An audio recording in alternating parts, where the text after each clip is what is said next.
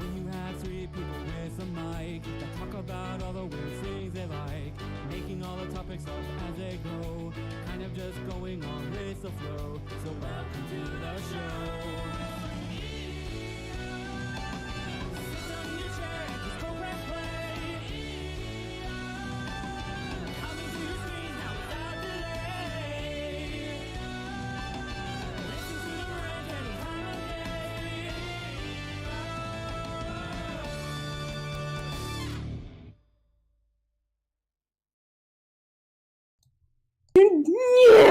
Hello everyone. Hello. We're starting very soon.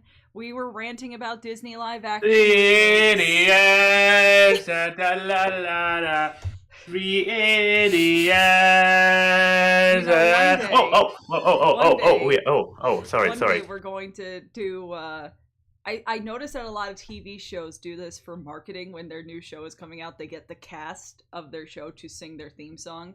Like, cast of DuckTales sings DuckTales, or cast of Rise do that. The cast of 3 Idiots is the 3 Idiots theme, but it can't be good. I'm not saying that we don't have singing talent. I'm saying it'd be funnier if we didn't. With special guest Brendan Urie. I just did my best to disprove any alleged singing talent. I mean, Lauren has singing talent. She can carry us. I'm like, I sing in my car. I'm not. I mean, that's still singing. I know it's. I really need to be better at singing while I'm standing up, though. I think you're a good singer. Oh, shucks. But I also think Max has more talent than he lets himself believe, and then he tells me to shut up, so what do I know? No. What do I know? I just work for a music channel. I used to be a semi-talented singer, years of in a choir and everything, but then I stopped, and after a decade of not properly honing your skills, you start sucking at it. Yeah, but that shows that your vocals could build back up. Doesn't mean that there's nothing there. It's just out of practice. It's like building a muscle. Yeah, but the vocals are one thing, but then you also have to consider like a good musical ear and actually hitting the notes. And we are not here to talk about music, are we? I mean, technically, these villains have songs that contribute. I was gonna say their songs are the best part of the whole dang thing. Damn. Yeah. So I guess the segue still works. Yes. Except for maybe somebody like Hades, his sass makes up for it. He does have a villain song though, canonically in the TV show. Yeah, if you go by the TV show. Yeah. I go by the TV show. The Hercules TV show is underappreciated. That sounds facetious with me laughing while I say it, but that's just because I'm a giggly person. I do genuinely really like the Hercules TV show. If you guys have... No, I do. I like it too. That's why I'm here to say, guys, if you have Disney Plus, go watch the Hercules TV show. It is actually on there. I know, they put that on there before they put on House of Mouse. I know, I'm mad too, but you know what? Take what you can get. I'll take whatever crumbs I can get. Because they still don't have the Aladdin TV show. Still not happy about that. They have the crossover episode of the Aladdin TV show and Hercules, but they don't have the Aladdin TV show. I know. I am so steamy about that. I am very steamed. Okay, not that. Quiet you. Steamy like a pile of horse shit in Pinocchio's live action. No.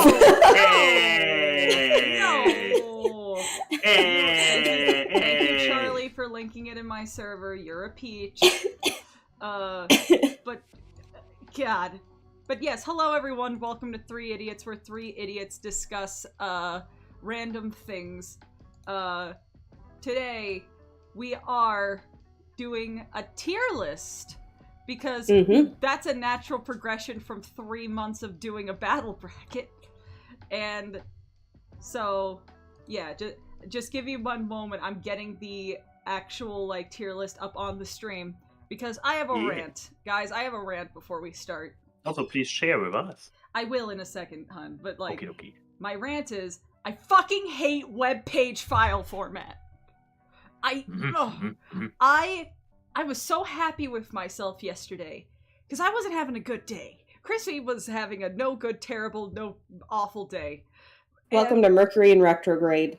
Yeah, exactly. Okay, Mrs. I wear gems and look at constellations over there. Look, Wait, you we are can't allowed to deny make the fun of past. that? Look, the past week you cannot deny. Make fun of it all you want, but you cannot deny this past week has been batshit Also, insane in a yes, lot of Max, ways. You're allowed to make fun of Lauren's quirks. I am. I give you the pass. I mean, You know what? I have the salt lamp. Chrissy You're tries to looking- lick it. It's an even relationship. Okay, we don't talk about that. Okay, now I'm interested. okay, Through the so- tier list, let's talk about the salt lamp. Okay, fine. Let me explain. So, It's an in joke, but yes, but I'll explain the concept of it. So, Lauren has a salt lamp in her room, and we have just discovered that I have become Lauren's you know, or the more like fitting example for some people who watch this show. If any of you watched Unis Honest, I am the Ethan to Lauren's Mark. Whenever I come to her house, I just take off all pretense of a structured person and become a ball of chaos. And one of that includes the fact that you're not supposed to lick salt lamps. They're actually toxic to pets. And I am an animal. So I always threaten to lick it because it's salt. It's salt, you know? I drink a lot of water. I gotta get sodium to balance it out. And That's a good point, Lauren. You should listen. She just, but she doesn't agree with that mindset. And I am constantly protesting. So every time that she leaves me alone in her room, I just kind of wait looking at the door for her to come back in and just lean close to her salt lamp, and she's like, no, stop it, stop, I haven't dusted it, no, and it's just, and yes, Denim, it is a Himalayan pink salt lamp. That is what she's dealt with for the good part of, like, 2 years since I've started this joke. I am known for my consistency. Ooh, CosmicKeyframe just went live. Watch the stream. I went live, like, 8 minutes ago. Well, no, talking about in the call, I guess. Yeah. But yes, sick beats. So chat will see this now. I have made the Disney villain tier list. Few? There is 67. Which it looks few. Well, keep in mind, not every Disney movie has a villain, and also some movies have multiple villains, as I discovered with half the cast of Pinocchio. Also, sorry guys, I'm just moving us around because I realized that we may cover up the actual list a little bit. Yeah.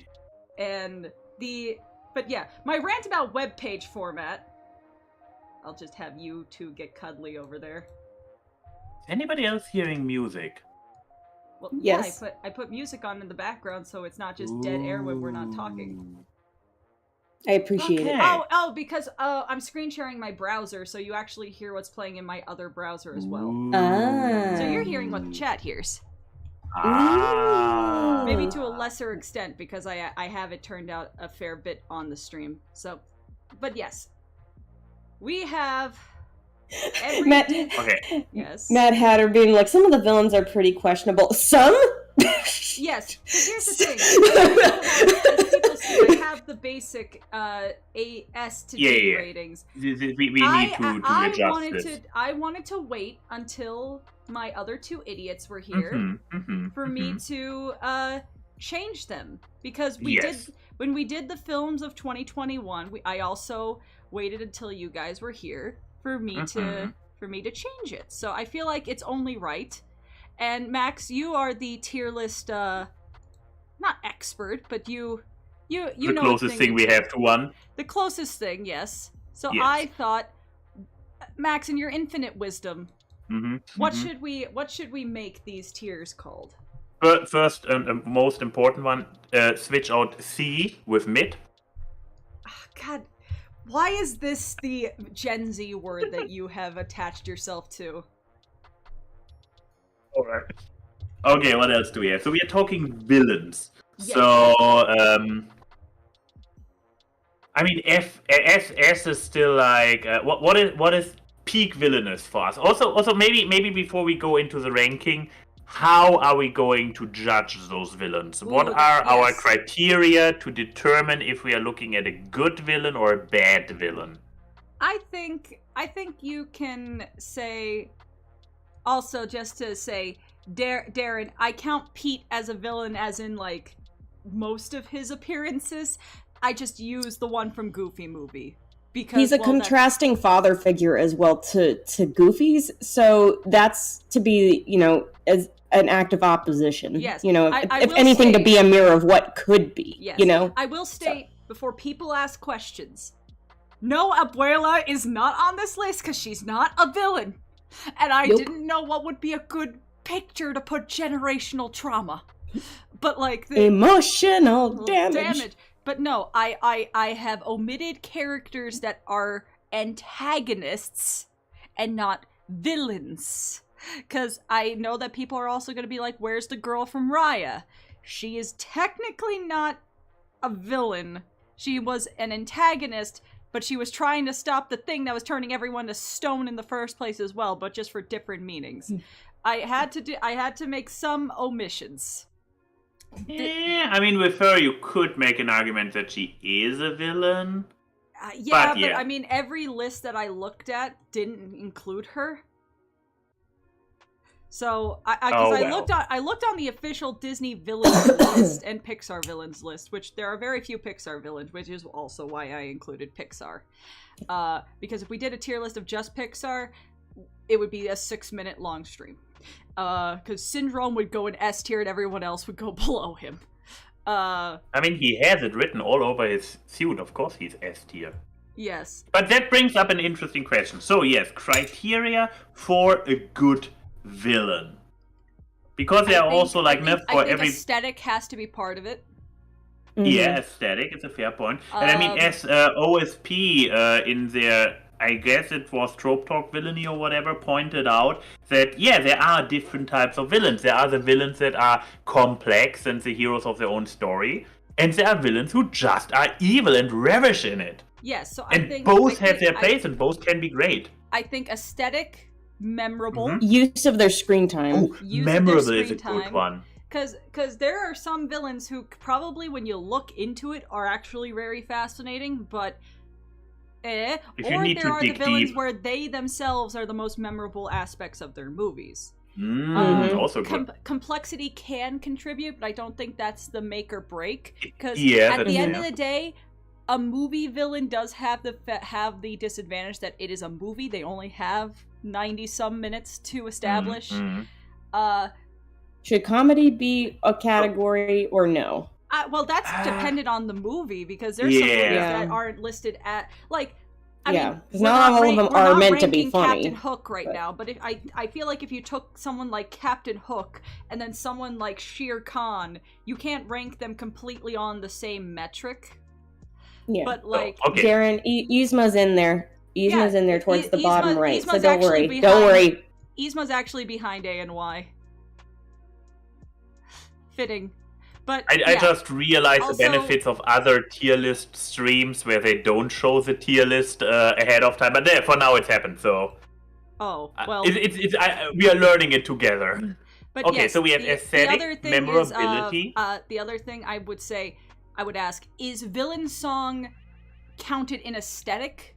Or something, because some of these don't have villain songs for the sake of being Pixar movies or something. I dare to say it kind of plays into the other ones. Like, aesthetic is if the villain song plays into the aesthetic, into the memorability, into the use of screen time. So it's more an aspect to the other ones we already have. Yes. Yeah. Also, chat, at the end of the stream, I will include a link to this tier list so you guys can send us what your submissions are. Excellent. So I think we need to still work out these tiers because I still feel like they're too basic. I want to make an extra. Oh yeah, tier. that's a good point. Sorry, Ernesto's in there Ernesto. twice. Oh, Even the same picture. We'll just forget that Ernesto's in there twice. He inserted himself in there twice. God Oh, no, damn it! One for when he was alive and one for when he was dead. Okay, we have mid. So Okay, for D, I have a suggestion. Okay, what's your suggestion? Actually, not a villain. As in, let's say, suck as a villain so bad that they're actually not even a villain. Are they though? Or you could also say, are they, though? That's my listing. Are they though? like, there's definitely some quote villains or antagonists. I go like, yeah, they're kind of an opposing force, but are they really a villain? Not maybe not. But hey, you know what? They were memorable anyway. I'm gonna delete that, but that came to mind with a couple of them. There's specifically one that I think someone will see where I'm just like, I kind of just want to put them there. Okay, I guess we also actually need a real bad category, assuming that there are bad ones. Okay, let me just make it. Oh, why? Who may put black as an option for a background color on this tier list? Is it if the text turns into white though? No, I don't. Well, let's. Oh, it doesn't. Oh, you're right. It doesn't. I'm gonna name this one. I mean, are they though? It's like also like Disney Vault. Yeah. So we are back to racist. Well, okay, the Disney Vault is not automatically racist. It's just, you know, it Problematic. But yeah, so they intentionally keep some things from seeing the light of day ever so, again. That's what it is. The Disney Vault will be the bad place. We don't want to see these people again. Throw them in the trash. This is the bad place. But this is something else than are they though? Oh, I forgot to. I took out are they though. Hold on, I'll. Add you in are they replaced it. You just edited it instead of throwing in a new one. Are they though blue? Yeah. Oh, this is turning. But yeah, okay. So the Disney Vault is like. Well, okay, what is the Disney Vault? The Disney Vault is F tier. Like trash. So they suck as villains. Okay. Yes. So then we have everything above that is like mid. Then okay, what is a B rank villain? Competent but ellipses.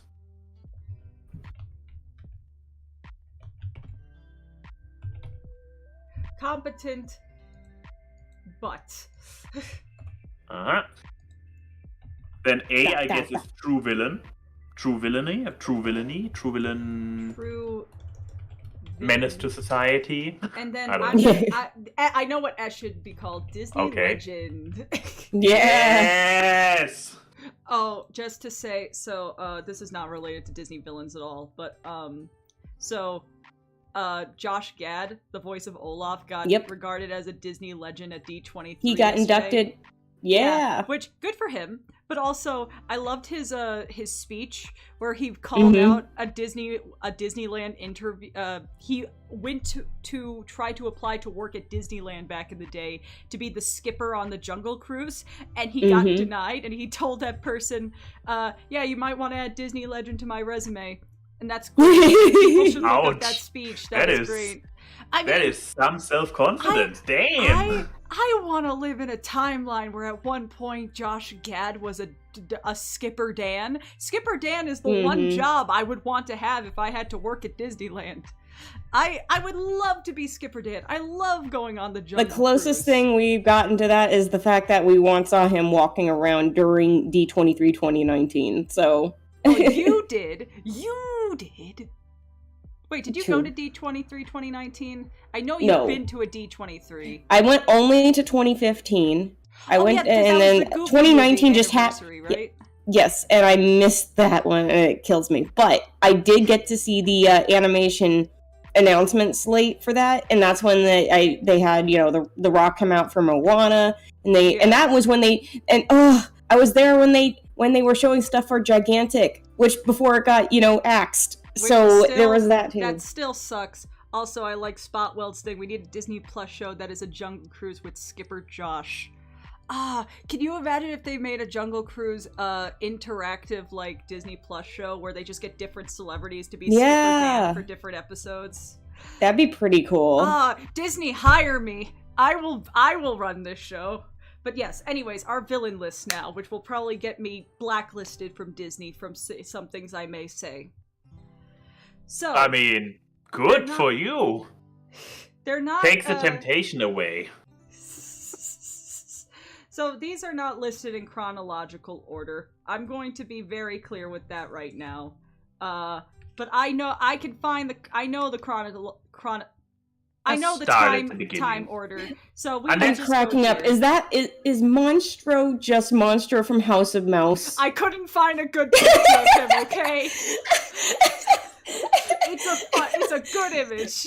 No, I think it's funny. I just was like, wait a minute. Anyways, we're gonna get started. We're gonna get started. I was about to say, do we want to start with just a quintessential Disney villain to create a baseline going forward? Yeah, I was going to just start chronologically. I was just stating that people may question why the tier pictures aren't chronological.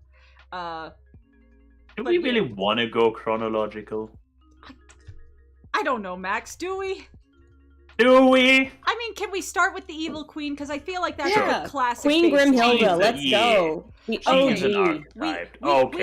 We can start with the first Disney villain. I mean, Pete's technically the first Disney villain, but the first Disney movie villain, just in case. Fairy tale one, we should say. Yes. Also, no, I did not put villains from the TV shows too. We would spend like 40 minutes going over Aladdin TV show villains. I was about to say Aladdin by itself would fill an entire I don't want to get into an argument about a Be Small and whether he should go into mid or not. Okay. Ariel didn't have too many, did it? I mean, if you count the direct-to-video movie, she had 2. And no, I mean the series, the TV show. The show did not really have villains. It was just kind of Ariel putzing around. So yeah, and there were those scammer guys. Yeah. Flotsam and Jetsam, the eels. Could be. They were like street scammers who were having this young merman. This urgent under their... Yeah, I remember. Okay, I remember now. I forgot that Ariel had, like, a merman friend in the show. I mean, he was a kid, so... But then again, technically, how young is Ariel again? Ariel's, like, 13, so... Oh, Jesus! She does not look that way. Well, I mean, like, because the show takes place well before the movie. Yeah. Because in the movie, she's, like, 16, 17, which means... She had her kid probably at like 20. So I mean, I'm just saying she doesn't look that much older in Little Mermaid 2, but we are besides the point of conception ages. Evil Queen. Evil Queen. I'm gonna put her right here so people can see her. But yes. Yeah, or come over to our side. Oh. We have cookies. Lauren, is he lying? He lies. I literally do have a tin of cookies in my room. Well, there we go. Hi guys, we're all hi. Up. Okay, so yes, the Evil Queen. I mean, aesthetic-wise, she's always been like perfect. I mean, there is a haunting presence about her, like tall, dark, billowing cape, all that stuff. Like. She's got the villain look on point. She's got the Lady Tremaine eye going on, too. I mean, she is voiced, I think, by the person who voices Lady Tremaine. No, Lady Tremaine. No, Lady Tremaine. No, you're thinking of Maleficent. No. Those three have very... they take design inspirations from each other. But still, aesthetic-wise, I think, like, there's no argument that she's iconic looking. And she's powerful. Her presence is powerful and intimidating. Like yes, and her ugly witch form is terrifying. When I was a little kid and I first saw her like popping up after she took the potion to turn her into an old hag, I was like, I don't like this. Funny enough, though, the old hag, I have the feeling, is more memorable of an image than her actual queen form. Probably. At least for me personally. I mean, yes. I think also the marketing, like contemporary marketing, uses the hag form. I think more than because the hag form was the one handing the apple to Snow White. However, I will say, I couldn't, as much as she is a very high top tier. The one thing I think that would keep her from being Disney legend is that her downfall is that she literally got so caught up in her vanity she did not think things through. Like, she became literally a frail old woman who tried to launch a boulder, and the boulder crushed her. She literally got crushed by a rock and then eaten by birds. Like, yeah, I was about to say. Shout out to the vultures that waited just around the corner, being like, "We're gonna wait and see what happens here. This could get interesting." Yeah, see, here's the thing. Oh, go ahead, Max. Yeah. Yeah, I was about to say, like, let's definitely add a category like competency as a villain. Because, with her, she kept fuzzing it up from the beginning, didn't she? Yeah, my thing is just like, okay, I'm not gonna say that she's petty, but she's petty. Like, her whole motivation is that she's not the fairest in the land, but her stepdaughter is. So, and... I mean, like, there are some petty villains in this list. We'll get to you, Maleficent. But I would argue the Evil Queen is more petty than Maleficent, because, Maleficent didn't turn herself into an old woman. Nope. She turned herself into something far more powerful. Yes. Come on. But it's also just a thing of, and I'm sorry to Snow White stans that can be in the audience. Snow White, and this is just because of the time it was made. Like, the conventions of what a good movie is now compared to back then are very different in narrative structure and such. Snow White has a lot of style, but not a lot of substance, and I think that is, like, especially seen in the Queen. Because she's got the style. She's got the iconic nature, the looks, the show. But I can't remember a line from her besides her talking to the mirror and the fucking apple. Like, I don't think she has nearly as much memorability as, like, so many other characters on this list. You remember her vibe more than her lines. Exactly. I mean, I barely remember a line from Snow White herself. The most iconic thing about Snow White is the dwarfs. Yes, by far. So... I think I actually would put her in competent, but like I also have the feeling she's good for the first. If we did this back in the 1920s, exactly, when tier lists weren't invented, she would and we weren't around. She would be higher, but I feel like she walked so many of these characters. Run. That is very true. She was a Disney legend of her time, but by today's standards, she's competent. She got moved to the home. So, yeah. I will, but if someone gave me like a poison apple mug or something from Disneyland, I would buy it. I did buy one, and then it broke on the car ride home. But like, but you know, she's competent, a solid B. Solid B. Yeah. Good job, Queenie. You're not the fairest in the land in any way. But yes, so I guess someone objected to going chronological. Because we might also, it might, exactly for that reason that we just discussed at the end, might stale it up a little bit, because then we have a lot of very samey villains. That's true. Let's just go down row by row because it's randomized. But I wanted to start with the first true villain, which is a good starting point. But sadly, we're not completely leaving the chronological aspect. Oh, it's fine. Because we have Monstroso from Pinocchio. Okay. So, remember what I said about style versus subs? He's a giant killer whale. Yeah, I'm like, he's a giant whale, and I'm like, he's not evil. Villain? Yeah, he's just a force of nature. He's a force of nature that's just like, I want to eat. He's not really a villain. So it's like, he is terrifying. You could even make an argument that he is a bad representation of the whale community. I'm Whales sorry, are I getting really a like bad Spot- rep because of him. I like Spotweld's comment in the chat. Monstro is as much of a villain as a large cliff. Yeah. Yeah. So Which I is guess... funny because isn't that what he runs into? Well, okay, to be fair, I counted Monstroso because in a lot of Disney merchandising and things around villains, they do include him. I do know that at multiple things at Disneyland, when they have montages of villains and shit, they usually have Monstroso eating Geppetto, which is it's one of the most terrifying scenes I think Disney has animated, because this fucking thing is silent.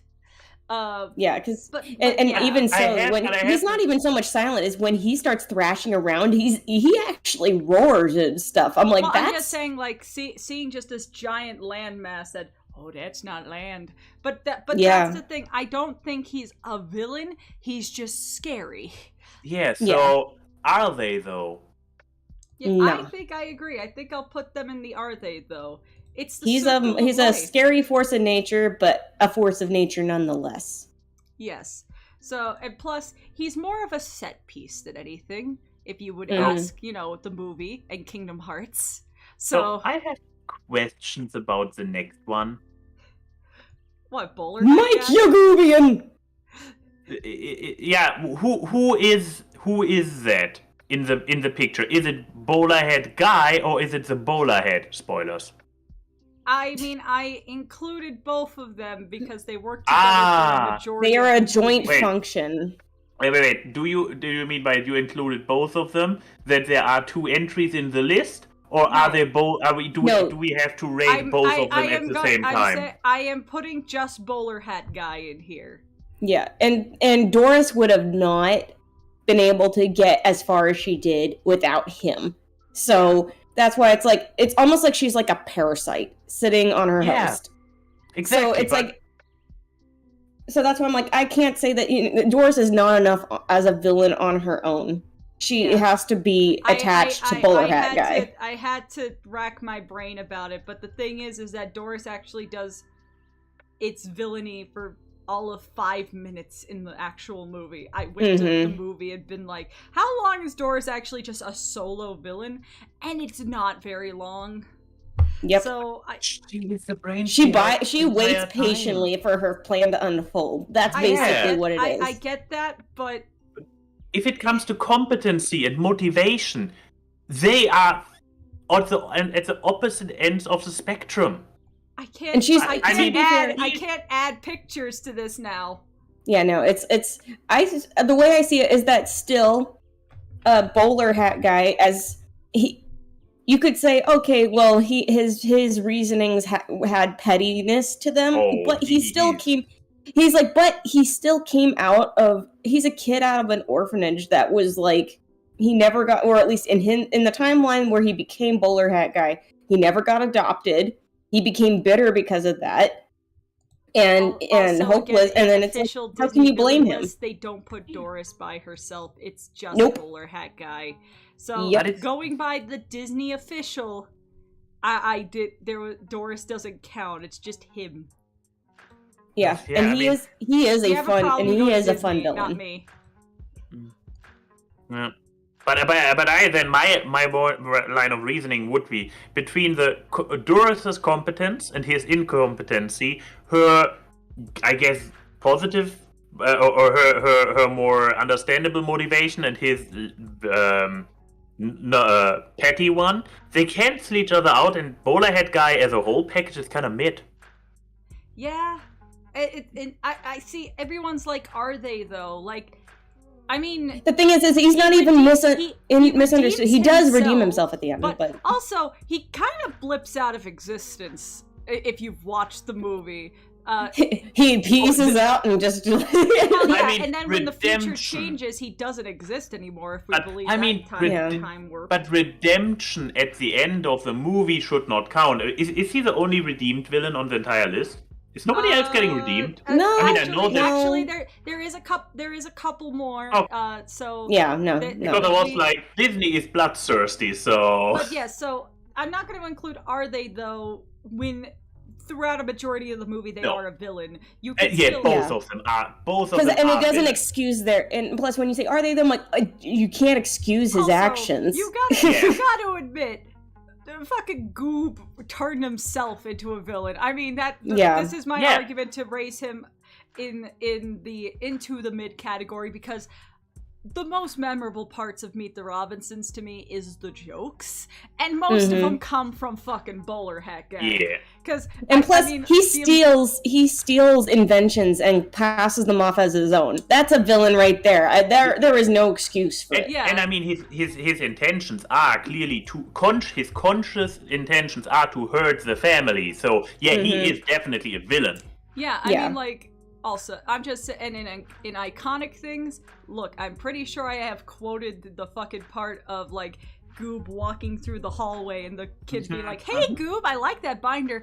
They all hated. They all hated me. Yeah. He's fucking funny, and I mean, like I'm just saying, when they did the marketing for Meet the Robinsons, the scenes they would use all the time is when he would use the hats to mind control the animals. They're very big. I have a big head and little arms. I just think this plan wasn't well thought out. Master. But, I would say that's the thing. By competency, mid. Like not a very competent villain, but he does have substance to him. Yeah. So I guess because I can't put him incompetent, but with good consciousness. So and a true So villain, would you say he is not. Yeah. Yeah, he would say mid. I'm gonna put you in mid, but this is a mid with a little kiss on the forehead because I do like him. We like him. We stand for our mid villains. It looks like he's. We enjoy the time we have with him. Happy to be there. Exactly. Yeah. All right. Hey. Now. That's from Amos Slade. Fox and Hound, right? Yes, from Fox and the Hound. And I'm going to say this, and people may disagree with me. Is he though? Agreed. That I would have said it if you wouldn't have. I know some people are going to be like, he tried to kill Todd and all this stuff. Yeah, he's a hunter. Also, he's a farmer. Do you know how much farmers don't want foxes near them? Foxes getting into their chicken coops and all that kind of stuff. It's like he's a crotchety old man, but he cares about his dogs. I mean, that much is clear. It's like... I mean, even at the end of the movie, he's still there. Yes, he has a broken leg. He's a grumpy old man. But yeah, the lady takes care of his grumpy ass because he's not a villain. Yeah, Widow Tweed actually was like, you know what? You're a pain in the ass, but you're my pain in the ass. And I can't believe I'm pointing out Fox and the Hound 2 as reference material. Yep. He's not... actually that bad of it. He gets along with the old woman well when it's not about Todd. And it's just like, look, I think Todd is adorable. I love that little fox, and I think him and Copper are two of the most adorable characters Disney has ever made. I cry during Fox and the Hound every time because I'm a gentle little baby. But I can't say I don't understand where Amos is coming from, especially since Todd was inadvertently at fault for his older dog dying. Mm-hmm. Well, I mean, ish. In the book, he does. Well, yes. I'm just saying, like... In the movie, he gets injured. Well, originally, the take was that he was supposed to die, but then they just made him injured. Well, still, they're like, okay, this is dark, but we can't go too dark. Look, I'm saying if something that is already naturally meant to be a detriment to my life injures my senior dog, I'm going to be mad. Yeah, and it's like, and then at the end, actually, yeah, you know, Mad Hatter points out, and we do fear for his life when he's chased by the bear. Like, yeah, actually, because his foot gets caught in his own bear trap. Okay, first of all, I don't like bear traps either. But the fact that he gets caught in that, and then you do see him going like, yeah, the true villain is the fact that he forgets where his own bear trap is. But it's when he gets caught in that, and you do actually go, no, wait. No, wait. It's you know what, I don't want, it's like nobody should go out like that, especially when the bear's just coming at him, and it's like, and it gives him that moment to see that Todd is willing to try and save him, you know? So it's like, yeah. Anyway. Exactly. So, I know some people are like, he's not memorable, put him in the Disney vault. Like, I don't think he's a bad villain. I think he's just not a villain. He's just a crotchety old man. And I don't think he's unmemorable.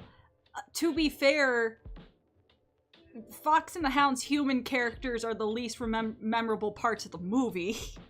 It's about a fox and a hound. I believe we are all, The most we are all I in remember agreement, about the aren't old we? woman is the sad scene of her releasing Todd. But we're all in agreement, aren't we? Yeah.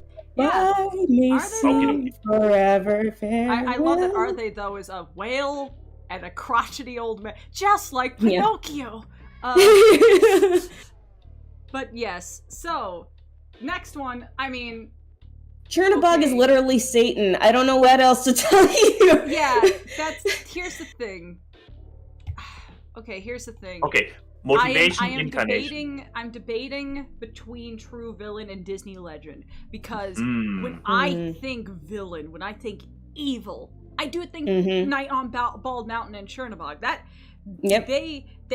He has a presence. He has like, you know, I mean, you literally have Night on Bald Mountain playing. Which he raises the dead and hell. Yeah. So he has naked demons dancing around him for fun. Oh yeah, loving them. And then he crushes them in his hand for fun. Yeah. The only thing that defeats him is Christianity. Like sunrise, quite literally. Yeah, while Ave Maria is playing. I know. I followed up. I'm like, but I joke. It's just like it's the light. Saying, it's like I'm saying that there is, well, like there is symbolism in. There's a reason this is the Disney short from Fantasia that is remembered as much as the Sorcerer's Apprentice. Sorcerer's Apprentice. Yes, this is true.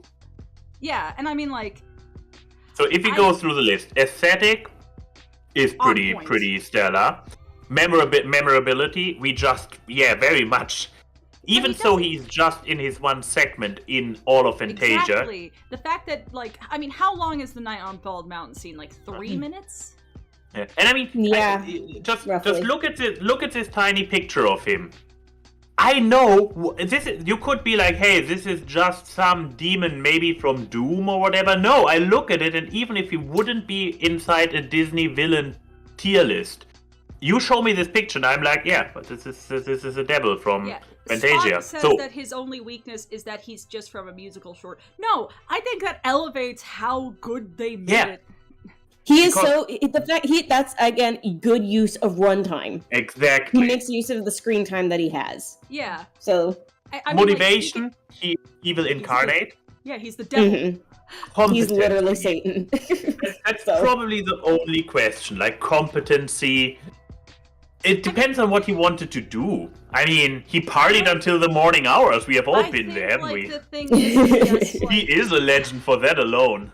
Yeah, I think the competency is just he obviously knew how to summon all the demons and stuff. Like the thing is that I don't think daylight, as much as I said Christianity defeated him, it's mostly a joke. Because I think it's just more like God knows they couldn't if they tried.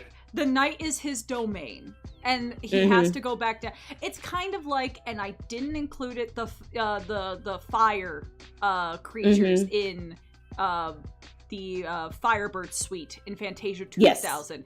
Yes. It's not like a super evil malicious plan. It's just them. That is who it is. Death. And I you know, saying all this out loud, I do think he actually could be the first true Disney legend on this list. Yes, there we go. Like, I Mickey believe Mouse it. Being the icon of Disney. Put Chernabog up there. Bob Paycheck Chernabog up here. Like, Chernapek. And I agree with Denim. This is the best part about Fantasia. Don't at me. This is my, basic choice, but I don't care if I'm being basic. Night on Bald Mountain's my favorite short from the original Fantasia. It's better than the dinosaur one. Which had dinosaurs that didn't exist in the same periods. Okay, we're not going to go Flintstones on this. I know. I'm not going to go paleo nerd on this right now. Judgment? Nope. I don't disagree. We went through the list. together of the Speaking of criteria. Disney legend, ka-chinga. Ka-chinga. Okay, Yeah. okay, look. I mean, the Cars since movies are not art, but... I mean, we went since we went through all the battle brackets, and I already admitted it. I never saw any of the Cars movies, so I don't even know from which one he is. I leave this one to you two. This is from the first. He's Cars on the first movie. one, And first only one the first and a one. villain? Okay, Lauren, hear me out. He's the best part of Cars 1. You know what? I love actually overall Cars 1. Like, I can't, I'm a sucker for it, but he is really one of the better aspects of it, truly. He is such an ass. He's a pain in the ass, but I'm gonna say he's a pain in the ass, but he is our pain in the ass. Yeah, and here's the thing. I would argue he does something more outwardly malicious than most of the... Spoilers to people who haven't seen Cars from 2007. Six. I'm sorry. 6. I should have remembered. I went to Disneyland when Cars, like, right before Cars came out, so I saw a bunch of Cars stuff at Disney World. So, point being, so Cars are the humans of this universe. So that means that, like, racing is just more high-risk track star in this world. He fucking causes an elderly car, essentially, like a car who's 2 days from retirement, to have a major fucking car accident at the racetrack of the final race, all dented up and basically super damaged, to the point where Lightning has to push that car across the finish line. If you imagine that in the way of a person, he essentially, like, broke an elderly man's bones to try and win the race. I love that it's like, he's a competent villain, he won the race again. No, he didn't. He won by cheating, and then everybody caught on to that at the end, and so they were like, they give him the trophy, but nobody cheers him, because they're like, but it's still like, they know he's shit after that, because they saw it happen. But the thing is, by all objective standards, he is a competent racer, because he did get to the finals fair and square. Arguably, Lightning was a little bit more dubious, because how he got in was sticking out his tongue on the finish line. So, just saying. But, like, he's kind of awful. Like, but and he's a clique guy. He has his little posse. He makes his whole posse wear his mustache. So it's like, you can tell he's kind of, again, he has to be center stage. He demands the attention. He is a textbook Leo of the toxic sort, because he demands to be center stage. He demands to be, like, and he wants everybody to, like, idolize him. It's what he craves. So it's like, that is peak, that's like peak jock bad boy. Like, he's like trying to be the cool kid that is like... would incorporate astrology into the Cars universe, but yes. I'm just saying, technically it's that kind of trait, is that he wants to be the center of attention all the time. He demands it. So yes. But also, no, Darren, I'm not gonna vault him. He's not a shitty villain by any... Because he is memorable. If you watch the Cars movies, the things that you're probably going to remember the most is Chick, Mater, and Help, I'm Trapped in Hillbilly Hell. Like... Which, great description of the movie. But Hillbilly I Hell. don't think he's... I think I would actually put him in competent, but he did... Yeah. He did, because... He got through he got all the things that he technically wanted. He still got his comeuppance at the end, because he didn't realize, oh yeah, I'm not gonna get my sponsorship with this company after I just broke all the glass bones and paper skin of their elderly I beat up an old man. I'm not getting that sponsorship. And I guess something that works in his favor, similar as being part of a short music clip, worked in favor of Satan, was that, it was a movie about racing, so you don't have an evil witch level of villain or some sci-fi bad guy like Bowlerhead guy. He is for a story about racing, as villainous as it can get from what I hear from you guys. Mhm. Yeah. And also, I think his design is genius compared to Lightning McQueen, because Lightning only has this one sponsor, which is Rusty's, which Lightning doesn't want.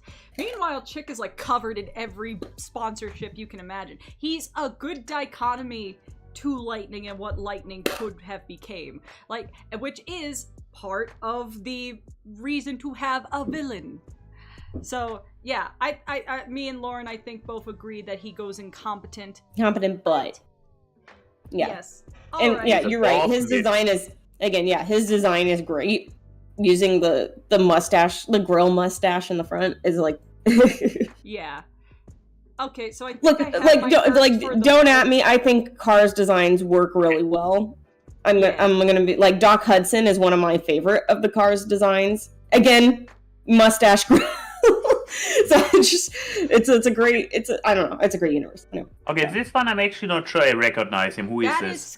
is Sykes or Skies from... Sykes from Oliver and Company. Yes. Scary frickin' dude. So the Mafia. A movie I haven't watched, as I now can admit. Oh, yeah. Here's the I thing. think he falls short of being a true, like a Really? I feel he falls short because, first of all, the dumbass drives on a train track and doesn't think he's not gonna get hit by a train. Really? Can I put him in the vault for killing his 2 dogs on the train Yes. tracks? Yes. You know what? He does because you know Go with the that's what I trash. said. I'm You go in fine the with trash. the devil, but I He's a draw the scary line dude. at animal cruelty. Well, the thing is, see, even Amos Slade, we were even like, you know what? He at least cares about his dogs. He's a pain in the ass, but he does care about his dogs. Sykes is like, I don't care who I lose, as long as I get my money, and as long as I can get revenge on somebody who just slighted me. Slightly. Asking as somebody who legitimately doesn't know the character.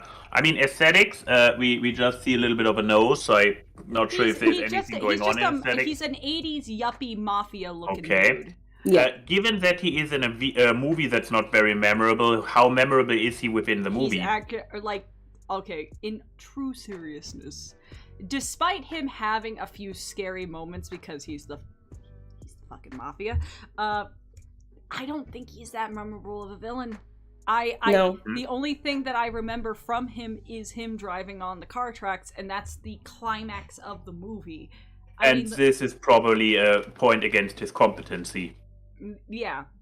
Yes. And that's why, and again, I'm like, I point out that he has his 2 Dobermans, and both of them get, like, thrown, it's like, and both of them end up getting basically fried on the train tracks. All because he, like a dumbass, put his car on the goddamn train tracks. Yeah. But the thing is, it's just, I think Oliver and Company is an underrated movie. I think there's a lot of memorable aspects about Oliver and Company, especially with the characters. I love all the dogs. I love Oliver.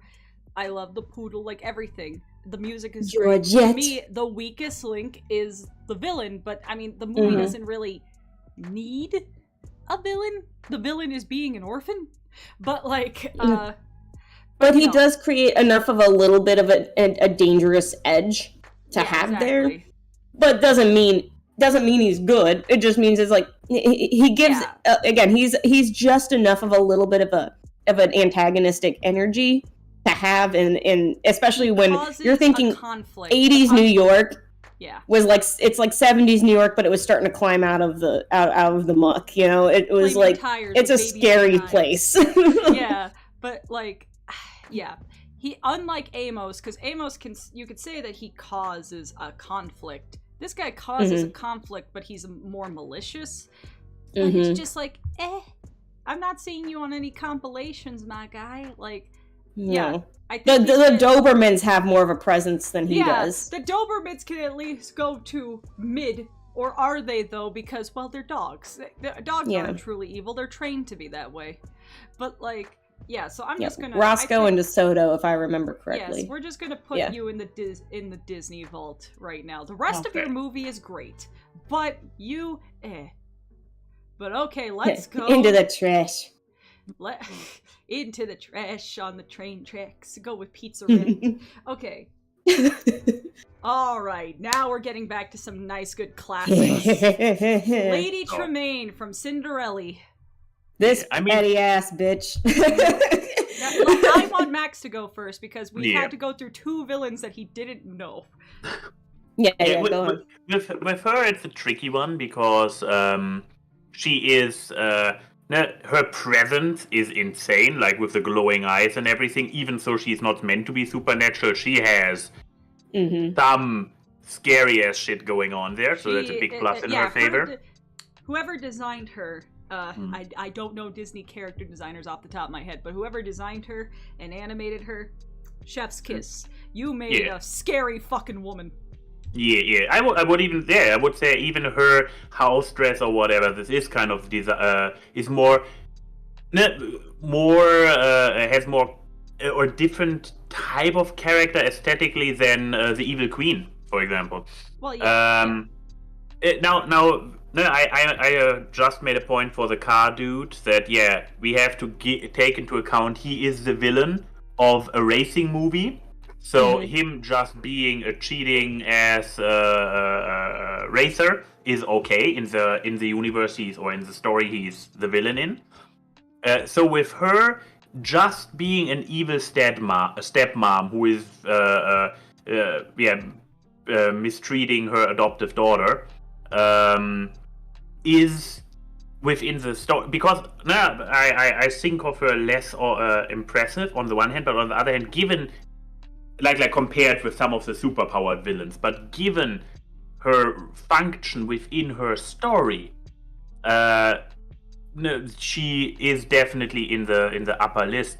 I don't know if I would put her as Disney legend. I mean, let's if we go through the point. Aesthetics are good, especially when she has those glowing eye scenes. But I think I agree with Odie saying I think she goes at least into true villain because she's someone that can feasibly exist in real life, which is terrifying. Yes. And if I may point out, she almost wins at the end. She almost does, and literally because Cinderella gets help from her animal friends. Not even magical animals. They're just animals. The animals she's befriended. Yeah. And so it's like she only succeeds because of that. That's how close Lady Tremaine was to winning. That's how scary she really is. And again, yes, based in the fact that she is an abusive step-parent and doesn't have to be magical. She doesn't have to be supernatural. She has her real power is that she is that influential and intimidating, and plus she has her 2 stepdaughters that she can sick on Cinderella at any point, and she was not going to stop them. She literally tells them that she directs them to tear up her dress. Like they're so full of jealousy that she's like she knows that they're jealous, and she's like, "Go ahead, go sick on." I'm like, I think that's like the thing that terrifies me the most about Tremaine is that for a majority of the movie she doesn't have to lift a fucking finger to cause chaos, because her being like, Griselda, isn't that your pearls and all this stuff, it's like it's Drizella and Anastasia. Yeah, Drizella and Anastasia, that kind of stuff. It's like that's just that kind of terrifying Bond shit where it's like you don't need to lift a finger because everything will happen for you. And to bring it up to the chat's point, which yes, I have been thinking about this too, is if we're going to include her actions in the third one, which is a movie, is that it shows you she is dangerous, even more dangerous with magic, because then you realize she's smart about it. So it's like she is manipulative, cunning, and she basically almost wins every time. Dumb luck was her. Sheer dumb luck is what is. She was competent. For all accounts of her by herself, she was competent. The thing that stopped her was a mouse that she didn't even know existed. This is why I call it the magical, because in this universe, animals seem to be normal animals, except for those mice who wear clothes, are bipedal for some reason, and very great in sewing entire dresses. I mean, I guess there is like kind of the debate that goes around where people are wondering if like Cinderella fantasy. herself has some kind of magical ability, because she's the only one besides the fairy godmother who can actually communicate with these animals. I've actually heard a lot of arguments about what Cinderella's actual abilities are, which is like, this is a movie from 1950, man. Yeah, but point being that in favor of Lady Tremaine, that her losing is due to unforeseeable circumstances. So, but yeah, the question she's a is, legend. does she have? I guess we all agree that she checks all our 5 boxes.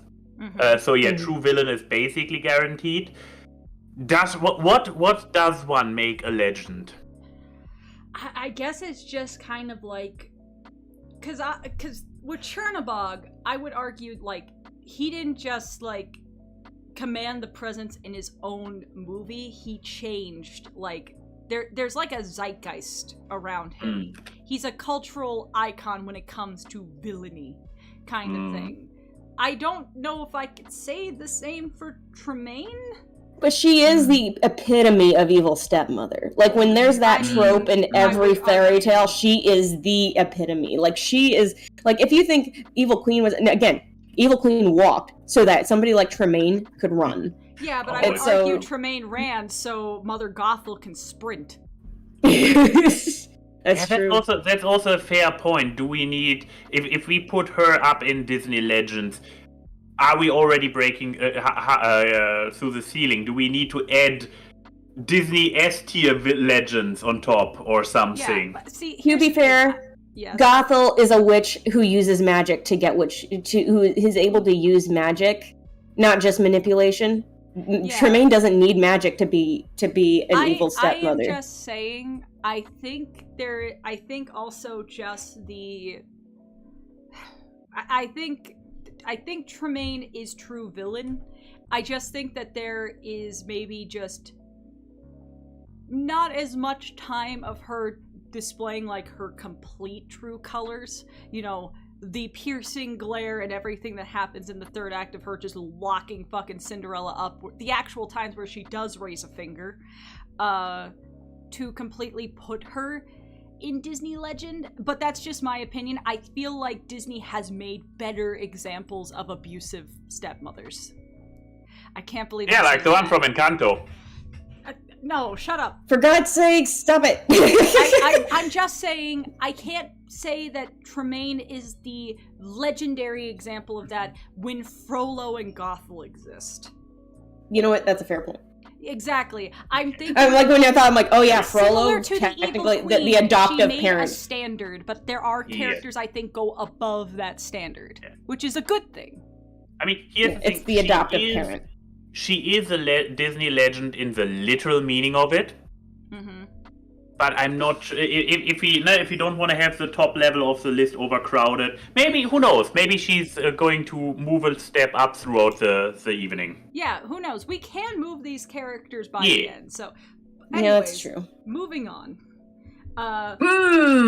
There's a tricky one. Oh god, I mean, iconic? Yes. Yes. Oh, so iconic. Memorable. Oh, with her head. And also, it says something how memorable she is when you actually realize how little she's actually in the movie. Oh, she's barely in the movie. But that can be said about most of the characters in Alice in Wonderland. Yeah. That movie succeeds in having characters that aren't there for a long time, but for a good time. Yeah, Alice in Wonderland is walking along and things happen. That's what so it's like, so when she does reach the queen, how can you forget the Queen of Hearts? You can't. That's just, you can't. And then, and her presence, you remember her. Yeah, it's like, you remember her lines, and even right down to, do you play croquet? Yeah, and the fact that she's so caustic and bombastic that literally when she is calm is when you're the most afraid of her, because you know she's gonna blow up at any second, but you don't know what'll set her off. So I mean, like, yeah, agreed. And I mean, like, even with this tiny for us, but tiny for the audience, this little thumbnail, even from far away, you know who this is. Yep, absolutely. She is peak character design when it comes to just identifiable. Again, can be said about a lot of things in Alice in Wonderland, but she's hilarious too. I love her. Like, she's fucking funny.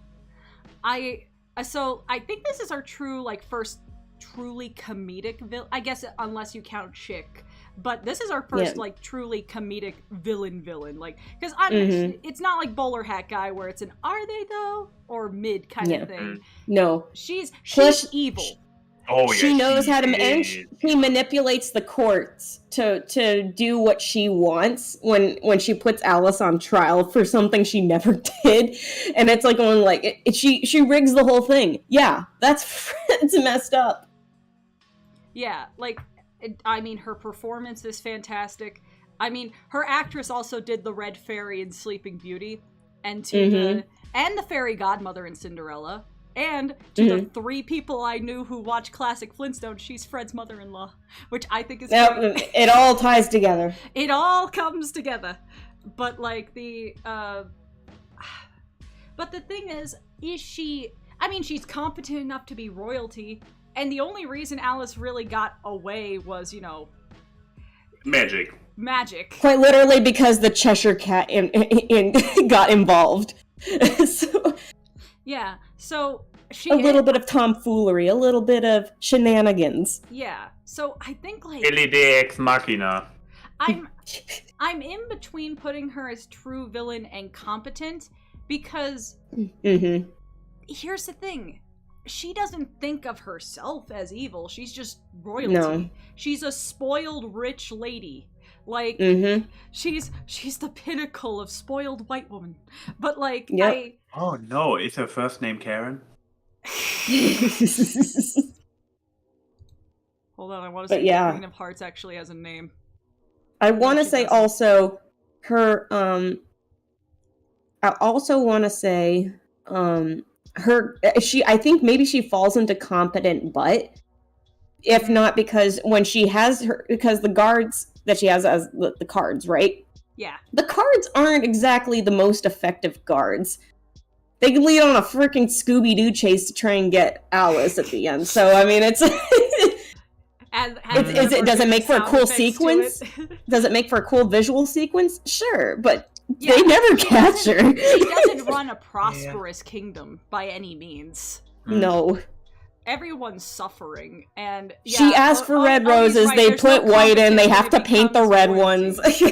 Yeah. So. And she is very irrational. So. Yeah, like she is kind of a woman child, but God, if she's not a presence. So I'm gonna put her incompetent, but I love her. Yeah, we absolutely love her. Oh yeah, she's great. And the king. As a true villain, she lacks the focus, I believe, as a character. Spotweld is on point today with their commentary in the chat. She's a Karen who is the manager.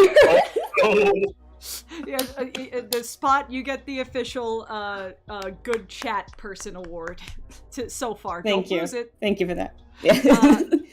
I also like that I looked up, the Queen is believed by some to be a caricature of Queen Victoria. I know most of the stuff about Queen Victoria from Pirates: A Band of Misfits, which also, and so that's even funnier to me. But yes, so, okay, here's one that's genuinely, are they though?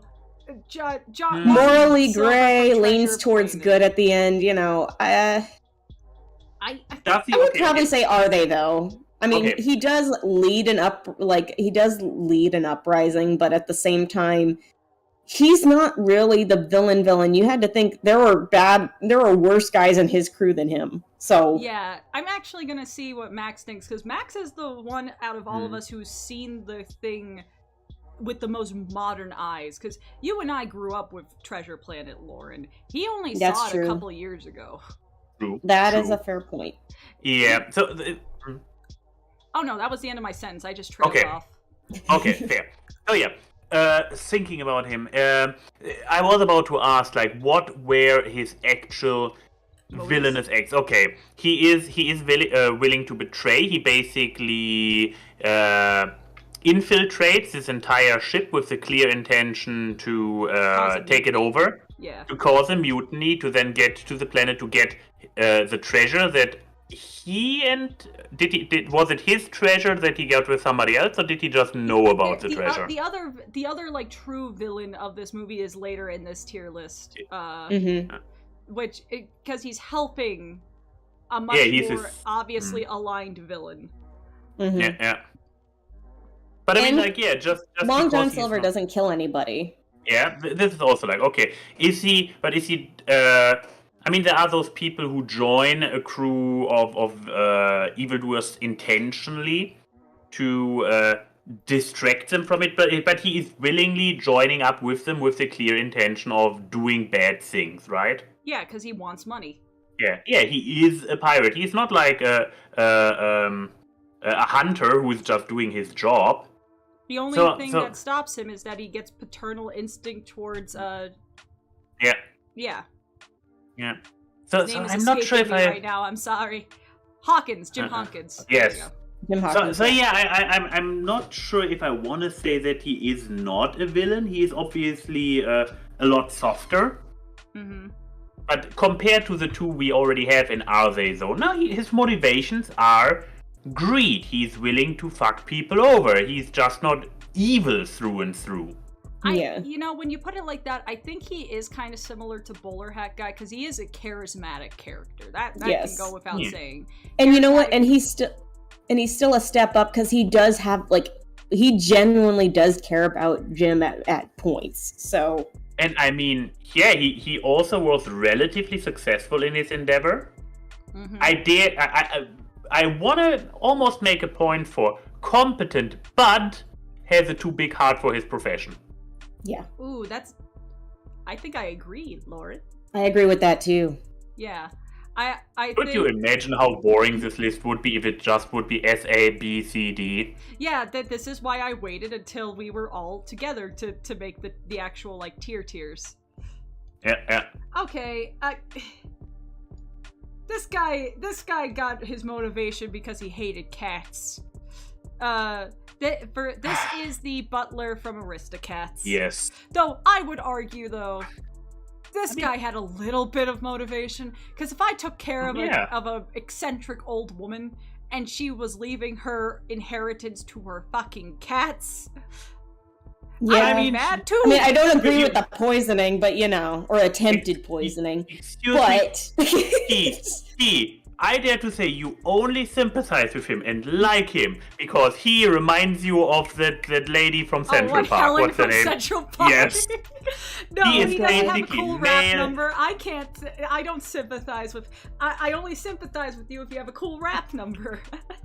But fair. But okay, I also just think here's all joking aside. Mm-hmm. Did he not realize?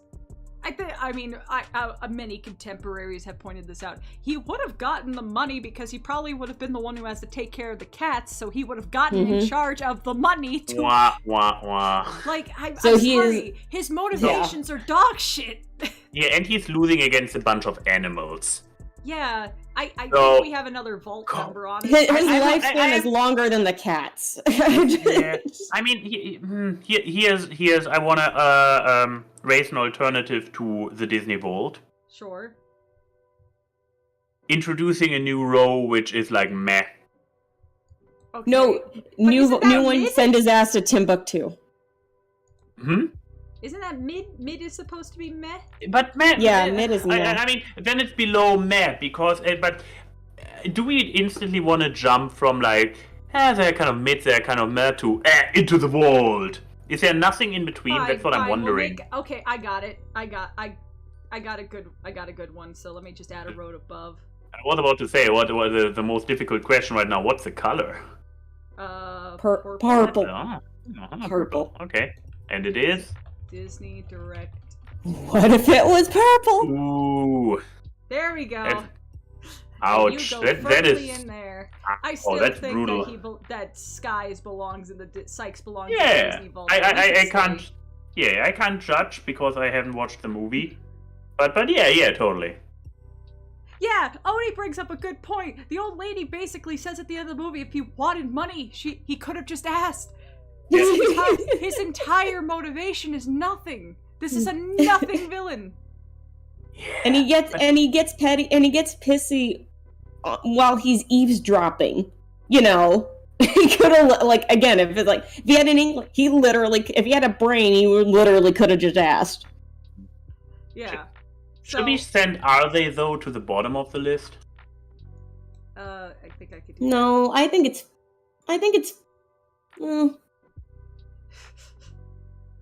Huh. I mean, no, we can leave the vault. We can leave the vault at the bottom because it belongs there. Okay, there we go. I'm not making more changes. You see, I'm She not said gonna make now. changes. I'm not making any more changes. Max has an idea. Okay. So this is Gabby From from Toy Story 4? Toy Story 4. She's Is she not. though? No, she's not. She's sad. Like Yeah. I mean, when we learn her motivation, she has a strong motivation to do the things she does. She got driven into her actions by desperation. but once she and- finds out that like the kid that she wanted didn't want her, she gave back the voice box and everything. Like Yeah. She very much was just a means to an Yep. end kind of character. She didn't Yeah. like Yeah, but stick She's to not a the villain. She was ruling with an iron fist this antiques shop, and had her mafia. But okay, trying to remember, did her bouncers actually if and how violent did they go on other people like Woody? I don't think. I mean, they weren't violent besides like just grabbing them to bring. Yeah, and people plus to she her. asks, she's like, if I had your voice box, it would help me. Going like she's like literally asking. It's not like she pulled a Lotso and tried to forcefully make things happen. I would say. Yeah. Like Okay, I'm also trying. I only saw it once in cinema. So he gives her the voice box in the end voluntarily. Yes, yes. because he ends up going, fine, I'll give it to you or something, and Yeah, that's when okay. she realizes she thought she got what she wanted, and it ended up not panning out for her. Yeah. And that's when she Yeah, defeatedly goes, "I'll give it back to you." It's, So it's true. She's a twist good guy, I guess. she's a tragic character Oh, that's for at sure. most. Her whole story was just depressing. I know. Yeah. There's a lot of depression in Toy Story 4. When So- somebody loved me. Not to mention the existential. Oh yeah, Uh, Sporky or what? No, Oh Forky. Jesus! It's just- Yes. Oh yeah, Forky. I'm not supposed to. Why am I alive? Yeah, why am I Well, alive? if we're not going to unpack the implications of how a toy gets life, given that he's a fork with googly eyes. Can we maybe include the little girl from No, Toy Story Bonnie's 4 not a in here? No. She created an abomination. She created violations of nature. Max, by Bonnie this is a logic, child. by Yes, that- by they are that all logic- villains. Look, with the logic... Children are villains. Put them in children are- Disney Legend. What? So your nieces and nephews are villains? Yeah, of course. Okay, yeah, sure. But like, I'm just saying, like, fucking. The logic of Toy Story 4 that once you give something googly eyes and a child's love becomes real, how many preschool art projects are alive? Yeah.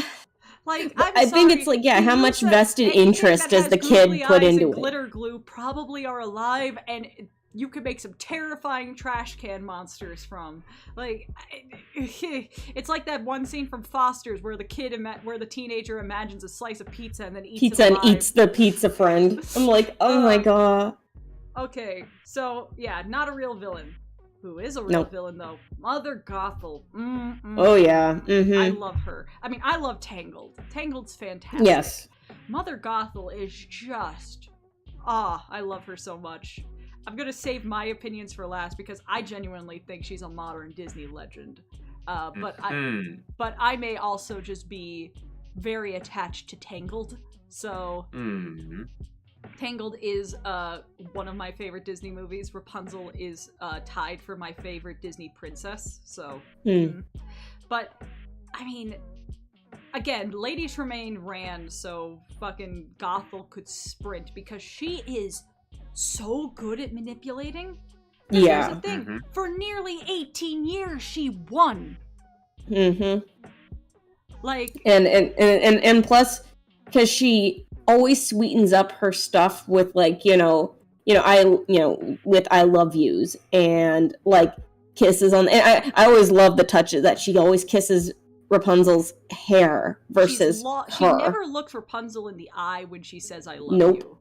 you. Nope.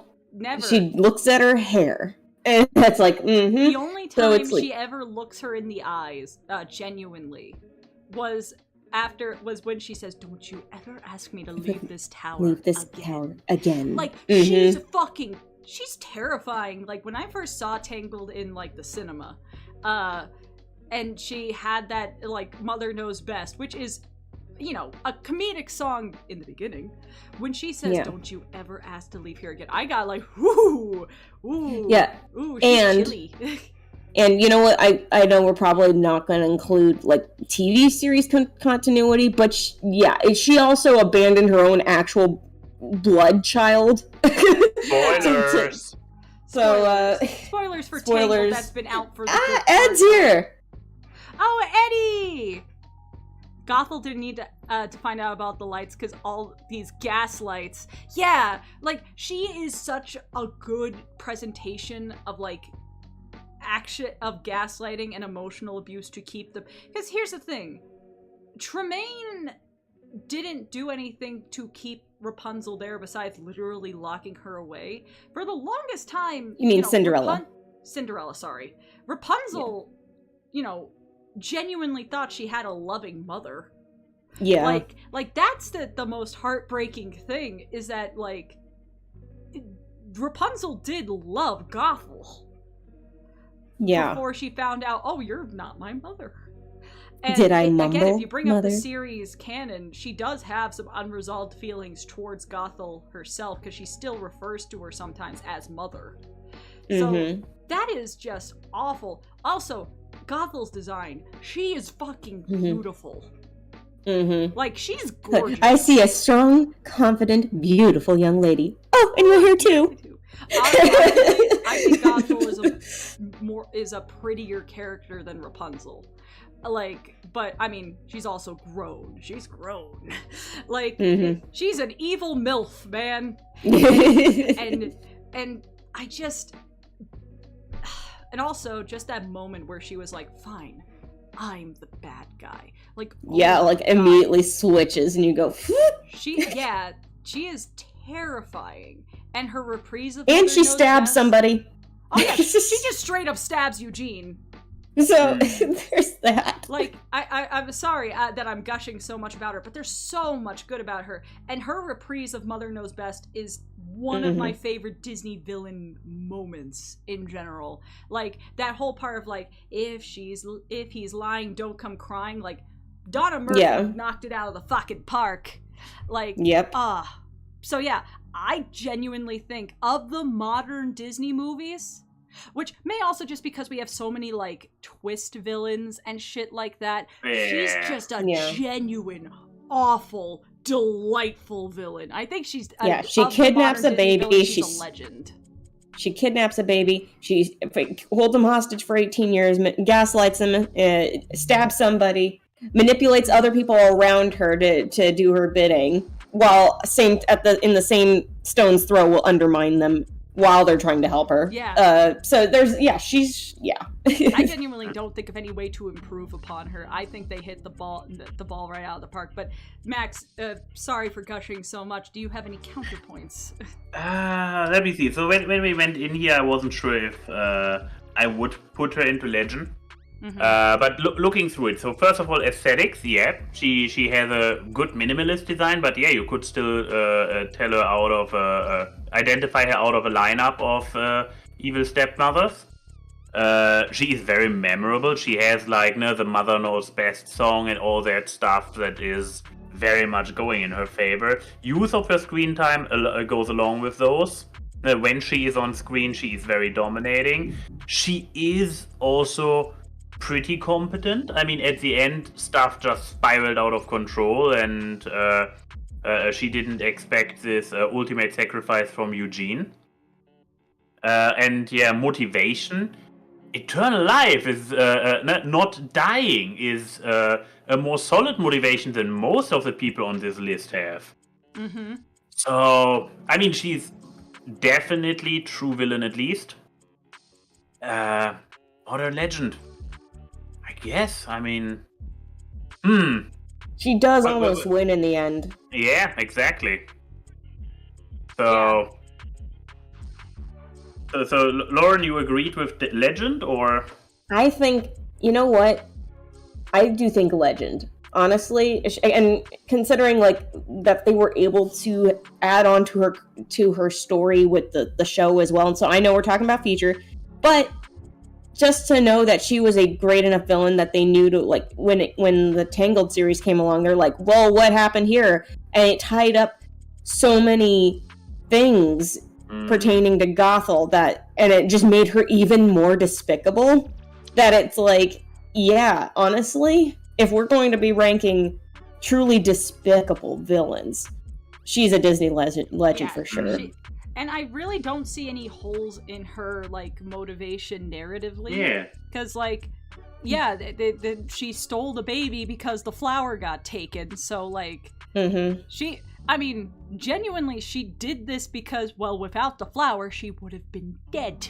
So, Yeah. like, I think legend. Unless I hear any objections. Nah. I don't object. I'm just Not saying, gonna modern fight it. villains have, like, such a high standard to become legends, as I'm going to, like, I don't use legend lightly. We literally have Satan next to her, so... Okay, this one's gonna be an argument. I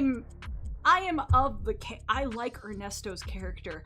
I was not happy when he turned out to be the villain. Yeah. I figured he was going to be the villain, but the way he did become the villain, I was like, oh, it was like so underhanded way. And again, he comes in like the like a gaslighting kind of guy too. And it's just like, and again, he doesn't get the real meaning of the stuff he steals. Like the true significance of Remember Me, he warps it into something. It's almost like taking something and commercializing it. That's what he did.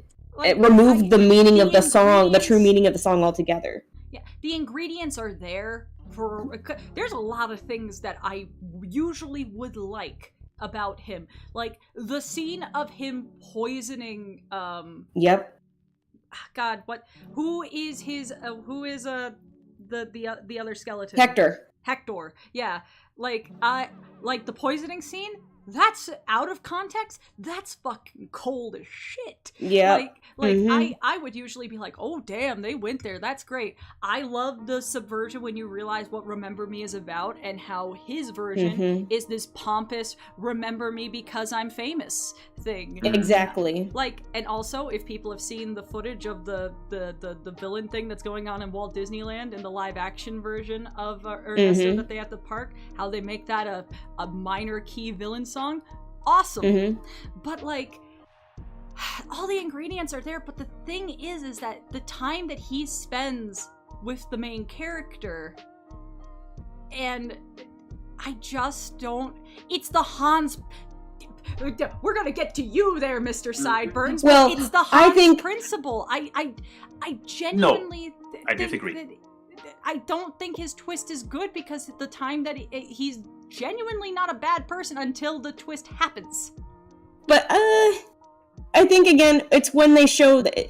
I think Hans is a worse example, is more of a prime example of being a bad twist villain because there was no pepperings of it before. You kind of get the vibe of this guy being pompous and coming across as self-important with Ernesto, that you realize he's willing to do anything as long as it means putting himself on top in the end. You realize, and then you realize how really serious he is about it when you realize what he did to Hector. So it's I suppose that's a good point. You see, Hans had to fall flat on his face so that Ernesto only stumbled. Yeah, like, okay, fair point, I will concede to that. But I still think that Coco didn't need a real villain. Agreed. No, I mean, didn't need it.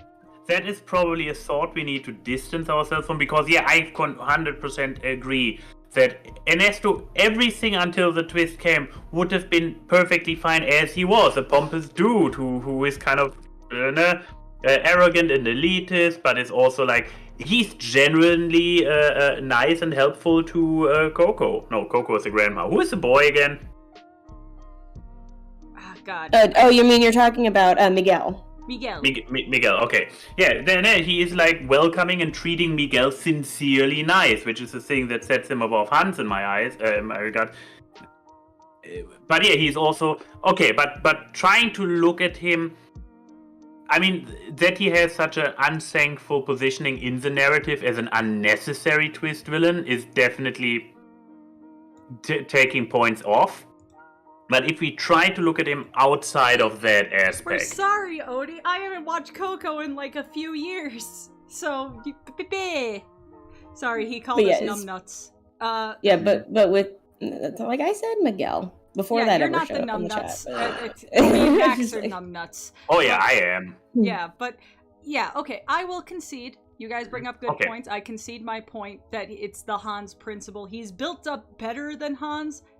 Mm-hmm. I still think there's a few parallels. They did Ernesto better than Hans. Mm-hmm. But yes.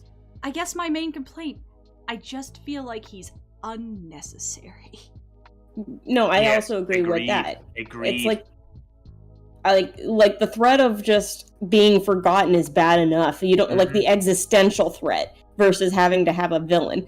But he is, even if he is unnecessary, I'm not opposed to him being in there either, because again, it makes the whole thread of like, it's again, the whole premise of like how Hector died and realizing how much strain that caused on the family and how much retelling someone's story twists their, everyone's perception, even though all they've been believing was a lie. That makes it an even more tragic and him even more despicable. Because then knowing that, and then plus the risk of him fading away into obscurity, into nothing.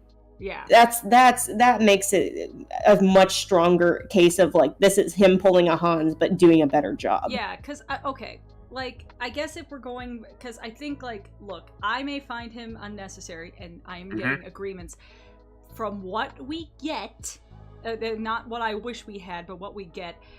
I do think, like, I guess when he probably found out when he died that, the only way I'm going to stay quote unquote alive is that if I'm remembered. So his motivation to not have the person who could reveal my misdeeds become still around. The motivation is there. I think just, and he got away with it for nearly like 50 some years.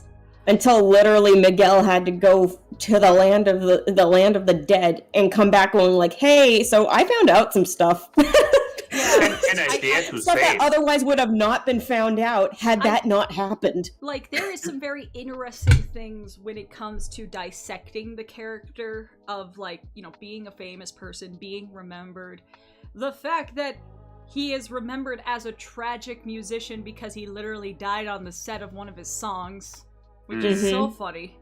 And I mean, the thing is, he already guaranteed. He loses his standing in the land of the dead because he gets revealed for the monster that he is. However, he is never going to fade. Villains are remembered. Yeah, but exactly. And even so, the living people, the living world doesn't even know that he is a villain. No, the living people do know. You actually see that his grave is like vandalized at the end of the movie because that's why Miguel goes back and tells everybody. Yeah, and he has proof that here's all the songs that my abuelito wrote. So. Oh, I missed that part at the end. So he might actually fade. The thing is, people aren't going to forget someone who died on the set of their music video and also did a very shitty thing. I do appreciate everyone's energy since that movie came out, though, going of like Happy Dia de los Muertos to everyone except Ernesto de la Cruz. Yeah, but see, okay, but I can't say that he's not iconic. He's a very memorable character. I think his scene doing La Llorona with his, with Miguel's great some grandmama was great. Like he's very interesting, but I don't know whether to put him in competent but or mid, because again, I feel a lot of ambivalence towards him because it feels so shoehorned. So I'm gonna leave it up to you two, because I genuinely would put him That's the question. How much do we weigh his I'd say inclusion in the narrative?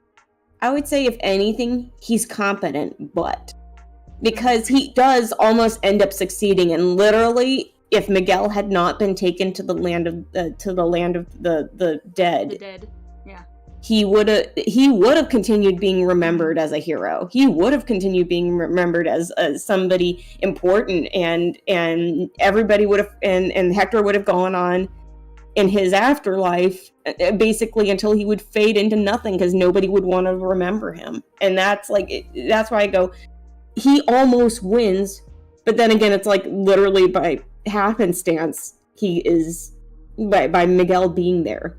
So yeah, he's defeated.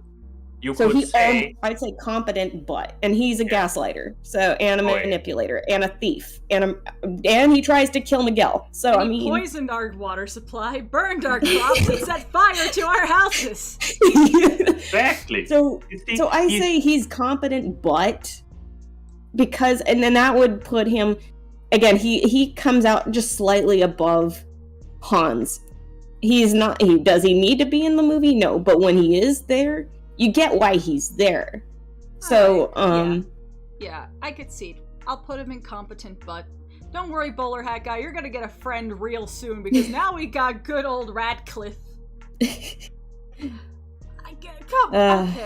First of all, Pocahontas is a mid-movie, so we're just gonna put him there. And if I kept that joke tier of racist, he would also go there. Cause, I mean, he wasn't exactly such a nice racist presentation of British people. Oh. Oh wait, this was not where you're going. Oh, what a horrible mistake on my end. Shut up. Quiet. Be quiet. So, I guess he would. Yeah, I'd say he's probably mid, because like I'm like, personally, I enjoy Pocahontas for what it is, not what it, obviously being a highly flawed thing to be. It's still like, I appreciate it for what it has. It's a pretty mid, like. It's like, so that's why I'm like, and like the music's really good, but yeah, in terms of being a villain, he is literally just, the embodiment of colonialism. So, I am so mad that he's played by one of my favorite Disney voice I know, actors. David Augenstiers. Yeah, if people don't know who he is, if you've listened to the English versions of Hunchback and Beauty and the Beast, he's Cogsworth, and he's the priest that runs. He's Jumba and Lilo and Stitch as well. He did a lot before he passed away. So rest in peace. But like, he was Radcliffe and his snarmy little sidekick in this movie. Yes, he was. He was both of them. By actor standards, that's really good. That is cool. But character-wise, like, I will put him above Disney direct-to-video boy over here, because he has a better motivation than I hate cats. Like, and I guess he's more iconic. He is more iconic. Look, he is a foppish little boy. Like, the whole part in Mine where he's just like, the ladies, of course, will be all it. You'll see how I glitter. That is the best song in that movie. I don't care all the people who like Colors of the Wind. Mine is great, and it's hilarious that they think that they're going to get gold in Virginia, because that's the thing. His motivation is stupid because he's stupid, but there's something genius about that stupid, because he's like, oh, there's gold here. You mean in Mexico? Like, or in South America? Like, it's so... the energy. It's that Christopher Columbus coming to America and thinking he's in India energy, going like, I did it. No, you didn't. Yeah, like there is like I would argue Radcliffe, while not the most iconic villain compared to fucking Jafar and shit, Right. you know, he is, to me, like, if I'm remembering good parts of Pocahontas, as few and far in between as they are, it's usually Radcliffe, all like 3 moments, because I think that he's just, I think he's the most well-written, because he's just a villain. Mm-hmm. I think, like, it, because everyone in this movie is fucking pretentious. But his actually makes sense, because he's not supposed to be a good person. Also, Savages is a great sounding song. I have problems with the song on a moral level, but he does a great job in the song. And Mine, Mine, Mine is also just a funny song. I think it's really good, especially like, his little back and forth with John Smith in that song. But like, I think though, like, his motivation is funny, but it's not competent. He is just colonialism, and he loses at the end because, well, he wasn't exactly liked by his peers. I'm surprised that they didn't do mutiny before like all the shit with Smith and everything. But like, I can't put him in the bad category because I remember him more. Yeah, that's, I'm like, I would say mid is probably the best place to put him. Because, again, it's like, he is the embodiment of a movement, really. And because when you have these other characters that kind of set themselves apart as, you know, with what they do and the time that they have on screen and the kind of character they want to put out. It's like Radcliffe, he has his great songs, he has his moments, but he is very mid. So, do you have any objections to mid for Radcliffe, Maxie? Since I haven't seen the movie, as you totally remember... I forgot that this was one of your movies that you didn't see. Fine, we're putting him in mid. Okay. Here we go. Oh, he's a bit of a fixer-upper. Oh, you want to know how much I'm Anna, to put if the only fucking someone rock out there... trolls If only in there was this somebody out list. there who loved you. I wanted to put the rock trolls in this list so badly, because... I still believe the headcanon that they are the ones that use magic to corrupt Hans into being that, because they're like, get the fiancé out of the way and the whole thing will be fixed. I'm like, how much do you want to bet? How much do you want to bet? God. It would explain the genuine smile to the camera he did in the beginning. Yeah, like, look, I saw Frozen in theaters like 3 times when it came out. I really liked Frozen. Mm-hmm. Same here. And God... Not the cinema, but the liking. God. I also think Frozen is an overhated movie. It is not the movie's fault or the creative team's fault for Disney doing what a fucking company does in marketing it. Mm-hmm. However, I'm so mad with Hans because I liked him for a majority of the movie. Yep. And then that twist. You know, the first time I saw that twist, I was like, oh my god, wow. And then I thought about it for 2 days. Like, let's be real though, it did create a moment in the theater when you have people that watch it for the first time, and you hear that, it's that, because again, but then you realize, and then you go, then I thought about it. Like, here's the thing. So, it's a great thing to see it in the cinema multiple times, because you progressively hear the repeats of people's reaction. The first time, genuine shock. Second time, there's less shock, but there's some people who are new. Then the third time, you know, people knew the twist by this point, and I just heard, you asshole! Like, there were people just mad. And I don't blame them, because there was no You know what's a real reason for there to be a shame? real twist. He had such a beautiful horse, too. Yeah, like... The Norwegian fjord horse is just like, I'm sorry, it's a gorgeous... God, I'm like, how dare you give a gorgeous horse to this asshole? Lauren, turn down your horse girl energy. But okay, should we go through the points? Yes, okay. Aesthetics, by being a twist villain, he doesn't really have a great villain aesthetic, and the moment he turns into a villain, I believe he gets a little bit of mad eye when he swings his sword around and stuff. Yeah, but I mean, I guess it kind of goes into the subversion aspect, because you don't expect him to be... Like, Gothel's a very beautiful-looking character, but she is a villain. And yeah, front and center, yeah. The beauty heightens it of, like, oh... You could be pretty and evil. What a groundbreaking thought, Disney. But but you could say the same thing about Gaston. So, but it's just like, yeah, for the twist, it's like the design works, but as just a general But Kristoff is a more iconic male design compared to Hans. Yeah, he's pretty neutral on the aesthetic front, I would say. And you know what? I'm going to say this. Open Door is a good song. Yes. Oh, yeah. I'm going to say this. If you have to micro-study how your villain became the villain in your twist, that's not a good twist villain, because then you haven't been peppering in enough for him to be established as a twist villain. Yeah. There has to be little inklings here and there, but they did not. And it's like we were there in the Tumblr days where people were going, how could anybody have foreseen this coming? They're like, oh, well, if you look at it like this. I'm like, yeah, but that's if you look at it like that. It's not what they intended. What? So it's like between the him feeding freezing citizens and telling people not to kill Elsa. Yeah, it's like... like, there was no reason to believe that he was a villain with all the actions he did outside of the main character's POV. Like, that is the most aggravating part. And, like, some people would be like, oh, he was trying to win the kingdom's favor because he was going to take over. Well, then maybe he did a better job running the fucking kingdom than the main characters, because he was actually feeding starving citizens while the actual queen ran away. Like, I don't know, man.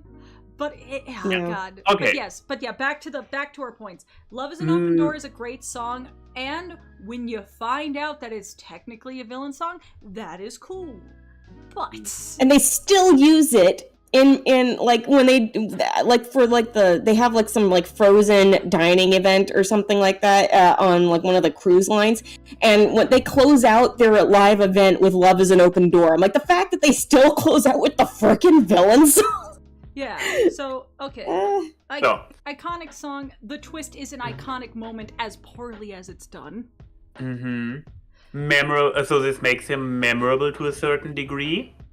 Maybe for the wrong reasons. Yeah, memorable Infamous. For the wrong reasons. Yeah. I believe here comes a point where we probably have the biggest, where we can put the majority of our issues with him. The use of screen time.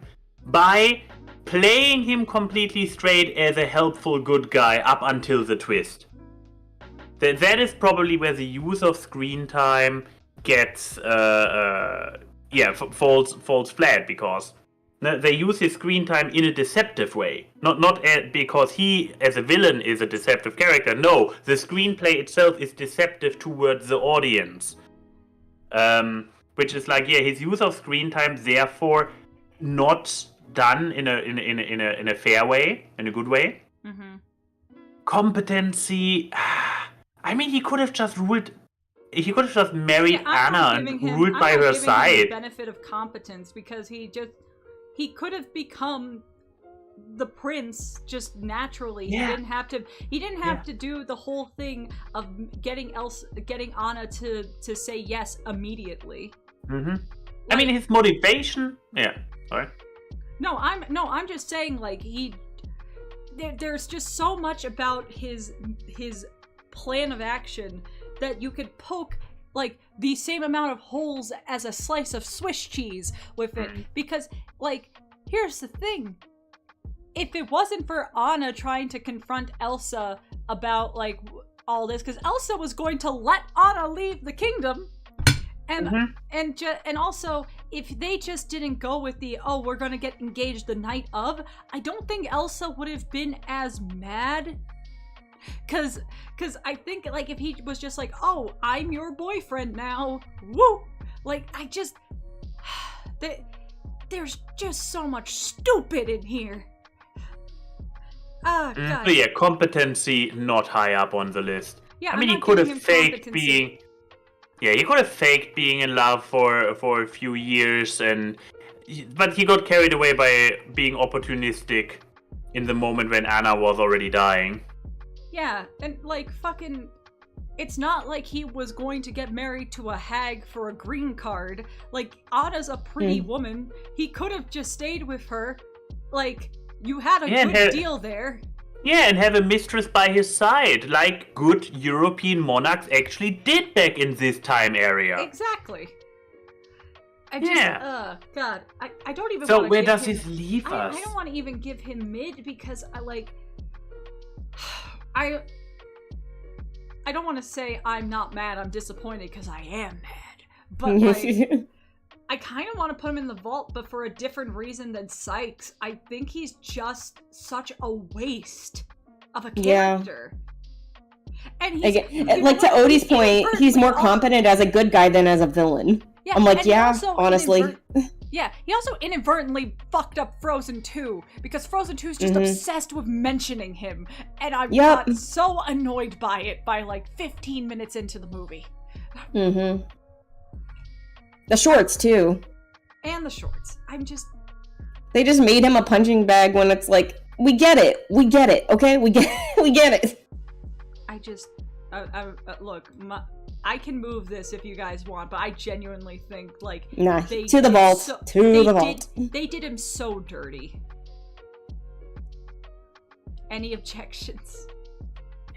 No objections. No good ones. Okay. Okay, let's do a palate cleanser. The Headless Horseman from Ichabod and Mr. Toad, specifically the Ichabod short. Iconic looking, aesthetics on point. Like, I think that is where we start and end. Yeah, because I'm like, he's not there for very long. Headless Horseman. Yeah, and it's like, he's there to be the spook. He's the spooky, but it's like. How long is it again? The short itself? I think it's like 10 minutes, because half of it's just the song that... it might even... Yeah, it might be 15 minutes, maybe. Look it up. Ichabod Crane... Hi, Wolf. Hi, Wolfhead. Okay. Oh, no, the Headless Horseman thing is... Wait, I just had it open, I'm an idiot. Because it's two shorts, so The Legend of Sleepy Hollow, that's what it is. Yeah, and then Ichabod. Ichabod and Mr. Toad, sorry. That's the collection. Yes, I'm just saying The Legend of Sleepy Hollow is the name of the short. Runtime. Don't give me the runtime for the full fucking movie. Also... He shows up at the end. Yeah, but the screen time of the Headless Horseman is super small. Because most of it is the guy that is like the Brom Bones telling the story. Yeah, telling the story. You know, Bing Crosby just singing the tale. You know, to Ichabod Crane. So a lot of the Headless Horseman's characterization is being told to us, and there is, I guess you can say that there's the benefit of there is a lot of mystique to that, because you're getting the tension build up of being described this whole thing, and then, you know, he's walking out and then he finally appears and you don't even know what happens to Ichabod at the end. They keep that very ambiguous of it's like actually survived, he's possibly dead. It's like he's possibly dead because it's like, or he's been chased out of town, or he's been like, either way. Yeah, but I think it's the fear of the unknown. We don't know.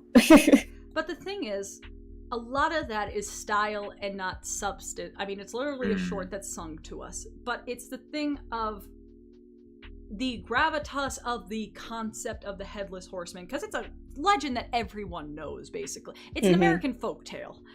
So at least Americans know it. Is just I think it adds to the character more than the short itself, because we already knew what the Headless Horseman was or is. Yeah. So it's title's pretty self-explanatory. It benefits from being a pre-existing thing, but of the interpretation, it's cool. But but like, how high up on the list does it get for just cool points? Because unlike Chernabog, he's there for like 1 minute of his own short. Yeah. because most of the short focuses on Ichabod being a little shit and getting his that's when that's when you sit there going, honestly, he had it coming. That's when you go. I don't think Disney Vault, and I don't think are they though. I mean, he's the literal headless horseman. So maybe direct to video. Not even a mid. I'm between these two, honestly, because he really I would just say is. I'd put him at mid cool. because, I'm like, I'd put him at mid if only for the cool points. Because otherwise, he does not have enough screen time for. There isn't a whole lot of character of him other than being. He basically is like a cryptid when you think about it. He's a creature of folktale. He is. That's what he is. Because there's no other means to his personality. You don't get an idea of like what kind of a person he is on that. It's like he's just there to be scary. And I mean, that's great for the purpose of being scary, but he's not like the world's most developed character. So I am Christopher Walken. Headless Horseman is an upstate New York state of mid. New York state of mid. Thank you, Spot. You're keeping your spot. You dropped this king hand's crown. Okay. So. Okay. You can start with the next one, since I don't have any active memories of the movie anyways, if I ever saw it. Oh, I was going to ask if we wanted to take a quick water or bathroom break. If more people need a break, then yes, please. But don't wait for me I wanted to go get water. I'm giving the opportunity to you two as well. Well, I already made my motivation clear. See you in a moment. Okay. Let me use the restroom really quick then. Okay. Chat, how do I keep you guys entertained? I'm gonna put on an headache video. I'm sure that I won't get copyright infringed for it. Oh no. Give me one moment. I'm just gonna fix something.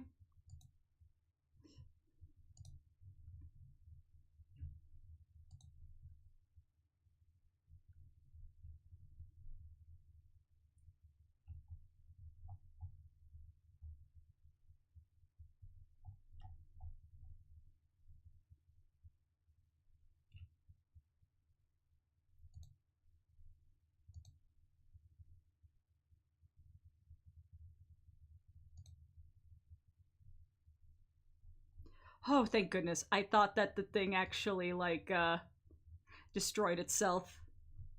But no, I'm not gonna play an headache video. I was kidding. I was kidding, Eddie boy. I love you. But yeah, so... How to entertain... Ooh, I got it. Keys jingling... There we go. This will keep you guys entertained.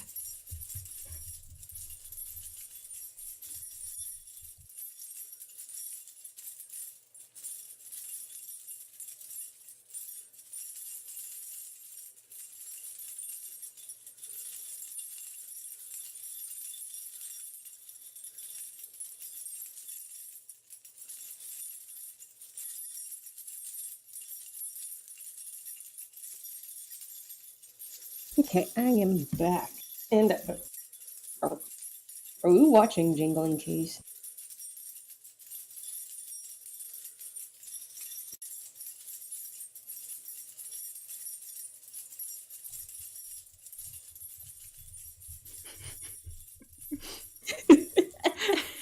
Do you like my choice of... This is a 10-hour video, by the way. It's just looping footage of Jingling Keys I like for that 10 the views hours. I like that the viewers are going up with this. This gives me with the placement of our characters and stuff. If anyone has watched Aqua Teen Hunger Force, the episode where the Plutonians kidnap Shake and they put him in the holodeck, and it's and now here is a horse's ass. This is basically what it looked like. This is basically an headache. Yeah, I made the joke that I was going to put on a headache video. Yeah, I saw that. No, this is not Max's. This is not the Max Key dangling channel. You think he would put the effort into rendering out a 10-hour video?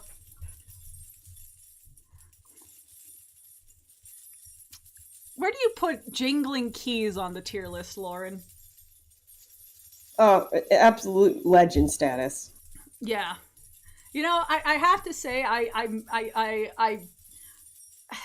by hour 3, I was starting to question the motivations, but the villain song really cinched it for me. My king ring-a-don't, jingle, jingle. It folds. I like singing jangle, jangle for jangle. sure.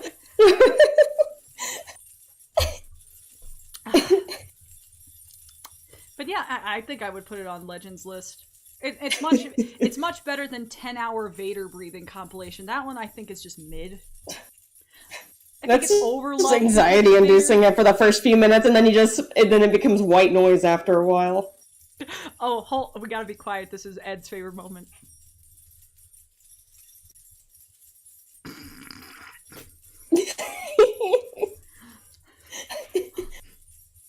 You know how sometimes if you hear like gibberish, your mind starts to make words out of it because that's what the brain does? I'm starting to hear actual noises from the keys. They're saying "kill John Lennon." Don't you hear it? It's telling me to read Catcher in the Rye and buy a gun. Helter skelter, helter skelter. Phallic symbol, phallic symbol. I like the how they looped it is just reversing the footage. Yeah. I just realized that. Hey, Ed, okay. Okay, Ed. I see how it is. All the special moments we had together. The 2-second flashback compilation. I am concerned. Well, what do you hear, chat? What are the keys telling you? This is a sensory experience. Everyone hears a different thing. It's like a Rorschach test. You know what I hear? What? I hear it's saying to go to CosmicKeyframe's Ko-Fi to give money. Hell yeah! Help me fund my merchandise for Ciderfest. I want to make fans. And not fans as in people, fans as in the actual thing you wave because we're experiencing terrible heat. Yeah. Is this my keychain? No, this is a 10-hour key jangling video. Somebody makes this out of mine because some of those keys look similar to mine. They are not yours, Max. First of all, aren't your keys on a long lanyard? Technically, yes. Yeah, no, this is from a YouTube channel called My Abridged. Huh. But yeah, I said I was going to put on an Ed video, and then I put on this. Well. I'm very happy. When you guys left, I accidentally closed the window with this. Yeah. And luckily, when I opened it back up, it kept everything, so... But I want to say, I don't see anything anymore. Oh, yeah. Okay, hold on. Yep. I didn't notice that it stopped sharing for you guys because Lauren was watching the stream with the keys. There we go. Yeah! Alright. But okay, so back to the actual tier list. Back to reality. There goes gravity. We did put 10-hour key video on Disney Legend, by the way. Very poignant. But yes. Honest John from the original Pinocchio. Part of my series of half the cast in Pinocchio are villains, because this is our second Pinocchio character. The world is a villain. That's what Pinocchio is. Of Monstro, not Monstero. That's a plant. Yeah, Monstera is a plant. Monstro is the whale. Yeah, this guy's an actual piece of shit. But, okay, I would argue Honest John is more memorable than Stromboli, but I would think that just because furry. But no, he actually is, and plus he has I want to say he appears more often in the film because he does end up showing up with Gideon with the coachman. So, I mean... Oh, wait. Hold on. Why is Mad Hatter saying that Honest John was the one that awoke furries?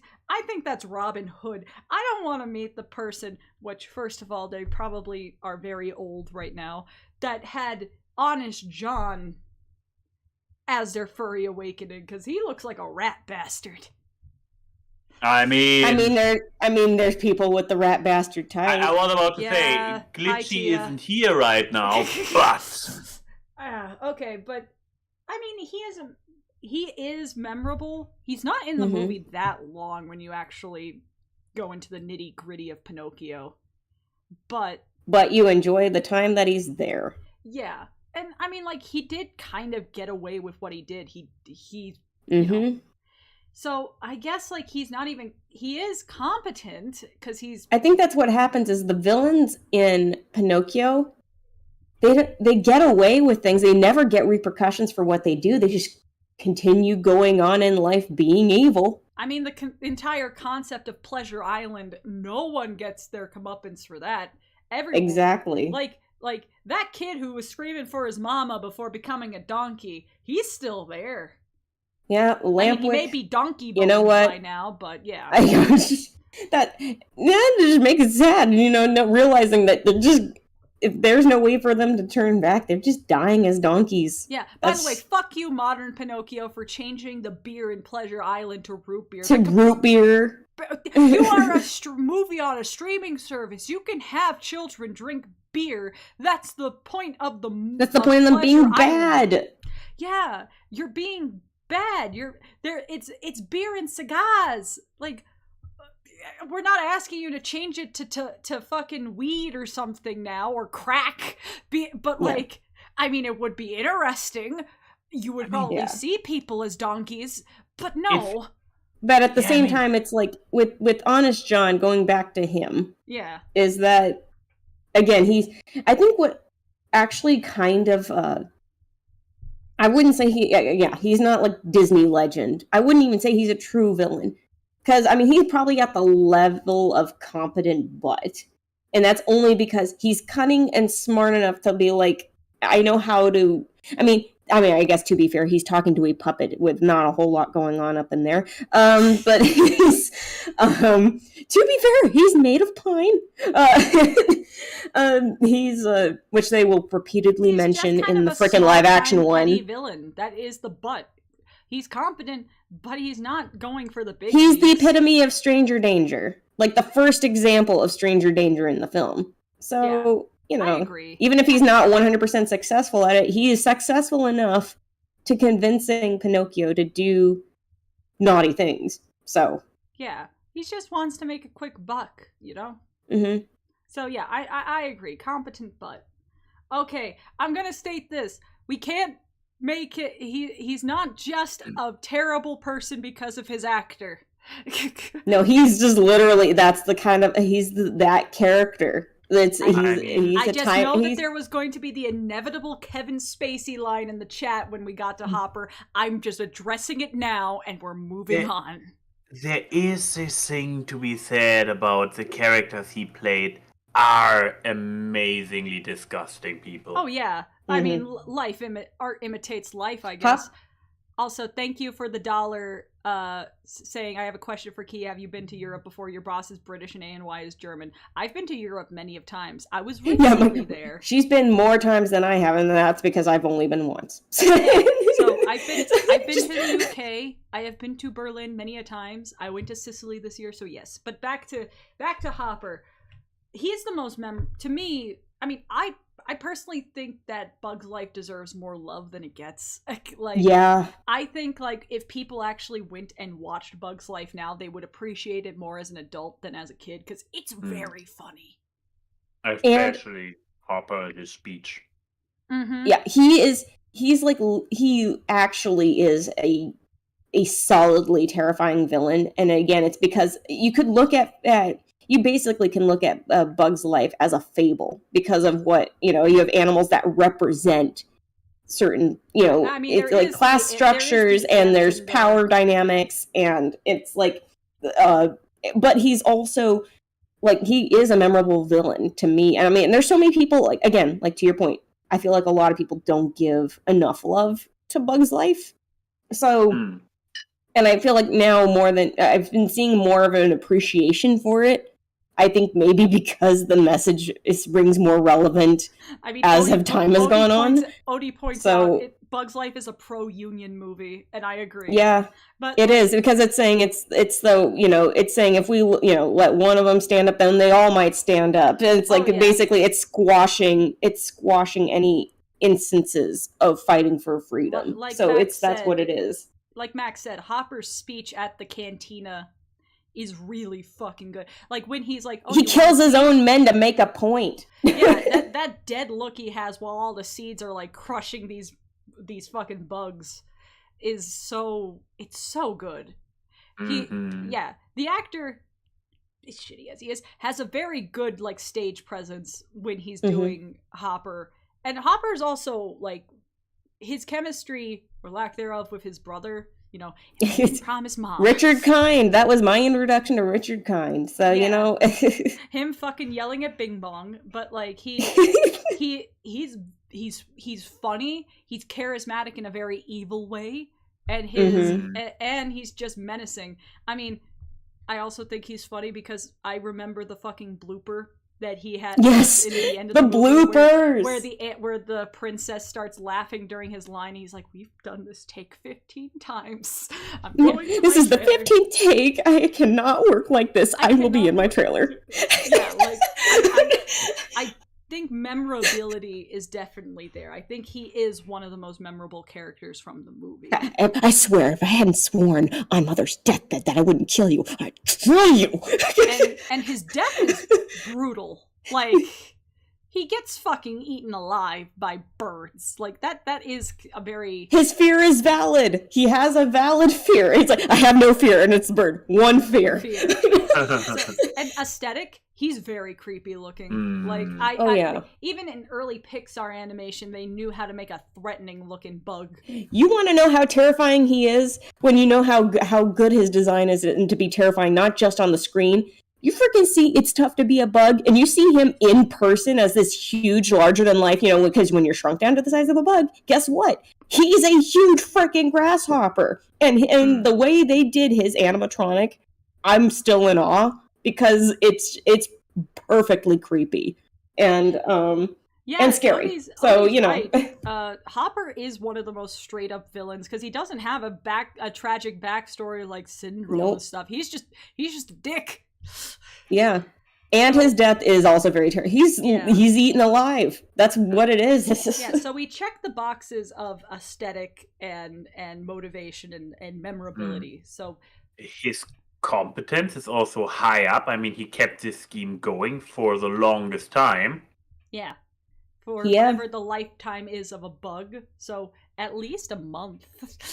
Well, I mean, they lasted through a whole season at least. So, and this is implied he has lived for multiple seasons. So I'm a person that doesn't like grasshoppers. So yeah, we're gonna make the implication that in the Pixar verse, bugs just live through human years. So but I genuinely think he can be put in true villain. Yeah, honestly. Because, I mean, he's more than competent. He almost, and again, he is a villain that darn well could have succeeded had one little thing not gone wrong, in his plan. And he almost wins. And he does that not just with an army. He has a powerful enough presence to be able to command everyone around him and keep them in line. So it's like, yeah, he almost wins. But again, one fatal flaw. But yeah. Any additions or objections, Maxie? I wonder if there can be made a case for S tier even. Ooh, okay. Go ahead. Yeah, I mean, given the level of manipulation, I mean, we praised Mother Gothel for how she basically, she shows that she can play nasty in the end when she is forced to. But no, he keeps an entire superior force, as in the Ant Kingdom, completely manipulated under his control by by pretending, by smoke and mirrors, basically, and he's 100% aware of it, and he's calculating about it, and he's the brain of his entire gang. I mean, it's not even an army. That's the point. So yeah, then we talked about the presence and how memorable he is. The use of screen time. Now, when he is on screen, he dominates. And yeah, especially it's once again one of those better to appreciate as an adult. Like the entire idea that he is like he's fighting. He's a representation of a real life villain, basically. Keeping unions down and stuff like this by making them all believe that they're insignificant and fight against each other in the best case. So for this representation, that is a good argument. He also is willing to not just kill his own men, but mind you, he was also like, he just purely because he wanted to relish in his success, that he was going like, you know what, we're gonna enjoy our time with this little circus thing, and once they're done with their, he's like, basically when they're done with the banquet, I'm gonna kill the queen, and it's all gonna be great. Like, he's so confident that he'll win, and because he almost does. Yeah. And that's the scary part. And then again, like, it's he mentally and physically abuses an entire colony to thinking, he's like, you guys can't make it out in the world without me, Yeah. You know what, and he's potentially the only villain, maybe you can come up with other examples, but the only villain who doesn't slow down when he basically has won. He doesn't lay back on his victory. It's like getting. He is very consistent in his. It's not like Scar, which yeah, exactly. Perfect counterexample. Because goddamn, I love Lion King. I know Golden will watch this VOD when he gets home from work. They fumbled the bar with Scar at the end. Sorry, I'm looking at Ka.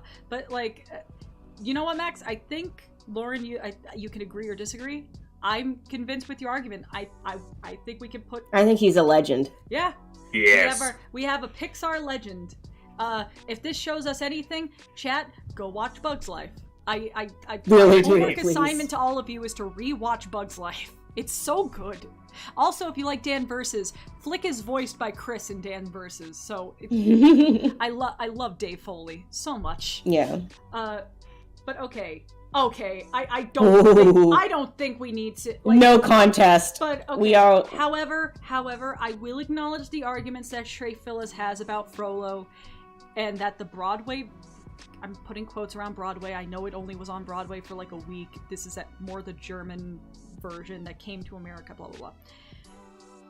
But for what we got, Frollo is one of the best villains that Disney's ever made. I mean, Hunchback is one of my favorite movies of all time, so bias alarm, but come on. Like, this little design-wise, fucking iconic. Like, he is a nasty-looking fucker. Yeah, and right out the gate, he's bad. Like, he's straight up. He kills a woman, and then he tries to drown a baby within the first few minutes of the film. So it's being ugly. Yeah. And then at the same time, though, he also the worst part is he uses religion as his justification. Oh yeah. And that's where, and again, it's like using a system of power. Using a belief system as your justification for your means. So it's like, that makes him even more despicable, especially when in full contrast. When you have something like, especially, again, I love the parallel of Heaven's Light to Hellfire. One of the smartest parallels. Also, if we're going by villain songs, come on now. Hellfire, come on. Hellfire is like, I mean, the entire Hunchback soundtrack, it's a fucking, it slaps as hard as he did with Quasi's mom. It breaks your neck. But like, sorry, easy joke. But like, the Hellfire is just such a theory, for lack of a better word, an ethereal song. I mean, it's so good. His motivations are so human, but he's such an inhuman person. Yes. He sets Paris on fire because he got a boner. Come on, just... It's like the TikTok where it was like, you know, I am the pariah of all Christianity. Sir, there's an extra thick gypsy woman outside. But, like, by the way, I don't agree. Esmeralda's not that thick. But no, she really isn't. She is gorgeous, though. Like, great design. Mwah. So someone at Disney earned a raise that day. But, like, he's just he's complex. He's well designed. When he's wearing the hat and the long robe, he looks like a walking penis, and that's very telling. Phallic symbol. He is a dick, though. He is a dick. Look, I'm just saying, no one points this out, so I'm gonna.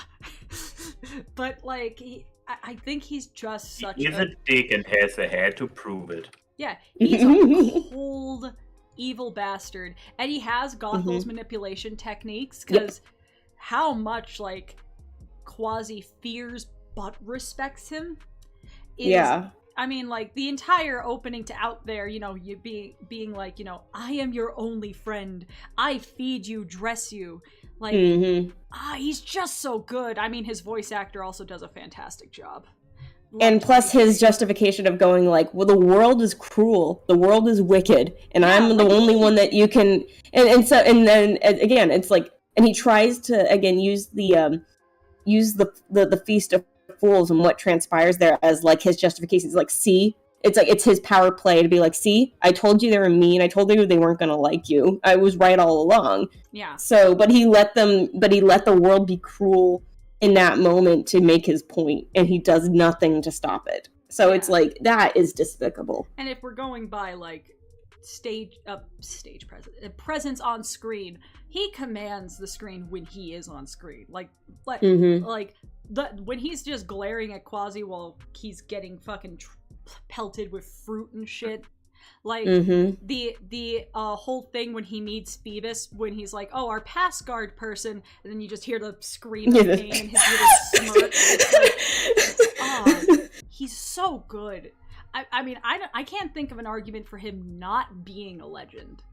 He is. I am not going to oppose legend status at all. Yeah, I'm not gonna fight this either, or not even fight it. I would agree with it. They need. I know that, like, Disney has a weird thing with not mentioning Hunchback in, like, the main Disney meta of, you know, talking about Disney films.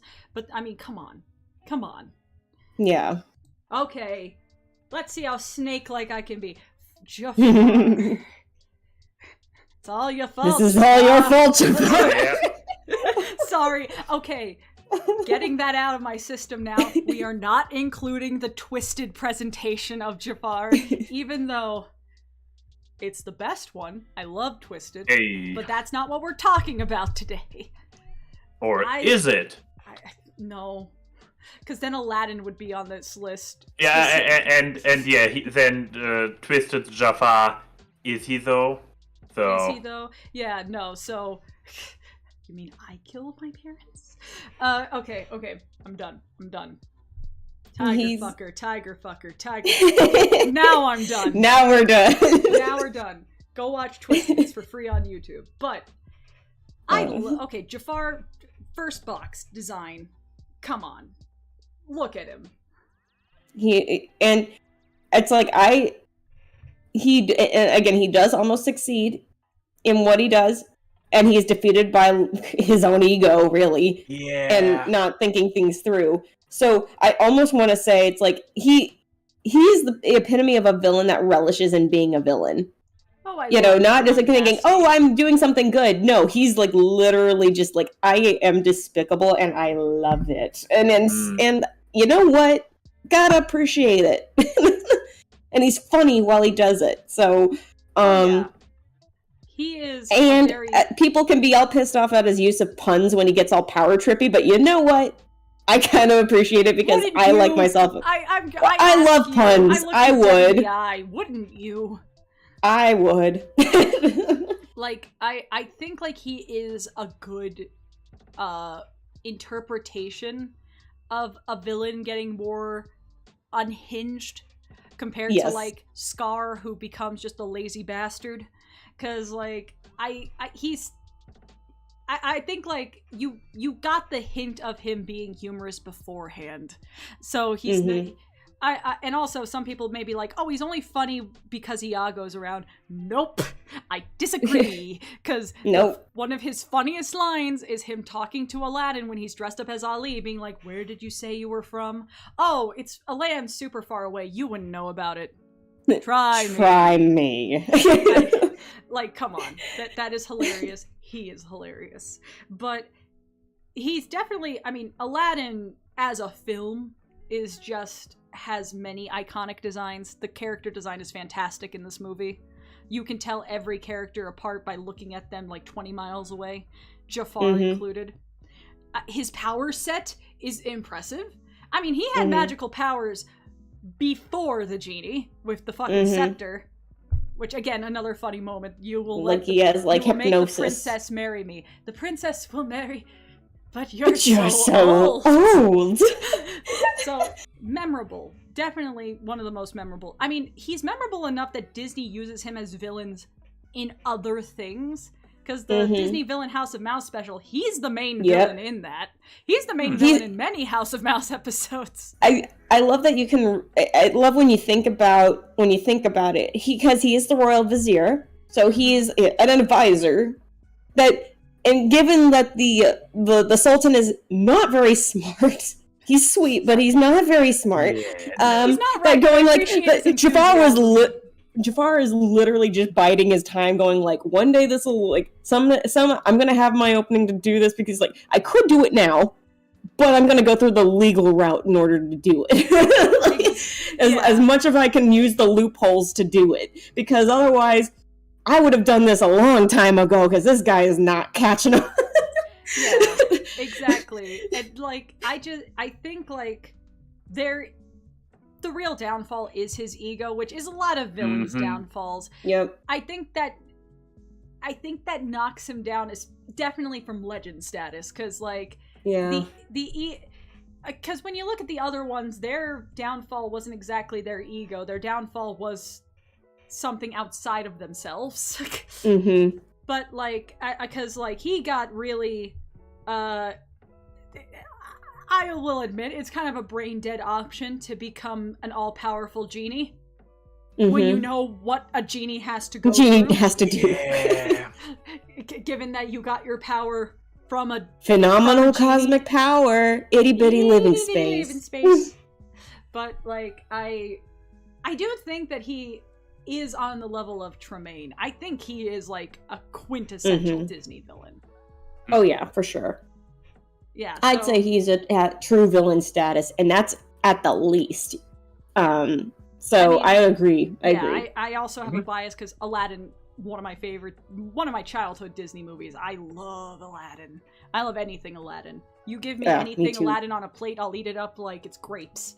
But do you have any objections to true villain, Max? Zero. Nah, that's a very solid one. No, he's definitely, if you wouldn't have gotten carried away in the final moment, he would have triumphed and did. Yeah, I was also going to say, there is something to be appreciated, that his villain song is a reprise of another song. It's not a completely original villain song, and it is poignant. Like, I love the Prince Ali reprise more than I like the song Prince Ali. Like, he is just oozing with just bitter happiness in that song, you know, like that read my lips and come to grips with reality. Like, just it's so fucking good. I love Jafar.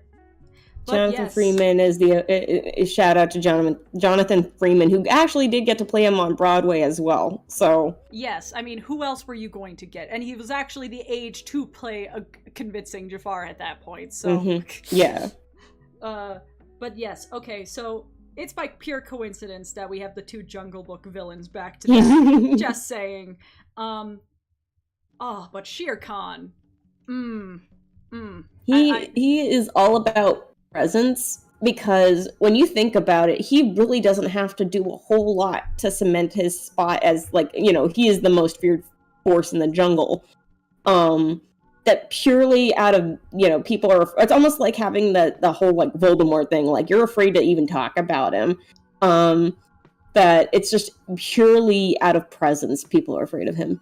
And and it's his confidence. He has confidence in what he can, his capabilities. And so I think the only downside is that when it came down to his demise, I think it was like, I don't know, it didn't showcase enough of what he could do. He was showed he could be powerful, but it did not show enough of, like, I don't know. I feel like he could have done so much more if they gave him more runtime to be himself. Because otherwise, they're building up to that point. Actually, put our boxes in the chat. Yes. I didn't look. So I guess that with the box of use of screen time, I guess your critique, Lauren, is that there's not enough screen time to use. Yeah, I think they're building up to the end, because we don't really see him be scary up until the end. It's basically hinted at, and especially in how he, like, handles himself and carries himself around others, especially when it comes to Ka, and how he kind of just toys around with him with his claws. That's why it's like he when he can just flex his claws and you go, oh, I wouldn't want to mess with that. It's like it's all building up to the end, but in the end, I feel like there could have been so much more done with him. I feel like, again, it comes back to the point. I wish there was a little bit more for him to showcase what he could do. We're not giving Shere Khan extra points for his tailspin version. I thought about that too, but we're not doing that. Oh, that was one hell of an elegant mofo. Yeah, but also the timeline where Patrick Stewart, the fucking Captain Picard is Jafar. I don't know if I want to live in that timeline, Eddie. I don't know. That feels wrong. I don't know, man. But yeah, so use of screen time. But what about... Okay, so what do you think, Max? At least when it comes to, like, his memorability and use of screen time. I mean, here we have once again the situation that he is kind of a Disney legend, but probably not in the definition of our thing, because he's more talked about than what he presents. I mean, he's a tough fighter. Okay, he has presence for sure. He has presence, especially in this nice tailor suit he's wearing. Oh no, we agreed not the tailspin version. Anyways,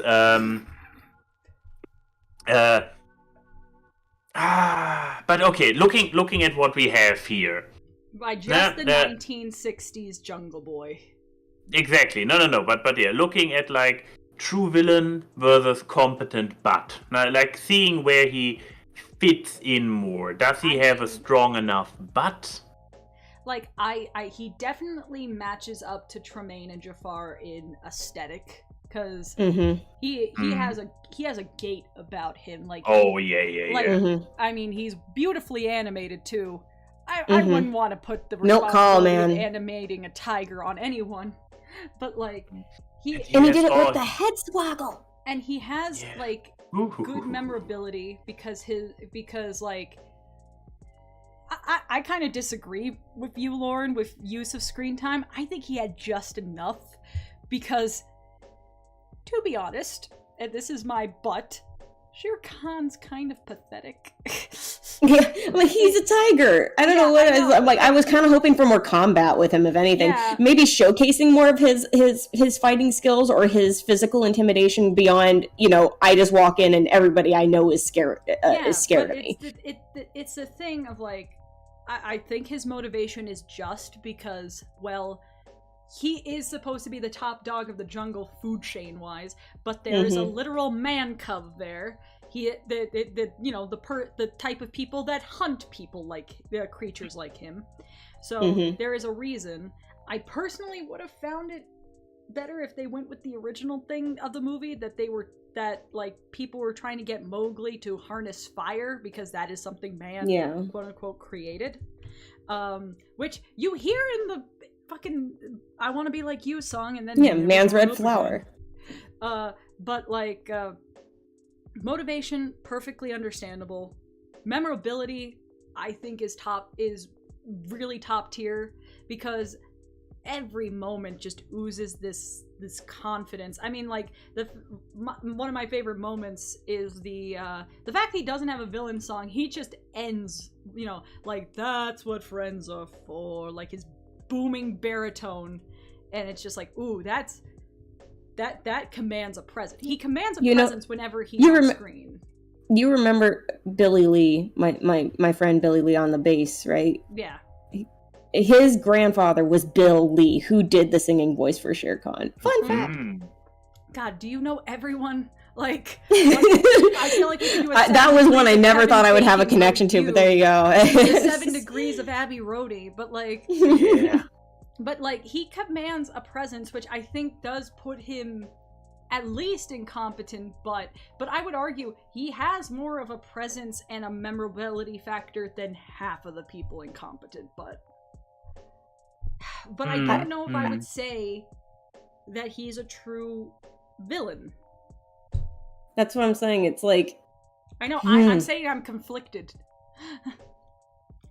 Like, half of the boxes he checks with like giant green check marks, and the other ones are just kind of wiggly.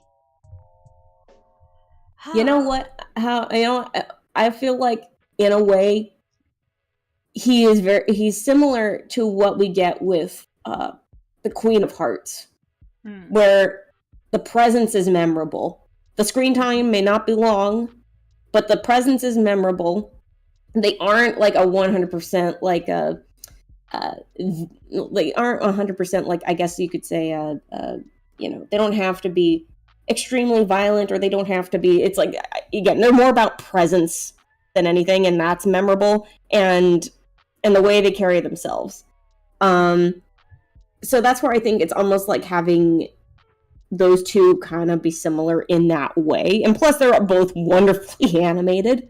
To have like again, one's more dignified and the other is like so bombastic and explosive, but they're both wonderfully animated. That their performances are memorable. Just in different ways, I suppose. But yeah, I don't know. So you think Competent But?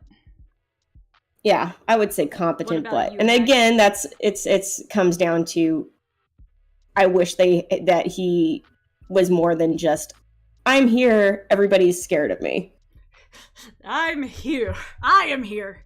But what about you, Max? Because I'm stuck in between, so I want to hear, like, what alignment are you gonna give him? That's are we back to the battle brackets where we intentionally make stuff hard for each other? No, it's just Shere Khan is a very mixed bag, apparently. He is, yeah. I mean, I would have. Before we talked about it, I would have gone with true villain. However, yeah, his lack of actually doing, besides his presence, his smirk, his like, ooh, how interesting. He. Okay, also looking like, okay, we have Ka coming up. I would argue Ka is more of a true villain than Shere Khan. What? I'm sorry. If we're going by use of screen time and stuff, Ka is more memorable in just for as little time as we actually get Ka on screen. You know what? I can't argue with that because Also, the thing is, Ka just has one of them more active effort than Shere Khan does in the entire fucking movie. I was gonna say one of them almost successful in eating him. Guess which one that is? Yeah. So I'm sorry. I know that probably will rock the boat a bit, but I think, like, if this was me just doing the list on my own, this is what would happen. But yeah, I think with all the points that we made, I think I think Shere Khan is competent, but I mean, ironically, his competency is the question.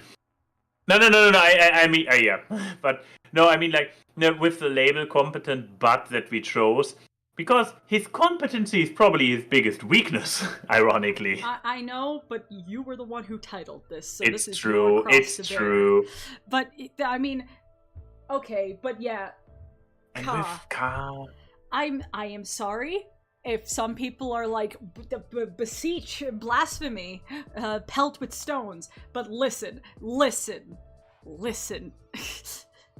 We're listening. How much Ka art do you see around compared to Shere Khan?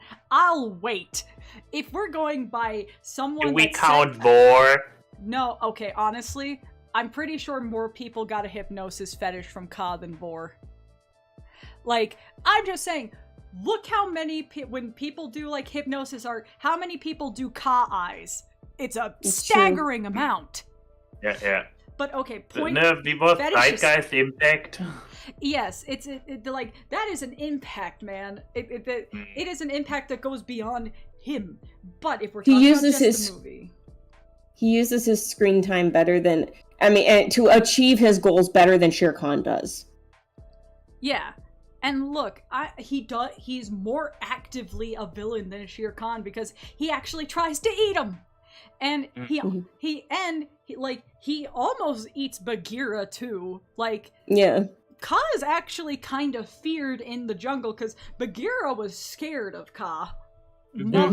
Like he and there is a presence there of look me in the eye when I'm talking to you. Like there And Trust in Me is a fantastic song. It's a very interesting villain song because it's so slow. I mean, it's basically a lullaby.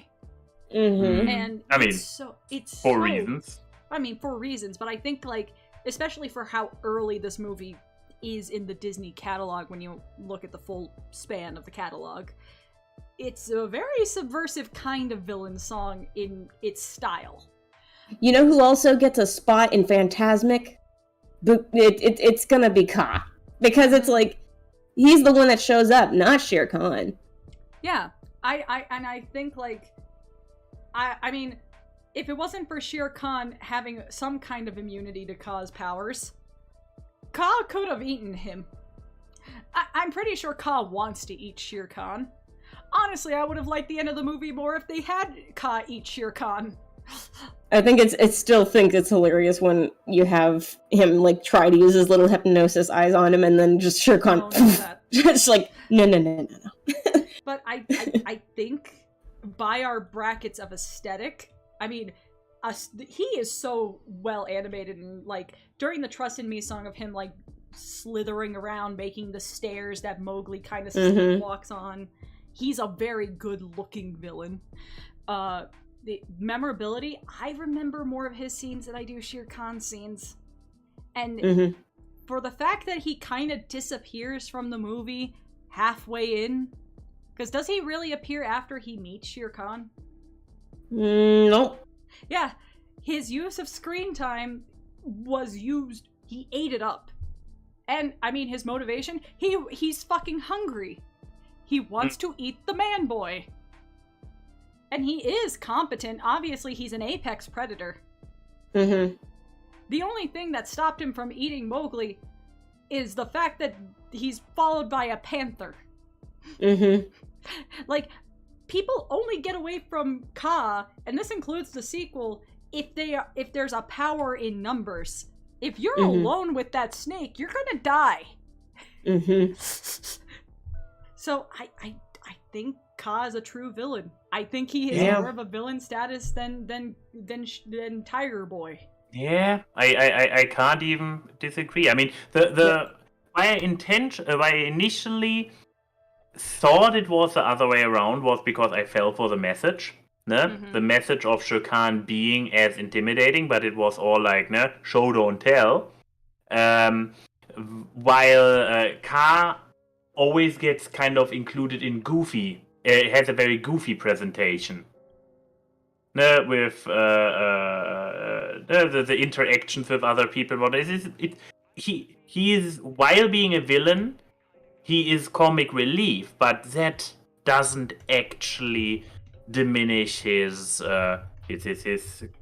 competency, his actual menace that he represents. So yeah, I guess I can't disagree.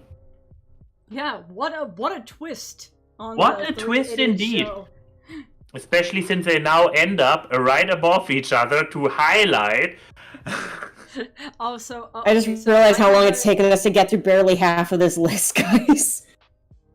Okay, I'm just going to. Yeah. Oh.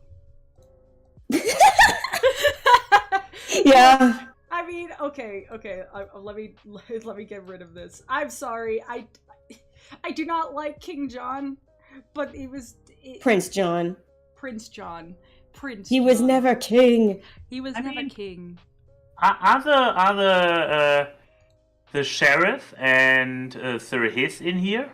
No. No. They didn't. According to the official list, they didn't count. They only listed the prince, which I think is the official list. They're official. They're obviously wrong. Yeah, they I was put a about to say, fucking whale on the here. The sheriff would have been on my list, but okay, I'm sorry. I think I would put him in here. The most memorable thing about him is the fact that the Ka clone controlled him. And Although that there's a song he making also fun of him. He does throw temper tantrums, which are honestly pretty hilarious. Yeah, he is memorable.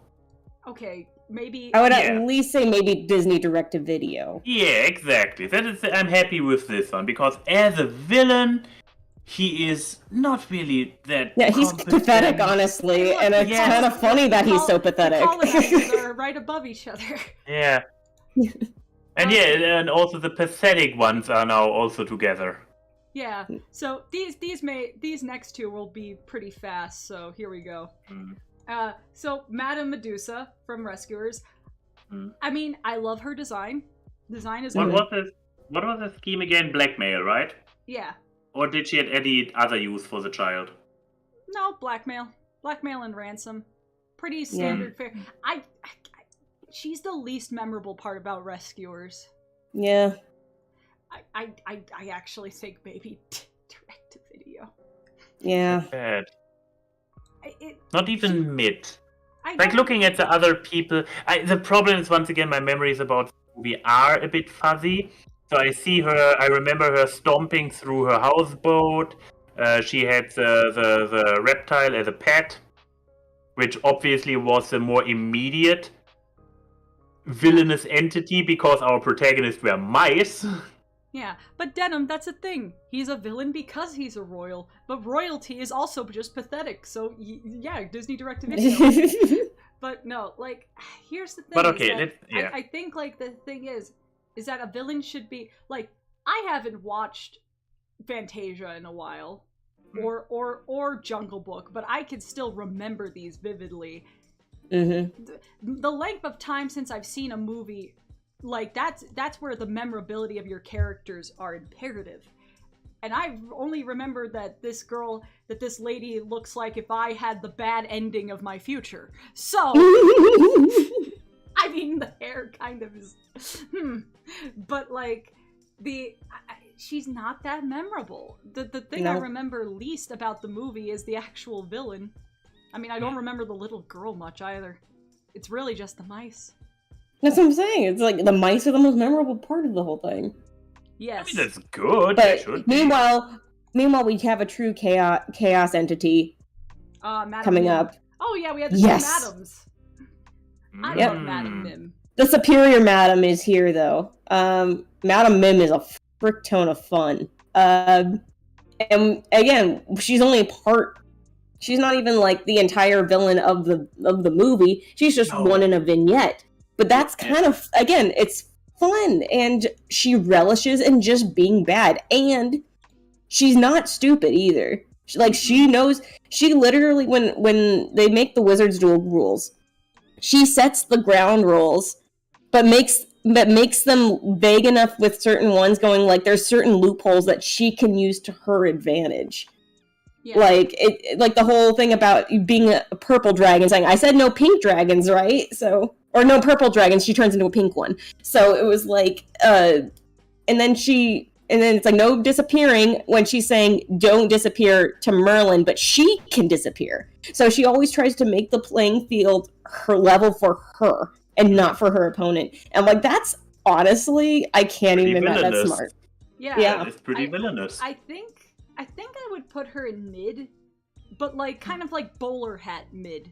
In that like she's memorable for when she's on screen, but like again, she's just a vignette. She's not the true like she's not But I mean, so is Chernabog, and yet here he is with the presence in one small short. I know, I would at least say I would- competent, but because But I otherwise mean- because all she does is I'm stating that she also has a bit of the style, but not as much substance as some of the competent butts. Like, I'm in between these two, honestly.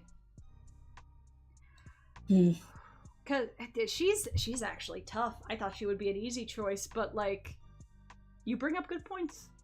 But it's just, I guess it's just a thing of like. I still think it's so funny that Merlin defeats her purely by becoming an illness. Like, I'm actually this like bacterium that causes stuff. Like, it was an animal duel. So it's like, well, I became another organism. And defeats the villain. You know, okay, I think I'll put her in competent, but because I can't. She is a very memorable part of Sword in the Stone. She is one of the pluses of that movie. It's like, you remember that there is the fact that that Wart has the other two guys with him? No, you barely remember them, other than being recycled animation from 101 Dalmatians. I guess Spot brings up the good point. Wasn't she too chaotic to be considered competent? But I mean, the list is called competent, but it's basically B. So, I think she's solid enough. I think it's almost like being on the level of she comes across as chaotic and insane, but she does have a method to her madness. Again, it's like where I know she knows how to fight dirty and to play underhandedly because she knows where there's loopholes that she can use to her advantage in a fight. So that's what I'm saying. All right. I feel like this discussion's going to be very small because it's Maleficent. Disney legend. Let's go. I mean, design, perfect. She definitely has the aesthetic going for her. That's a big check mark. Memorability, she iconic. Is I mean, the dragon is literally a giant Lego thing in downtown Disney. Like so memorability, like she oozes that. I feel like she's more memorable than the Evil Queen, and which is like her closest contemporary. Use of screen time.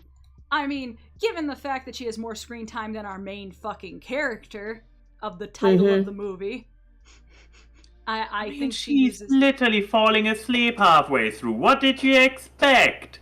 Yeah. Motivation? Okay, to be fair, she's probably one of the most petty. She did this because she didn't get invited to a party. And no, I'm not counting the fucking Angelina Jolie Maleficent movies where she was a former lover of the king. No. It's not the redemptive character not one the from twisted version of Maleficent. Yeah, not the wicked version. No. She's just misunderstood. No, this one's straight up evil. Yeah, but she's straight up evil. I mean, look at her. Her best friend's a crow. Like she curses a baby out of spite. Yeah, so her motivation is petty, but I think that's to her benefit.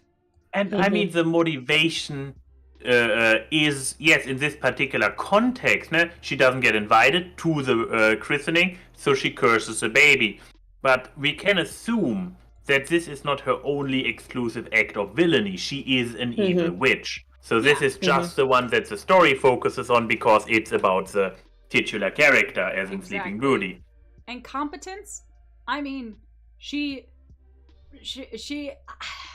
competence may also be the kind of thing, because, like, how do you turn into a giant dragon and you die by a single sword swipe and falling into rocks? Well, I mean, it was a magic sword. I get it. Yeah, I'm like, technically the knight the prince cheated. Technically. I mean, the Prince Philip technically cheated. he was not really competent. If it wouldn't have been for his 3 Navis flying around him, hey, listen, and enhancing his sword for the final blow, there would have nothing. Also, he would have not stood a chance. Yeah, and just to be completely fair, as much as I love Maleficent, her dragon form is gorgeous and everything. The fight between her and Philip is kind of disappointing when you watch it as an adult because it's so short.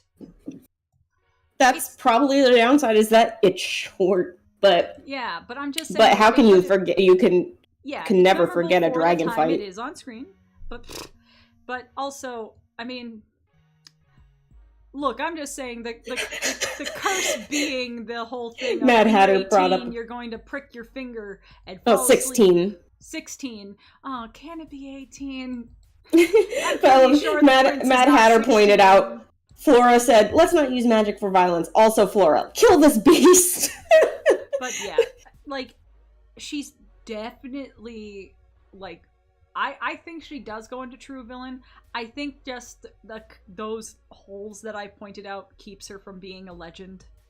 In my personal opinion, if we're going to be fair and have some vetting system, there is kind of the downfall of there is holes in this plan. Yeah. I guess she also does kind of let her henchmen do it when she's like, "Well, did you find her?" Like, "Well, we've been checked every cradle. You guys have been searching for a baby for 16 years. I don't blame her for being mad, but also, ma'am, you hired them." Yeah.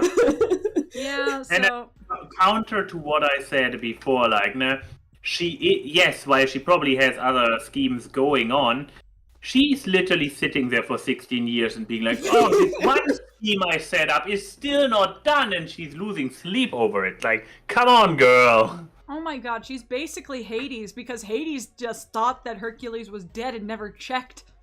But Hades is funny. Yeah, we'll get to Hades soon. He's a busier guy. He's a much busier guy than Maleficent. Let's be real. I think he has a whole underworld to run. Like, he's gonna pay attention that one guy isn't dead. I think she has more positives that she is elevated from competent, but so I think true villain is fair. Yeah, I mean, no, especially if you go back to the literal meaning of the label. Yeah, she is a very true villain. She is an archetypical evil witch. Okay, people are gonna ask who this is. Yes, who is Yeah, who is... Okay, now, here's another moment where you could be mad at official Disney lists. Oh, so, it's the hunter from Winnie Pooh. The person who is listed on the Disney official... You mean Bambi, not Winnie the Pooh? Yeah, Bambi. No, I meant Winnie the Pooh. No, there is no hunter. I had no clue where he is. I was just fucking with you guys. No, okay. First of all, he's listed in the official Disney wiki as just man. That's you know what? He's a hunter. I can't even say he's evil because he's a hunter that's hunting a deer. Know? Yeah, deer we already have. Are they though? Problem. Like, you only perceive him to be bad because you grow attached to the deer. That's the only thing. But I'm like, that's just nature. That's just life. It kind of sucks. Yeah, he's as much of a villain as the fire that happens later in the movie. Yeah. I was about to say the fire got started by a thunderstorm, right? Yep. So it's not even that they... Now, you could make maybe a case if they set a fire in order to support the hunting like some asshole hunters do. But no, that's not what they did. What he did. He's just like, yep, I'm doing my job. So yeah, are they so? I guess we don't need to go into detail there. Thank you, official Disney list, for putting man and a whale, but not the sheriff of Nottingham. Who would have been... Okay, let's just... While we don't have an icon for him, let's just say, okay, where would we have placed the sheriff of Nottingham? I think competent, but at least. At least, yeah. Yeah. Because he's an asshole. At best, he's a bully at most. Yeah, I think he's just as much... I think he has the same, like, appeal and disadvantages of, like, Honest John. Like, I think, like... Because, I mean, he gets some comeuppance, obviously, but he's just a delightful asshole. So, yeah. So, yeah, and mentally, he's in this tier.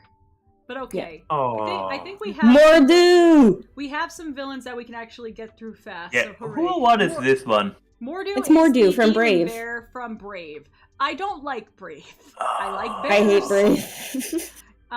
So But Mordu is a cool fucking bear. I cannot okay, but deny. yes, this is the fucking headless horseman thing. He's a cool design, but he's also just a bear. He has no sentience. And I mean the villain. And the thing is, you go. Yeah, go Max. What wasn't the actual villain of Brave intergenerational disagreements? I mean, yes, basically, but the official list listed Mordu. He's like the whale. He's literally the whale. Didn't he kill his? Didn't he kill his siblings because he? Yeah. Okay. If I remember, has more villainy than Monstro, simply because he was once human. The legend that presents is that he was once human. So he did malicious things as a sentient person, and now he's a ghost bear. Okay, so he is supernatural. He's not just a bear. I only watched it once, long time ago. I mean, that's all you need to, in my opinion. So I think he's mid if we go by just style and not substance, because most of what we see of him is the end of the movie. Yeah. And he's usually just a legend. He really is like the Headless Horseman. Odie made a point. Does that mean Brave walked so Encanto could fly? I don't want to give Brave that distinction. No. Yeah, I'm like, no, you're giving it way too much credit. What? I'm just saying, Mirabelle doesn't fucking say, I'm not going to help my family, and so a war can get started. Yeah, I'm not going to poison my mother. That basically, Yeah, look, I'm sorry, just saying, Meredith Mirabelle is terrible. didn't poison Abuela, so... Yep. But yeah, I guess mid, the Just the mid. entirety of Brave can go in the Disney vault, but at least Mordu looks cool. Yeah. That is it. Speaking of looks cool, so, what's his name? Shan Yu? Yes. I can't believe I got that right. From Mulan. I mean, okay. Memorability. His actions are more memorable than the character itself. Yes, I agree. How many men does it take to deliver a message? One. Okay, this one's difficult. So, motivation.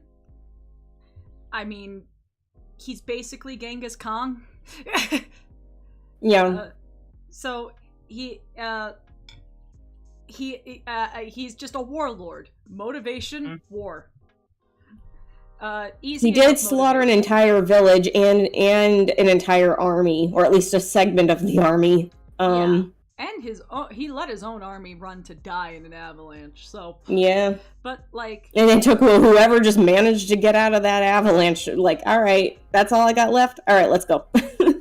And he was able to get this evil witch companion by his side. Shut up! We're not bringing up the movie that was filmed near concentration camps.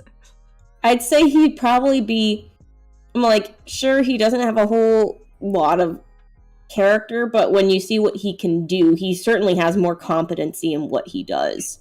I mean, arguably, he's one of the most, with the exception of maybe Frollo, he's one of the most serious villains that we have thus far, because he's not funny.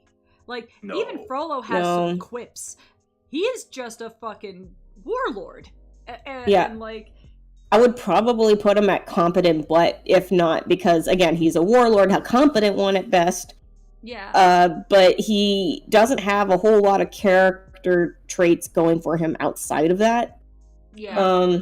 My conflict personally is that when it comes to memorability and use of screen time, because they're very interconnected, he is more memorable from the times he is off screen than the times that he is on. And I guess that is it's interesting because I think the destruction he leaves in his path is one of the most poignant bits of the movie. Like, the entire scene of seeing the wrecked village after a girl we're fighting for is one of the most memorable parts of Mulan, and that wouldn't exist if it wasn't for him. And so, like, that's the thing. Actions are a part of the character, but it's not the character himself. So I would say, I think competent, but God, his actions do lead to true villain. But his downfall is the fact that as a person, he is kind of flat. Yeah. You were going to say something next?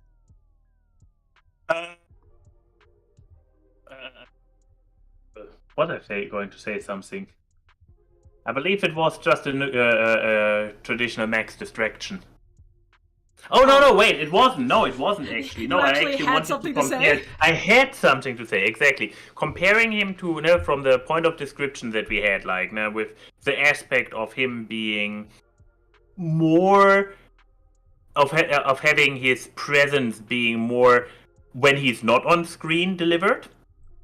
Which reminds me on Shere Khan, but I would dare to say that he has a better payoff than Shere Khan, because the moment then he becomes on screen, he is still menacing, and he is a force to be reckoned with, and it just happens that heroes are able to come up with a very clever tactic by creating an avalanche, by using that to take his entire army away. But even without his army, he doesn't give up. He still keeps going. So, and while he brings up, Shan Yu fights his own battles.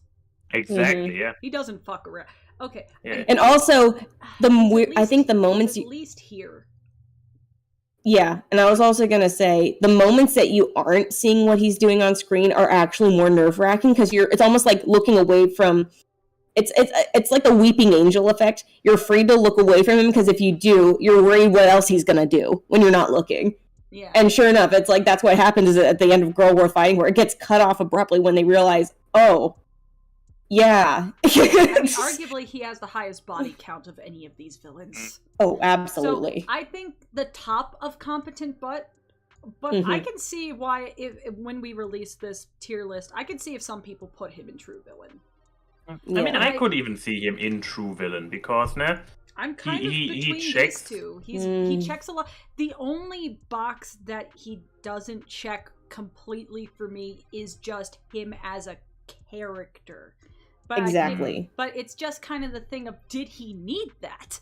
Because, like, sometimes the best villains are the ones that are, like, they are just warlords. They are these things, because, like, I guess it's also just the downfall of Mulan is a very character-driven movie. So you get a lot of character out of the ensemble cast and everything, that he is the weakest link in that aspect. And a lot of Disney villains just are very, very full of character, but their actions are minimized compared to just their personality, and he is the inverse of that. At least he's very different from other Disney villains. And that can be a plus or a minus. So that's why I'm putting him at the top. He is, like, right in between. He is, like, right on the border, because, again, it's like, with his character, you can't really remember a whole lot. I mean, he has a few lines, but he's not known for those. He's more known for what he's capable of than his actual personality. Does he need a lot of personality? I mean, what we said in the very beginning, like, there are different types of villains. There are the charmers, there are the ones who see themselves as a hero, the ones who are just truly evil. And he is, I would say, in a force of nature category, but unlike the whale, he is actually a person, but kind of takes the role of a force of nature. And I think that is, in his own right, pretty high villainy. You know what? I am going to leave this to the chat, because this is actually a hard question. I'm going, chat, do you think we should put Shan Yu in true villain? While the poll is going on, we'll move on. Are they? They're just cats. Cats are naturally assholes. Nah, they're just, that's like, are they though? Oh, yeah, but what do they even do in the story that is truly villainous? They come in, they cause chaos. Yeah, they yeah, cause chaos and pretend to be innocent when the humans come back in, so that they're basically just lady... they're just cats. They're Siamese. Look, as someone who knew people who owned Siamese cats, they're beautiful. They can be very sweet, but they're assholes. But all cats are assholes. Even the nicest cat is an asshole in their own way. Don't tell me otherwise. That's why we cats. appreciate them. Yeah. Look, so it's like people who are cats in their souls. They can be the sweetest people in the world, but they're also assholes. The person between if there's any a cat, like if there's any real villain in Lady and the Tramp, which there really isn't, there's just opposing forces. It's a rat. But it's gonna be the rat that wants to go in and freaking hurt the baby. Like that right there is the villain. And also maybe the ant. The ant's a pain in the ass. I hate her. Anyway, the true villain is the possible type boy that the rat would have given the baby. Like. Okay, also, the chat is very overwhelming. Very, Sean Yu as true villain, so you go here. All right. No, this is democracy. Democracy.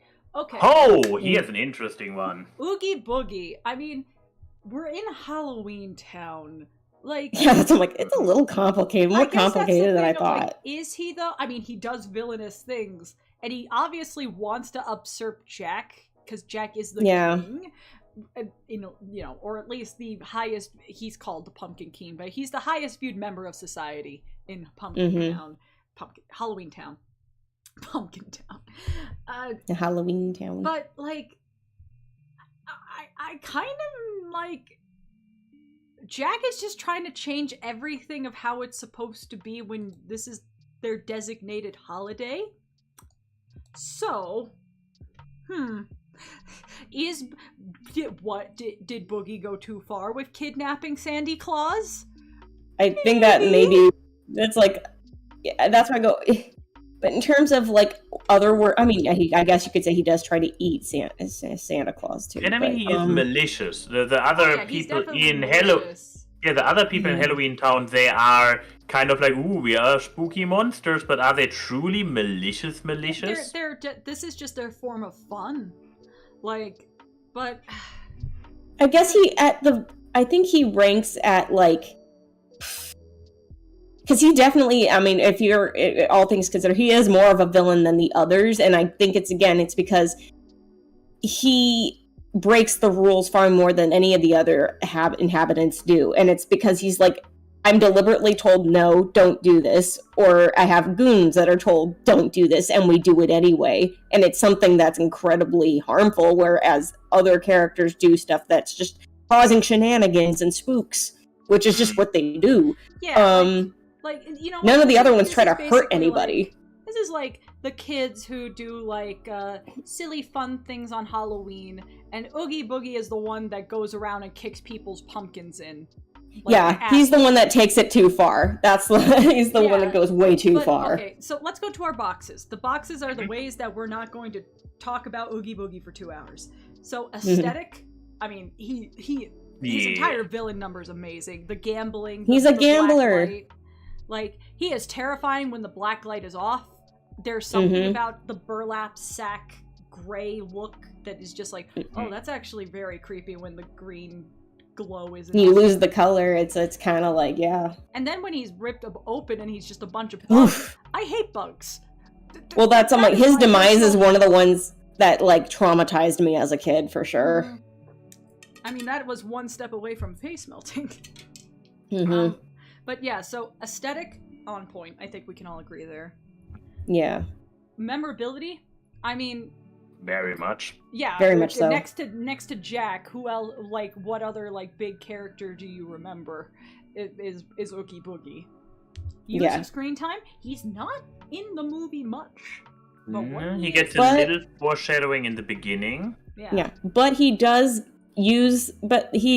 make use of the screen time he has. Oh, very much. Is he the strongest villain? No, but he is memorable, and so that's why I kind of say he kind of falls into, especially with the actions that he does do. I want to say he kind of falls in line with true villain, because again, it's like he's very much, he is filled with snakes, not just bugs. That he is very snake in the grass with some of the stuff that he does, going like, it's almost like, again, he's a rule breaker. He goes against what everybody else does, and even though they're all going like, oh, we're just having fun, his idea of fun is like torturing. So it's like, his competence, he is a fairly competent person, but I think the times where he is incompetent actually narratively works with the characterization that he is a gambling man. I'm sorry, if you like gambling, I'm going to question your competence. Yeah, snake eyes. But like, oh yeah, and performance, awesome. I saw the actual actor for Oogie Boogie perform live for this movie. Yeah, we were there together. We both were there. Remember? I remember.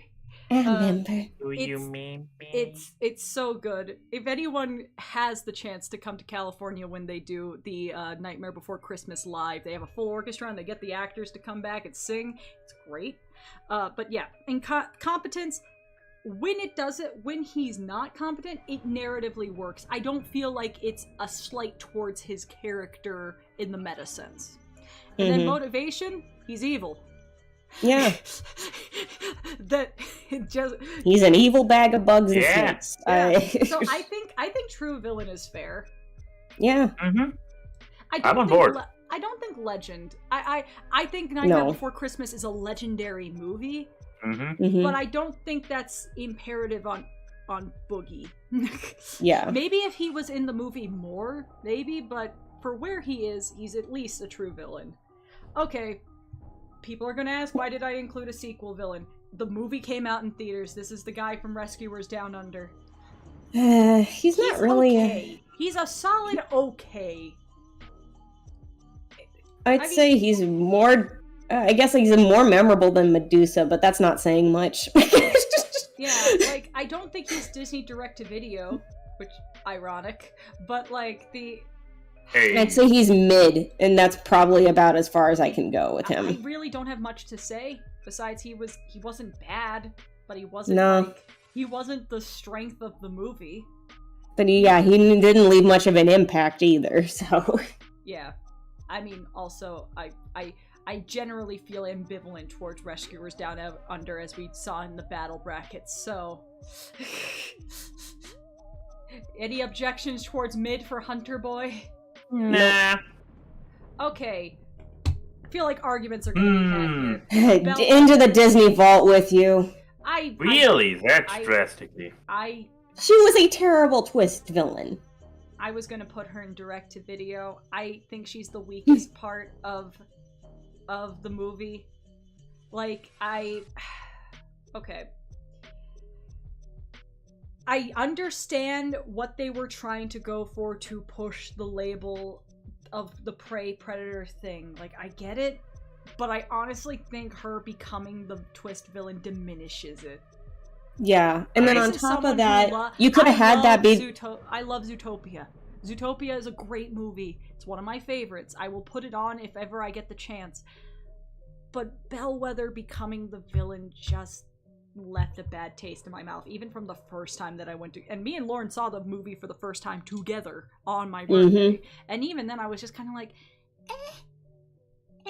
Yeah, and plus, with the message of the film, she didn't have to be the twist villain for that to be the message. You could have literally just had it be a societal issue without her having to be your twist villain. It's like, that's where I go, she doesn't need to... I get why they had her there, but at the same time, again, yeah, it diminishes what they could have been going for with honestly, her character.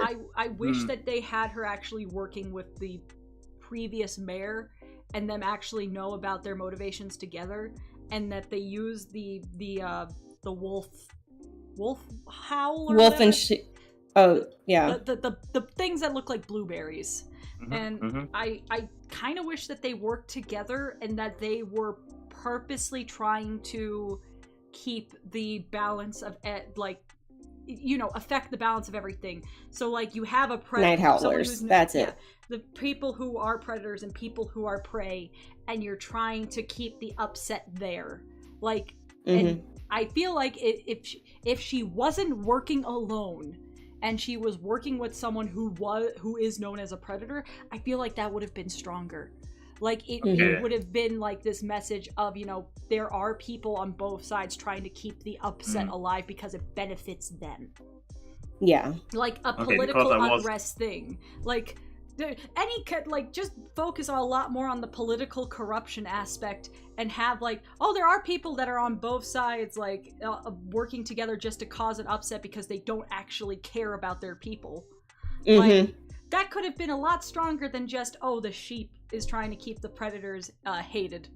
I just feel like it falls flat, and it's one of the more disappointing aspects about Zootopia. But I feel like you have a disagreement. So this would be about the motivation specifically. Yeah. And probably also to a certain degree presentation and memorability. Yes.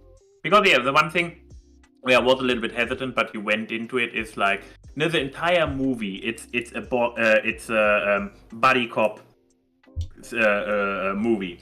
So it needs to have a case to be solved. So now you were like, hey, when you were like, no, it should have been a societal issue. Where I'm like, nah, this doesn't work because it needs to have a culprit that the detectives can discover. Yeah, and I agree. But the question is still like, Merriweather with her presentation and everything, did it make sense? Her motivation, that's a little bit like, I would say her presentation, okay, this is not really helpful since he is in the Disney vault, but I was about to say better, for example, than Hans, because she doesn't get presented. You can understand, no, she is kind of mistreated in her position. A little bit more understandability than Hans, but it's a modicum of more. Yeah, and there is no misleading of the audience to believe in her. No, she literally plays innocent, and for the people around her. But then she gets, the moment she drops the mask, she goes like all in menacing. So I definitely can see that she doesn't belong in the upper half of the shard, but I'm not sure if she's bold material. She has weaknesses. No, she's not a great one. I was in direct to video.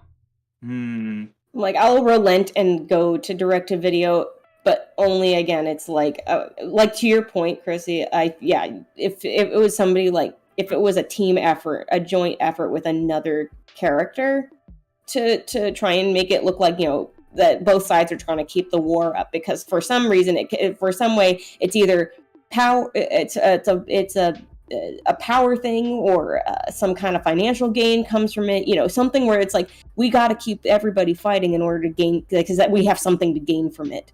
Meanwhile, if it's so one-sided, you lose any true, I guess you could say, it's just any true impact your message could have. Yeah, but no, I guess, that's all fair. So I would say, Disney direct to DVD probably is fitting. Yes. Okay, Pete. Is he though? No. That's the problem. I guess depending on your on what interpretation of him you go with. Yeah. He's definitely antagonistic. He's the foil to Goofy, but. But I mean, there's also not just Goofy. I mean, are we specifically talking Goof Troop, Pete? I'm going with Goof Troop, Goofy movie. Oh, okay. Because I wanted to say otherwise, there have been many Mickey Mouse shorts in which Pete gets casted as. Too, but I'm going to go with specifically because every time I looked at official listings, they put him specifically with either his Goof Troop design or Goofy movie designs. So which is the same character basically. And also that's his only same universe. Those are also his only movie forays. Yes, then he is a very clear. There is no true Mickey Mouse movie, and I don't count the Three Musketeers. No.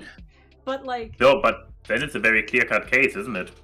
Yeah, because he's not a villain. Villain of the I mean, he causes conflict because he tells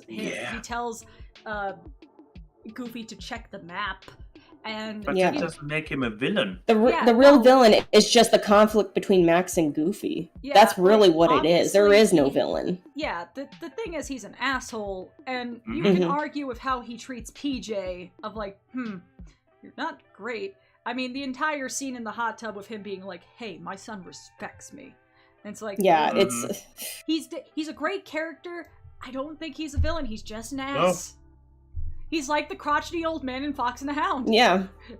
It's like you may not agree with his parenting style, but he's not Villain. the villain.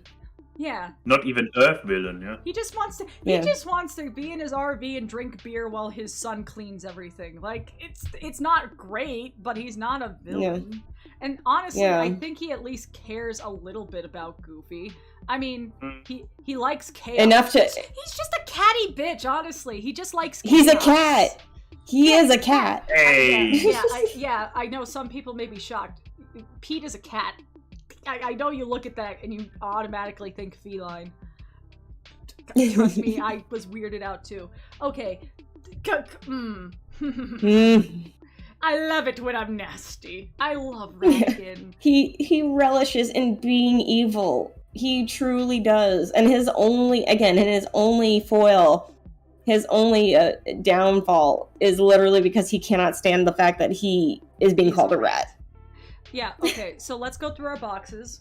Aesthetic, he looks great. I mean, he's Moriarty, basically, right? Mm-hmm. He just looks great. How he carries himself, his performance. I mean, you got Vincent Price to voice him. You can't go wrong. Like, he's Vincent reined Price in a was the huge Tim Curry cat before Tim Curry. Yeah, he owns a giant cat, and like his villain song is great, and the switches that he had. I think he's the best example out of a lot of these characters of switching between funny and menacing at the drop of a hat. Like the writing for him switching between Ratigan, and then him just being like, "Oh, poor Bartholomew," and just throws him to get eaten by the cat. And then, it's just like that is creepy, and I love it. So aesthetic, great.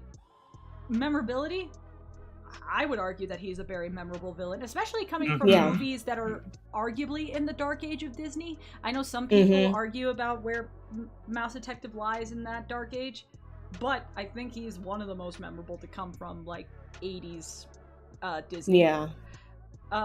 Use of screen time, I mean, he ate the you could see the scenery. He chews the scenery. Yeah, with like a those rat. teeth. He carries the scenery like a slice of pizza in a Subway. And yes, Mad Hatter, you can't deny he's basically Basil's ex-boyfriend. Yes, the bitter just ex. As much That's as pretty Moriarty is Sherlock's ex-boyfriend. You know it's true. Competence? He's fairly like his entire plan is actually really good. Hey, again, he almost succeeds. And his villainous breakdown, I mean, it's because, look, if it was any other person than Basil, he would have won. It's the fact that Basil is his only intellectual equal in this universe. And then he just decides and especially when, gotta love when a villain feels like they got nothing left to lose and they just go full feral. He literally goes feral. And leads to one of the best climactic scenes in a Disney film, honestly. Like, it's that whole clock sequence is fun. So he can hold his own. He beat down Basil really badly. Yeah. I mean, it shows how powerful, like physically powerful he can actually be if he just lets everything go. Yeah, he's 4 times his size, so... Yeah. And motivation? I mean, what is the motivation of Moriarty? Like, it's a Sherlock villain. So, your motivation is power. Power, control. Yeah, I mean, come on now. He wants it's to be true. covered in His demise is just him falling. I'm like, literally, gravity is his only true, more powerful adversary. My only weakness: intensive loss of blood. What's the God, is it a Robot Chicken sketch or is it Lego Movie Batman where like they're looking through all the where Batman has the whole file of like weaknesses of different DC heroes, and it's like, oh, Wonder Woman's weakness is fire, and so is Flash's. Well, yeah, fire is anyone's weakness. It's fire. Like, but yeah, so he pretty much clicks all the boxes for at least true villain. I don't think he's legend, as much as I think he's a good comedic legend, I think he's a true villain. Yeah, I guess. Yeah, if I guess we can easily all agree on that one. I was kind of I saw what you did there. It's from Cars 2. There is no reason. Cars 2 is a Disney trash can movie. Yeah, that whole thing is a Disney vault. So just excuse me, as the one person who has not even seen the movie. Yes. Yeah. Oh. I think that maybe we should still consider all 5 points because we agreed before that trash villains in good movies he's British. don't allow. Memorability, he's British. Use of screen time, he's British. Competence, he's a British car. Motivation, British. Wait a second, are you telling me that his entire villain profile is based on the cliche that British men are the villain? Yes. Yeah, that's Disney World. There you go. All right.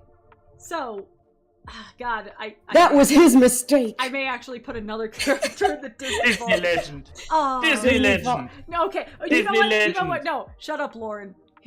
Okay, Max, you are making this bed. Tell me why he should be a Disney legend. The spotlight's on you. First of all, this is a guy from Big Hero 6, right? Yeah, absolutely. Okay. So, just like this is your mistake. This is... Yeah. You see, he's a scientific genius. He's running the science department, and he is as a true villain and as a true scientific villain, he is like, oh, there's an invention that is better than any shit I can come up with. Time to steal it.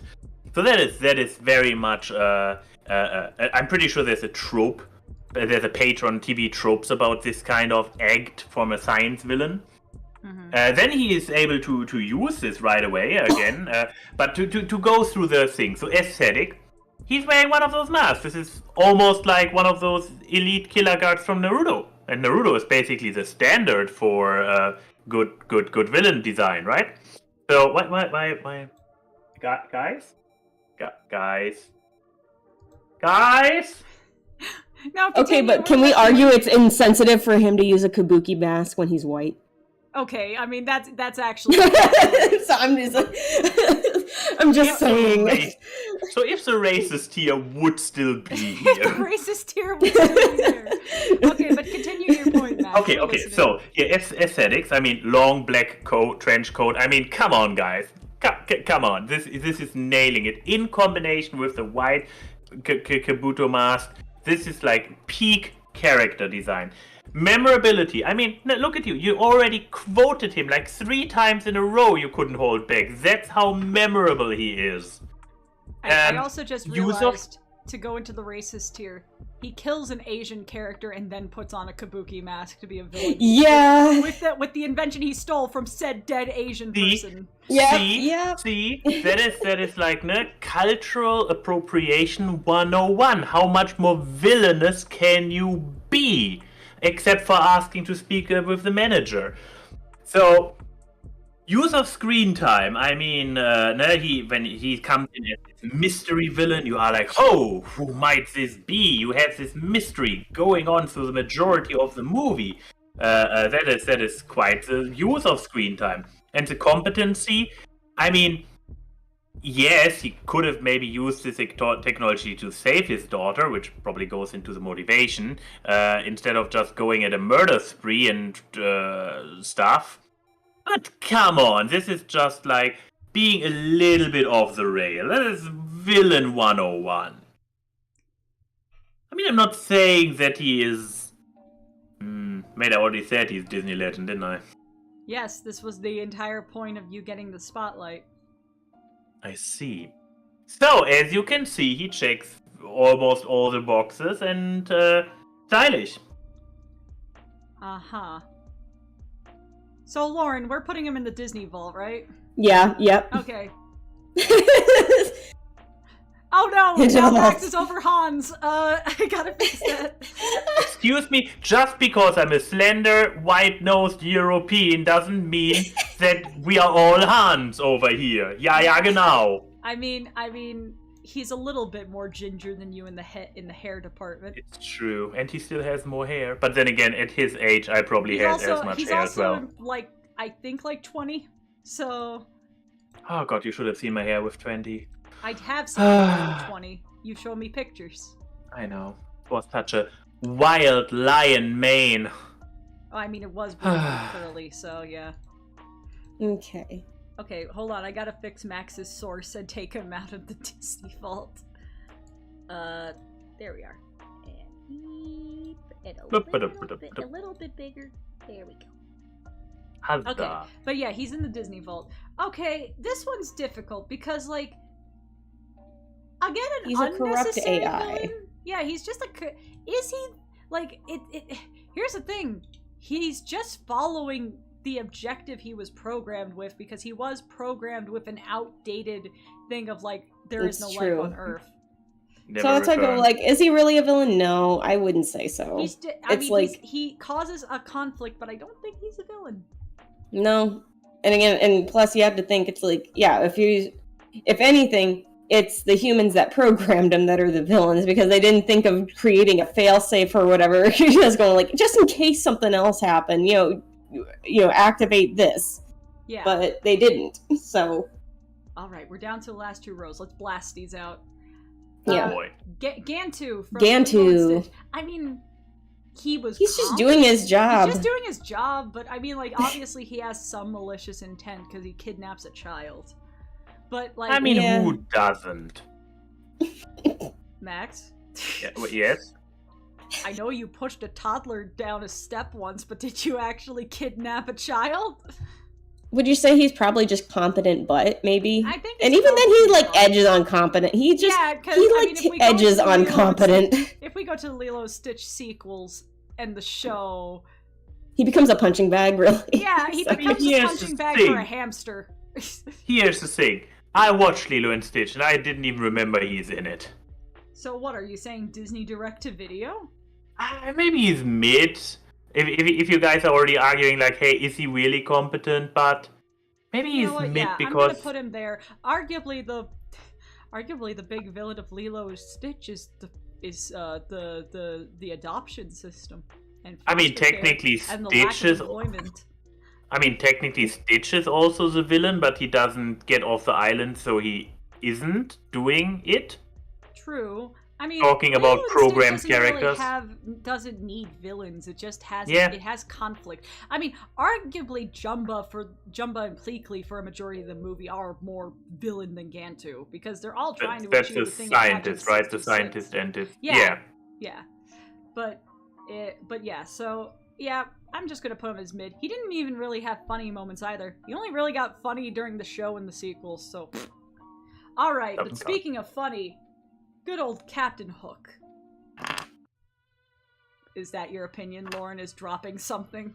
No, my AirPods died, so I switched over to my other headphones. Oh, oopsies. That's what I was like.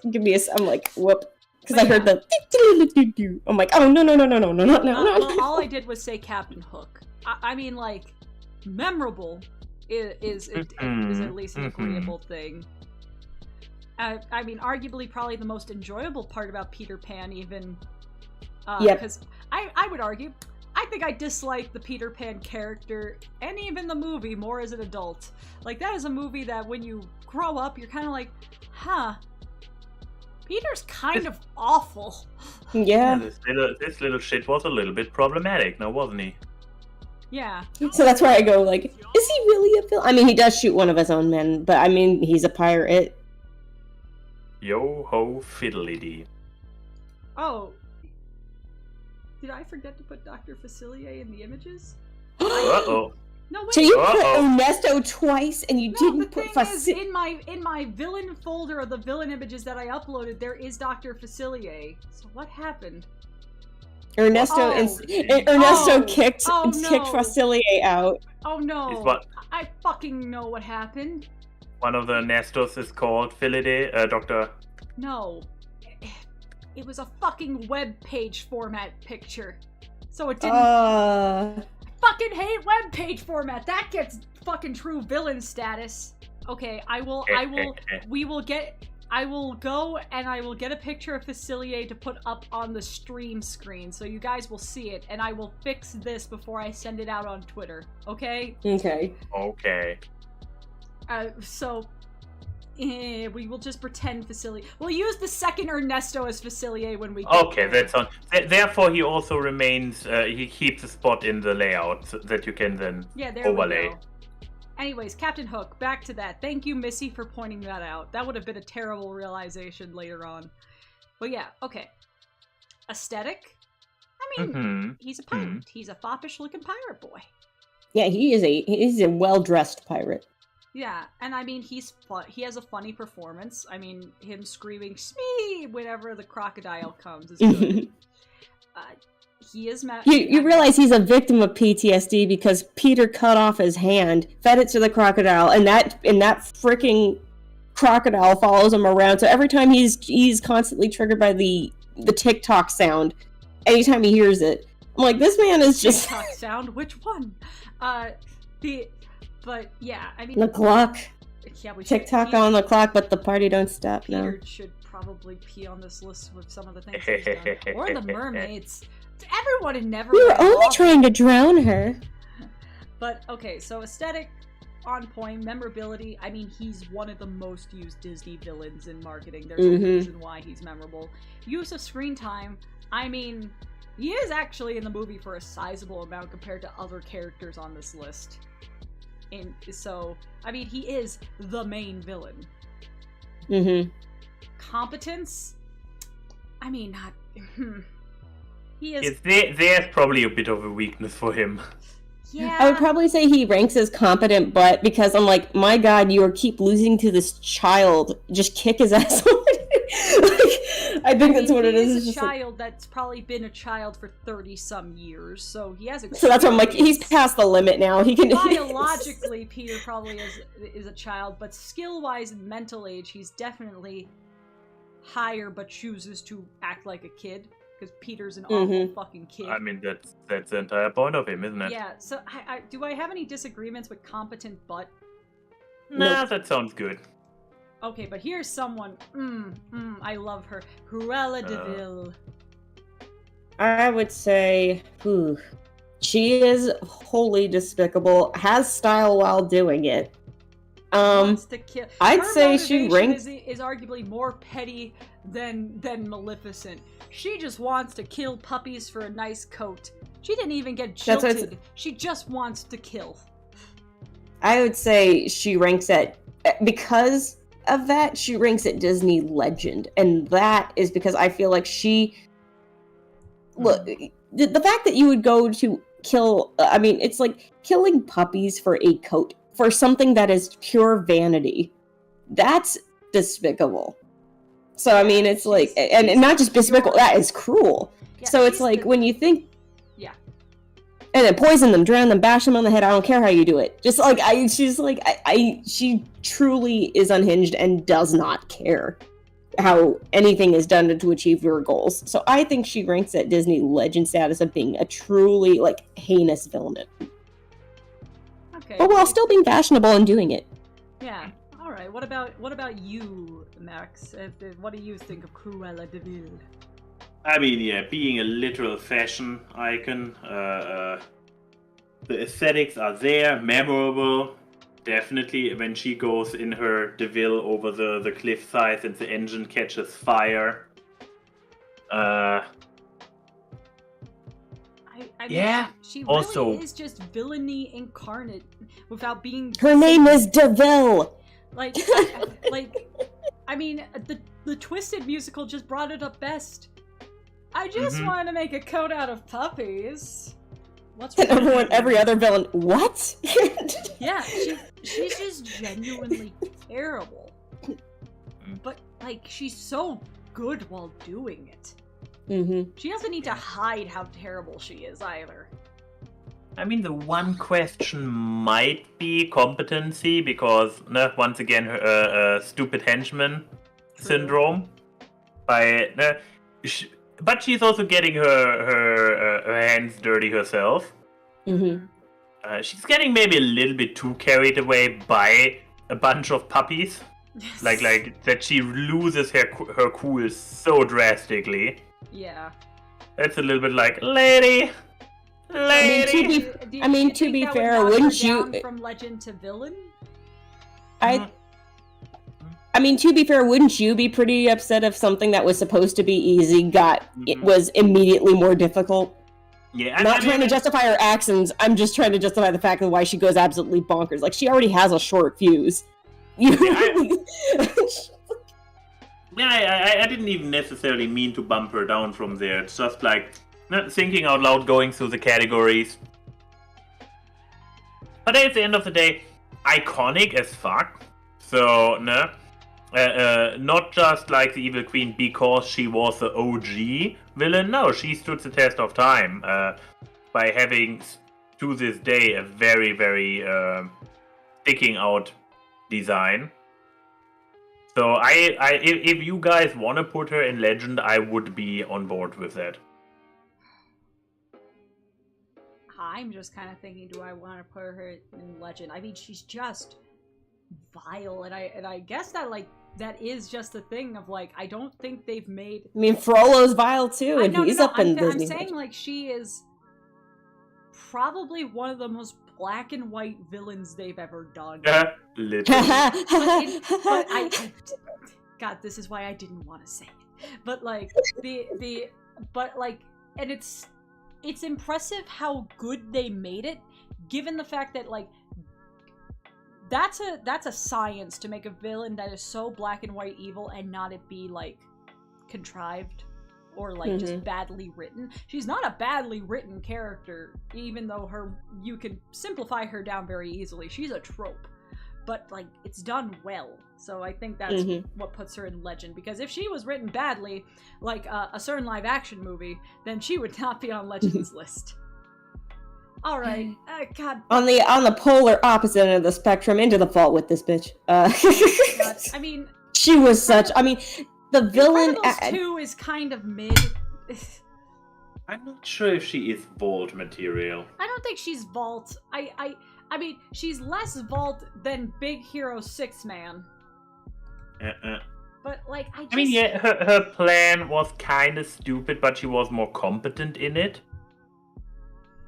I mean, she made it unnecessarily complicated. She was a poorly executed twist villain because I could see her from miles away. Like, yeah, this lady suspiciously hiding in the shadows of each of these scenes, getting awfully close to our heroes, trying to be chummy with them, trying to glean. Yeah, no, I see you coming from a mile away. There is no twist to this villain. Her motivation is, I mean, I like her motivation and how it, and the most interesting thing about her is how she's different from her brother and how they took their trauma in different ways. Her going down the path of villainy and her brother wanting to bring heroes back. Like, that's fascinating. Wish they focused more on that. And I like her chemistry with Mrs. Incredible. There's a reason there is so much art of those two together. But, like, design-wise, she's okay. She's Lisa Rinna. That's what she looks like. Arguably one of the downfalls of Incredibles 2 is the character design, because, oh god, a lot of the new characters they made. They look good. Bad OC designs. I'm not sure if they let the kindergarten kids, the kindergarten-age children of the crew come up with the designs for the new heroes. Yeah. I mean, some of them reminded me almost of Ladybug, so bad were they. Of the bad Ladybug designs. I mean, the creator of Ladybug actually commented on the character designs of Incredibles 2 negatively, and someone was like, they look like characters from your show, and then he blocked that person. He's such a petty man. I hope he's soon removed from the show, period. But yeah, point being, I don't think she's Vault, because there's interesting aspects, and like... And I mean, two more arguments against her being involved. One, if she wouldn't have been set in scenery so obviously, so that the twist was kind of telegraphed for people more attentive than me, who actually got completely surprised by it.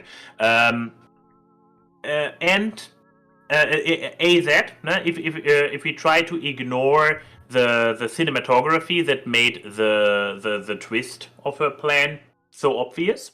Mm-hmm. And the second aspect is also we probably should account the entire thing with Screenslaver, because she technically is also Screenslaver, no? And she has this puppet as a defense layer in between to distract from herself.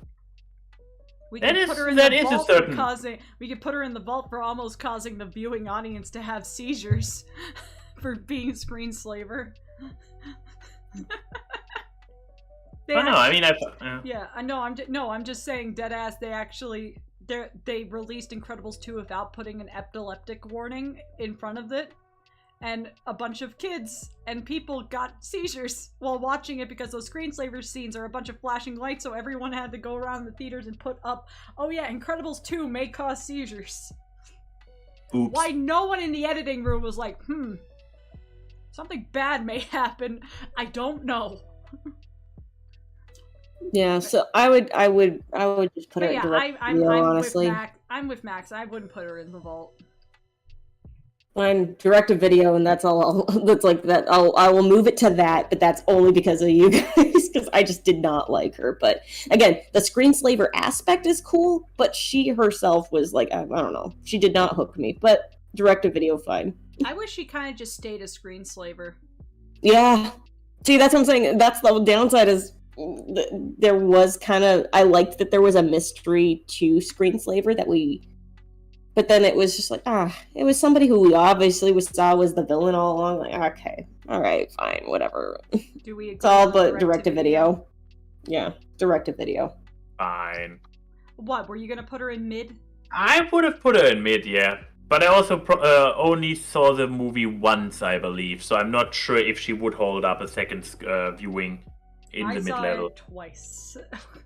But yeah, I think mid is a direct-to-video is going to be the best compromise we have. I feel like if we put her in mid, Lauren's going to rage. Well, no, it's just more or less that she's just the weakest part of The Incredibles 2. No one's a villain like Gaston. No. Okay. I'm not a huge fan of Beauty and the Beast. I think we talked about this during the battle brackets. Beauty and the Beast is a good movie, but to me it's kind of boring. But Gaston is the best part about Beauty and the Beast. Don't at me. I know some people want to cuddle Beast, but come on, Gaston's hilarious. I think part of him being an even greater threat is, again, his influence, because he comes across as the town hero, right? He's what the stereotypical hero would look like in any other case.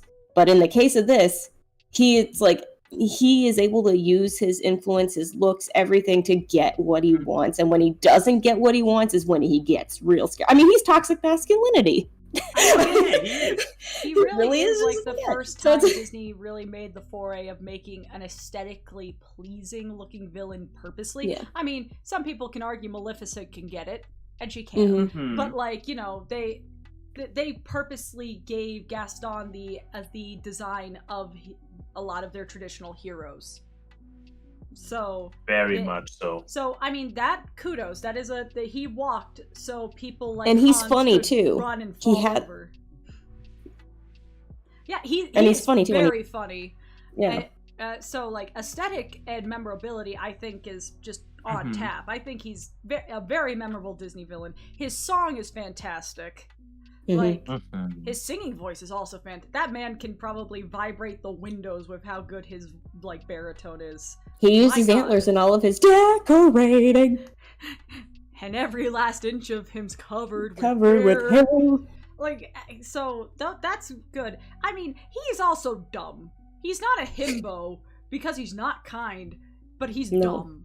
He's a meathead. Was evil. Like, yeah, he's a meathead. So, but that's why I'm saying competence is not really his smarts begin and end with having an influence over the town, but that's just because he's the buff huntsman. Mm-hmm. That he knows how to whip up it is to the point of but Spot said he's effective though because he can whip up a mob. Like it doesn't have to be. He doesn't have to be like fully competent. Like I know how. It's more like he knows he has influence and uses that to his advantage versus being like strategic, I guess you could say. His about truest it. villainy is his sexism and his misogyny. Yeah. But like, and his motivation is just he wants to marry Belle because she's the best and he deserves the best. So it's He can't take no for an answer, and literally causes a whole mob. So just yeah, his motivation and which is also his downfall is truly ego, more so than a lot of other characters on this list. I saw a lot of people in the chat saying legend. I'm conflicted with that. They might I just would be put him- horny. if anything, it's. Are you I saying think he Odie's still horny counts- for Gaston, Max? I didn't see who said it, but apparently he is. I think it's at the very least, I'd say true villain.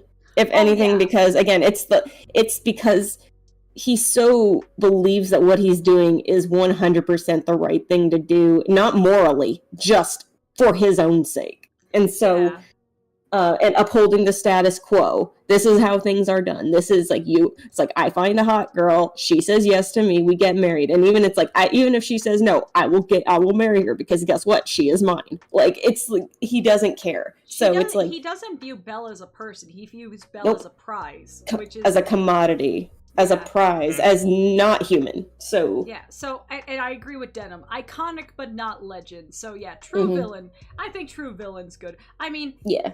He's the only aspect of Beauty and the Beast besides the ballroom scene where I go back to because I love to listen to the Gaston song.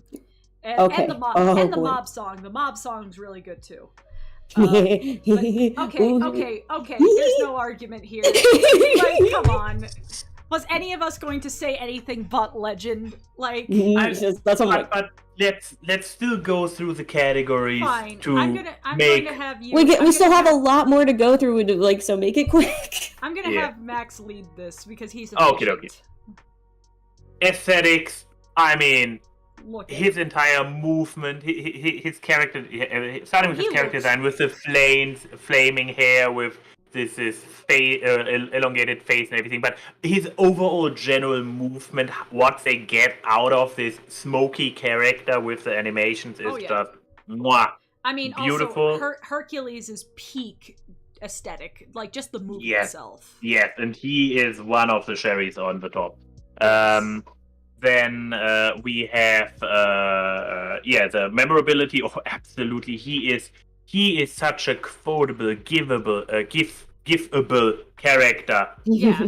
Fantastic. How many times does someone quote Hercules and the thing that they quote is a Hades line or Hades talking to another person? Like, I'm pretty sure the most times that I've heard someone quote this movie is the conversation he has with Megara, being like, "Oh no, he's sweet and he's nice. He's a guy. He's a guy." or like, "I haven't gotten this choked up since I got a piece of Masuka's down my throat." Yeah. Like, oh, he's just I haven't been this choked up since I got a hunk of Masaka down in my throat, huh? Like, yeah, what is this, an audience or a mosaic? The only line that is quoted so much that's not Hades is literally his henchman being like, "If he finds out, if it's good." But yes, so memorability, check. Yes, absolutely through the roof. Use of screen time, I mean, when he is on screen, fantastic. I mean, nobody stands a chance. His fucking scream when he finds out Hercules is alive is so good. Like, and even like his portion of Gospel Truth where, like, you know, they're singing about his evil and as mean as he is vicious, like it's, and him just shooting people reaching out from the river Styx. Oh god, he's so great. Competence? He's very competent. Yeah. I mean, he has incompetent henchmen, but it doesn't look like he has really a choice. No, I mean, if you think Aquella de Vil, she just can't. She's still in the Legends category. Okay, let's go for Maleficent. I mean, I'm not sure how many. She has literal monsters as minions. I guess she also doesn't have too much of a choice. That Pain and Panic, besides maybe the Fates, are the only other sentient, not ghost river people that live in the underworld. So he doesn't really have his motivation is that he's gotten the raw end of the deal by all the other gods. Yeah, exactly. Yep. And so you have a justifiable he's justifiably he feels like he's been screwed over in his position. So he has so he feels he's justified. And he's like, I'm gonna get what's due to me. I've suffered long enough. Yeah, how's the underworld, Hades? Oh, a little dark, a little dreary, and full of dead people. Like, he's just, you know what? Zeus is an asshole, and even when they make him a good guy, like, come on, now. But He's Zeus. Yeah, but everything just checks the boxes, and he's one of the best comedic villains, and he's comedic while still being a threat because he's a god. And to be fair, he's also a god with slight morals because he sticks to his promises. He made the promise that if Hercules could get Meg out of there, Meg would have, he could keep Meg and everything. And he did. Like, Hercules is the one that goes back on the deals. Yeah. It's like just punches Hades in the face. Hades takes after his old man, am I right? Yeah, exactly. So there's no real other justification. He's a legend. Yeah. Oh yeah, I'm on board with it. I love this. Okay, Waternoose, not as level of good twist villain as Syndrome, but he's probably one of the best twin villains that were presented as good beforehand. I think I want to say he's competent. Would you say? I can't say. His is an OG twist villain? Yeah, I mean, Monsters Inc. preceded Incredibles. Yeah, and I mean, Incredibles is also like. Is he twist? I mean, his entire corporation is twist. The twist of Incredibles is that Syndrome was a character we've seen before because you didn't know it was Buddy. But like, I would say Waternoose. I mean, I don't think he's a true villain. His twist is good, which is God. What we've discovered by looking at the Disney Vault and direct-to-video that Pixar is not exactly great at villains. I mean, I think he's at least competent, but his villainy is capitalism. Yeah, and honestly, and he does, and it's a business that his family has run that's left in his hands. So it's like I think it was Darren said it, or no, actually Odie said it that Waternoose is morally gray because he does what he does for the sake of monster kind, but he also does it for his company. And he just goes about it the absolute wrong way. Yeah. I mean, it's a justifiable motivation because children are less easy to scare. But it's also on him for not trying to look into alternative... what a thing that's aged like fine wine. Alternative energy, which would be laughter, which is more powerful than screams. But he's willing to... I'll kidnap 1,000 children before I let this company die. You know? So I think competent, but at least. But I don't think true villain simply because it is kind of morally gray. I think villain is a little bit harsh. Actually, I mean, I guess while we're here, Randall. Let's do Randall in the same fell swoop here. I mean, we did this with Shere Khan and Ka. So Randall, I mean, more outwardly a villain. Yeah. He's more true villain than Waternoose because Randall's just bitter and he lets that fuel him. Bitter and jealous. Yeah, bitter and jealous. And he's far more sinister and sneaky in how he does his stuff. Especially when he tries to boost his scare numbers, off the clock, and he's trying to do that where it's like he's basically doing illegal work practices also while kidnapping children to do it. Also, he almost just straight up kills Sully. Like, when Waternoose banishes Sully and Mikey, he doesn't think it'll kill them. But Randall was ready to just fucking game end Sully. So so he's more of a true villain. I'm gonna put Randall in true villain. Also, he's played by Steve Buscemi. It's great. Okay. The Horned King. I think we have another headless horseman situation. Yeah. He's really cool looking, but because of fucking Katzenberg, we barely get anything. So I guess do we have any arguments for Mid? Nope. Nah, Mid is fine. Okay. All right. I mean. Yeah, Disney legend. Max, we need the efficient list again. It's easy. Okie dokie. Aesthetics. Jesus, she is absolutely unique and recognizable, and she is A nightmare, horror. What's the line in English? Oh, God, I'm trying to think, because are you thinking of the scene where Kuzco's thinking in his head, just looking at all of her wrinkles? No. The scene whenever anybody describes her. Oh yeah. I saw... Oh, she's scary beyond all reason. Oh, okay, the German line is like a nightmare, a horrific presentation. Oh yeah, her. She's scary beyond all reason. Yeah. No, I mean, this is literally her in-universe reference. So, aesthetic-wise, she is, when it comes to villain aesthetics, she is just the right kind of nasty she's the and right ugly. Kind of gross, ugly. Oh, yeah. Ironically played by one of the most beautiful cat women in existence. Like, her performance by Eartha Kitt is perfect. Oh, yeah. Perfect. There is a reason she hasn't been voiced by anyone since Eartha died. You can't imitate it. She's perfect. And she's hilarious. Like, she's so well written. Oh, yeah. With memorability. Yeah. Memorability also absolutely in a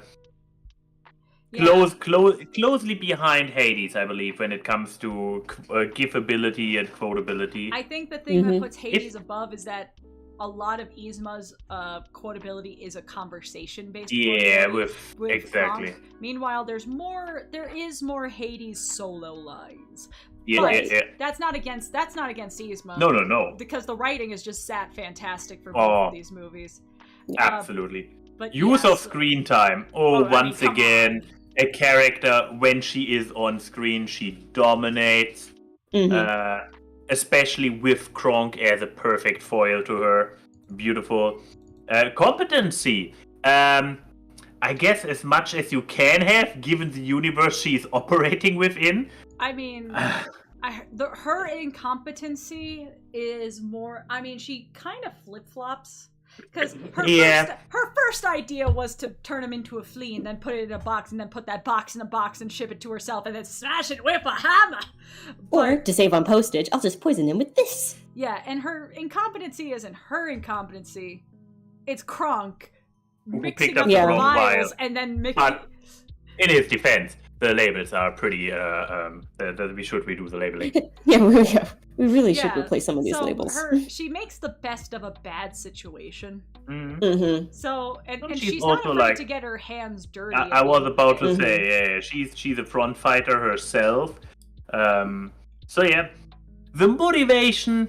I mean, again, power.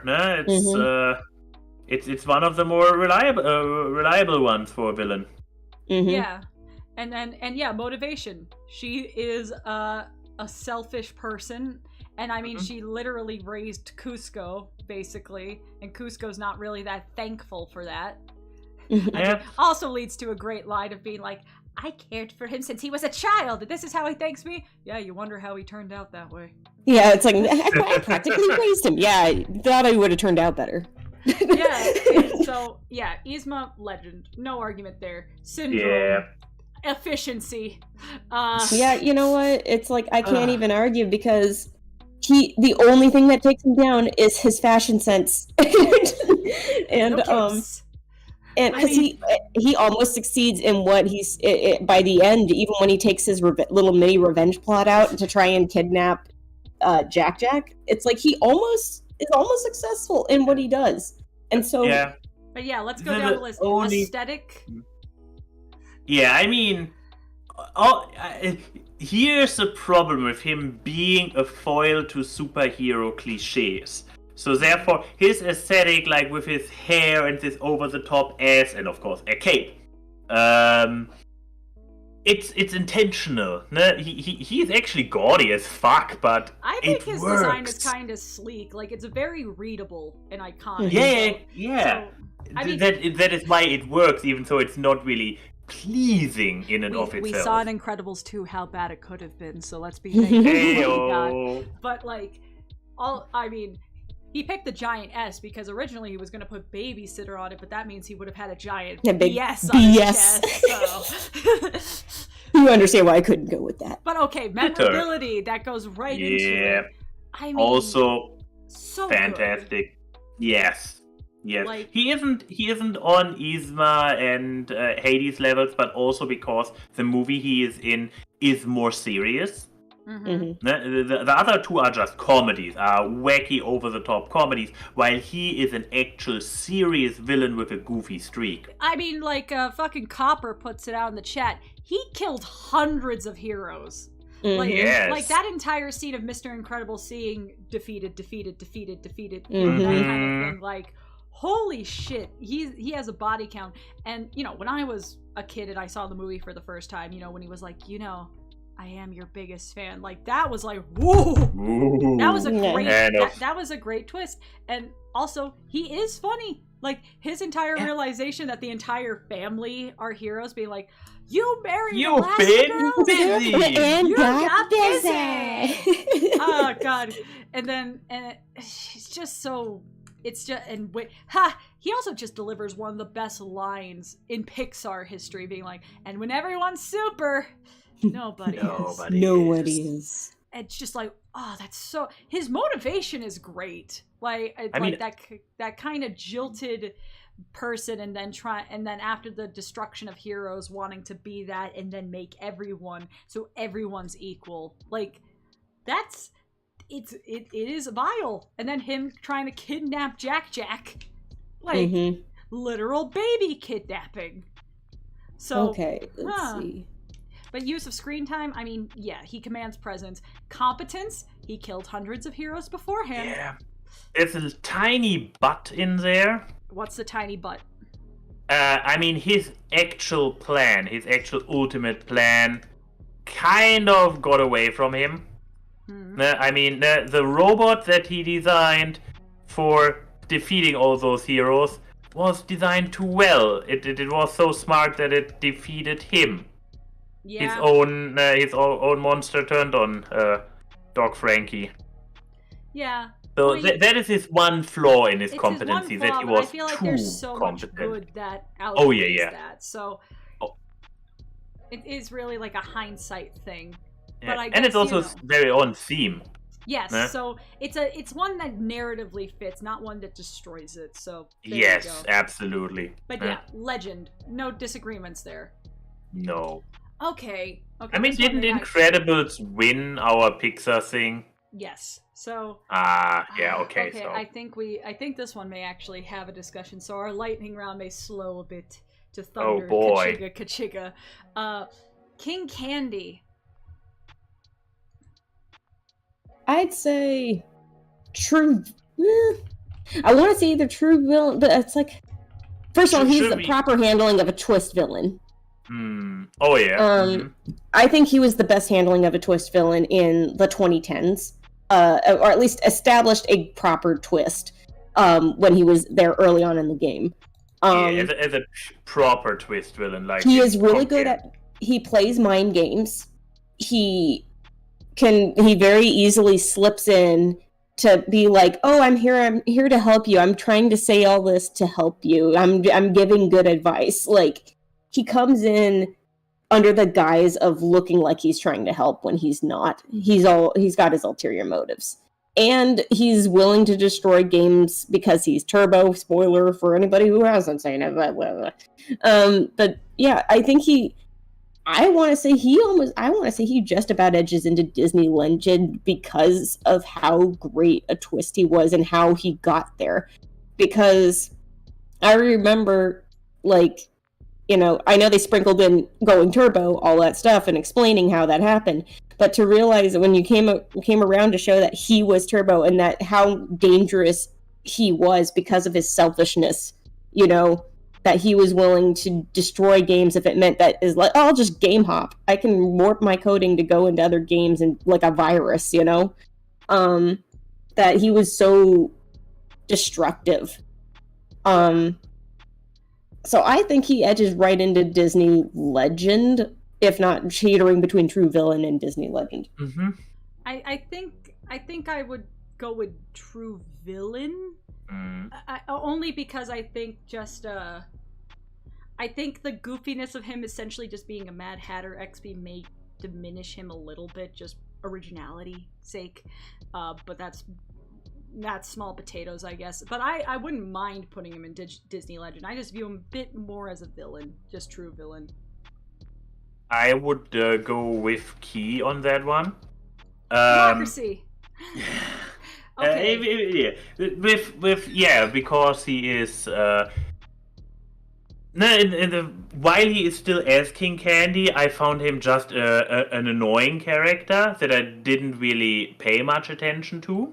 Yeah, the twist is really good, but I don't think that fully elevates him. Now, so I realized why we didn't do the entire battle bracket for Disney in one stream, because man, this goes on long, because there's basically a villain for every movie.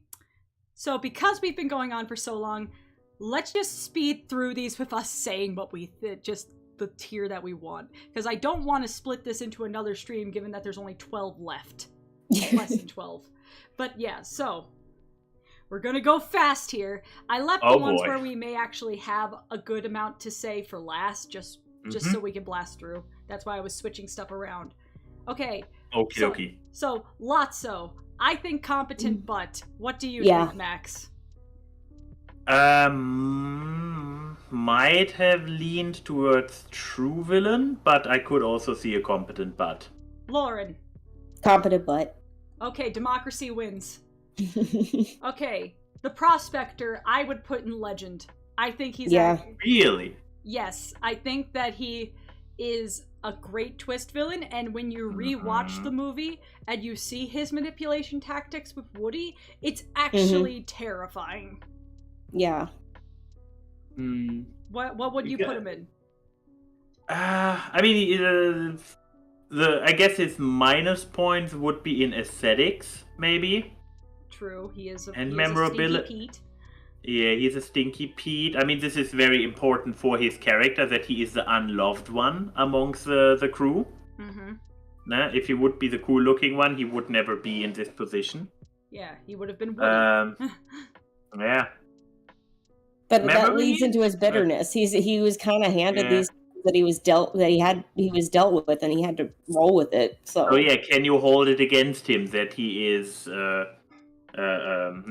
I think he has one of the best motivations of any up here in the Legends, because his was actually, he was rotting on a store shelf for God knows how long.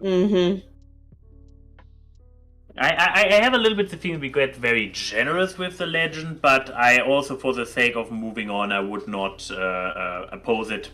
I mean, he is Lauren, very solid in what he does. Lauren, do you think legend or just true villain? I'm fine with putting him in true villain.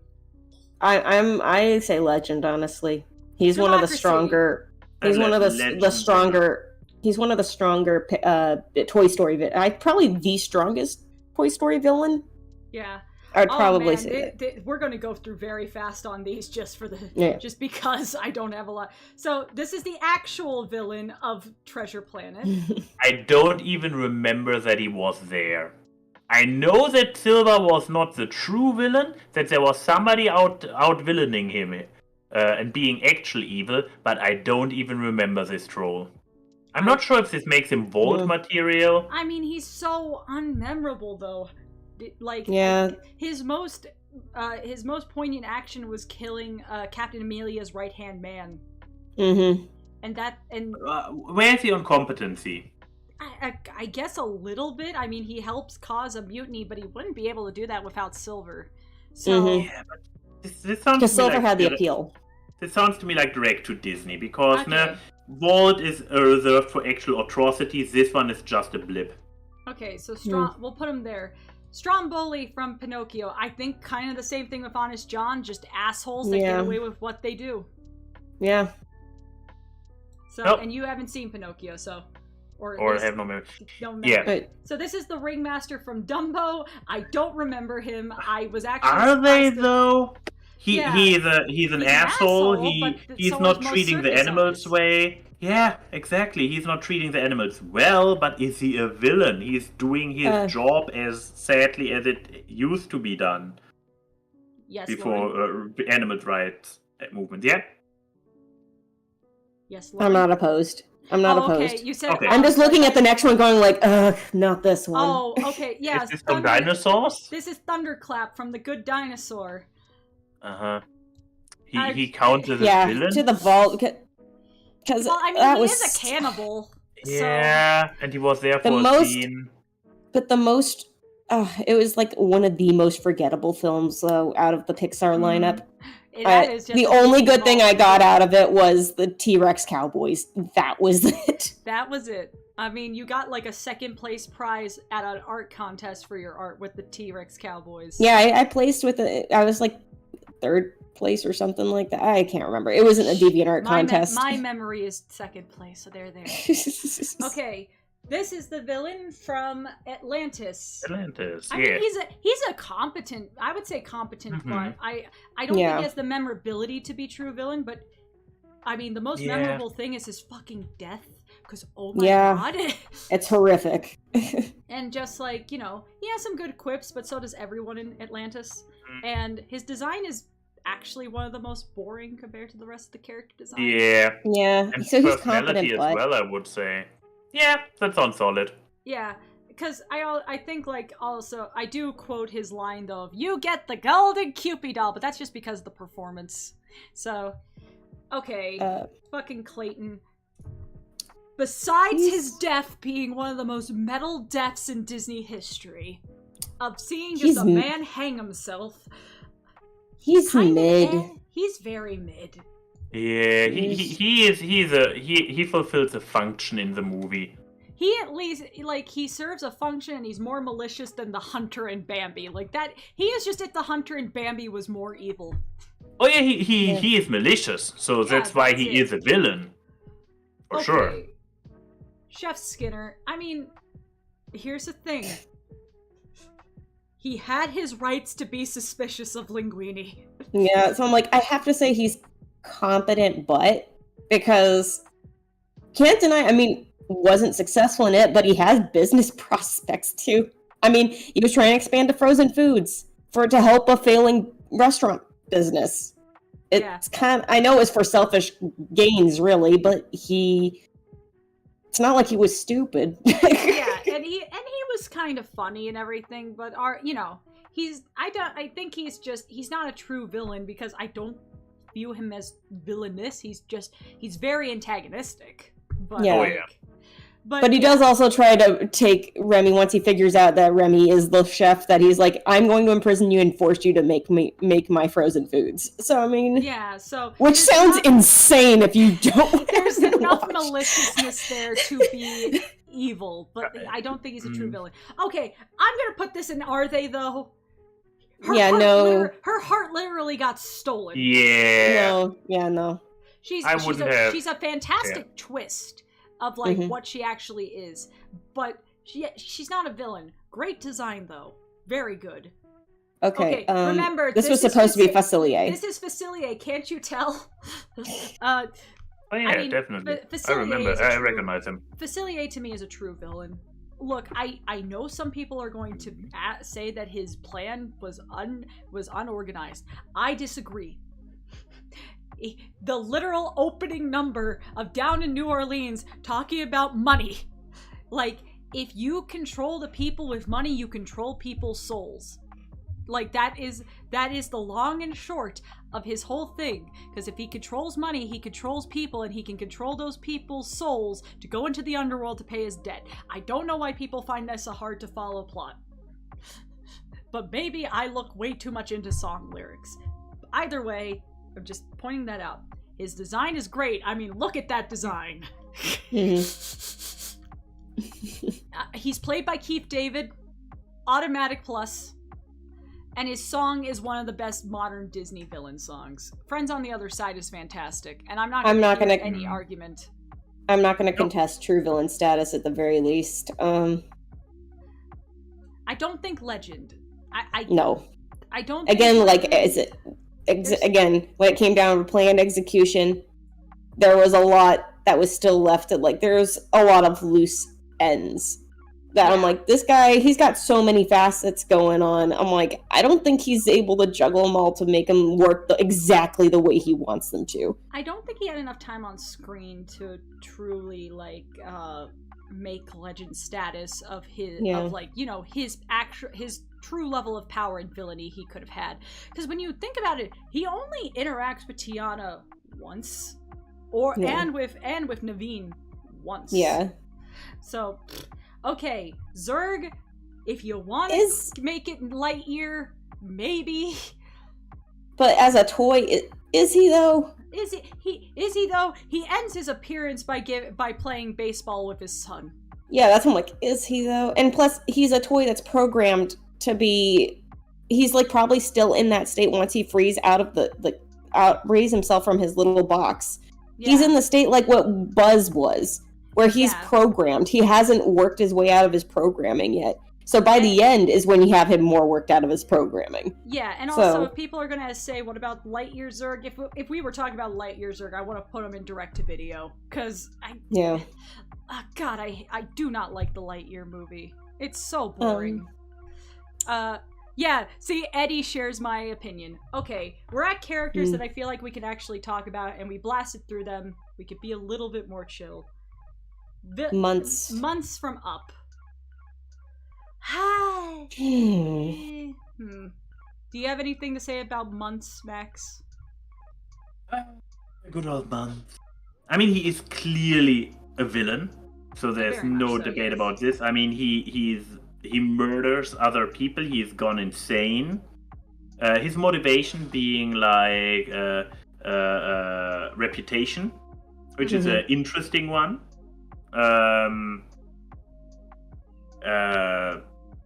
What we have aesthetics. He's just an old man, like in a flight jacket. This is like his dog army has more aesthetic going for him than him. He did train a whole dog army though. That is pretty competent. Yeah. His competency is probably one of his stronger things because he managed to survive out there with his dogs and defeat or murder all those people. What does it say that his henchmen are more memorable than him himself? Because I agree. I remember his high-pitched Doberman more than I remember. Oh yeah, this was fantastic. Yeah. So I would say probably somewhere between competent but or mid. Yeah. I'm gonna go in the Months' mid camp. What about you, Lauren? Yeah, because I was debating between competent but and mid, but I'm like, yeah, honestly, when the more memorable aspect of your character is your dog army and that's not your character, like, yeah, that's not you, man.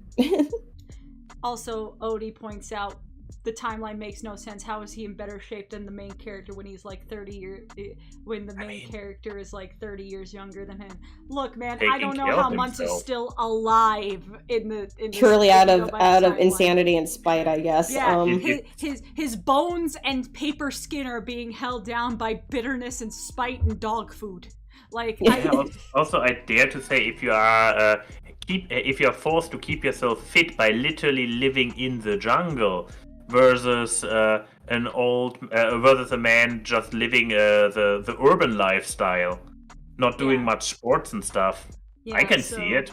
Yeah, so we're just going to use that and that it's a cartoon. So, all right.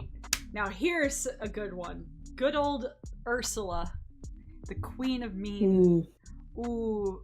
I mean, knee-jerk reaction is legend. I mean, she was the villain that kicked off the Renaissance. Okay. Should we go through the list? Let's be aesthetics.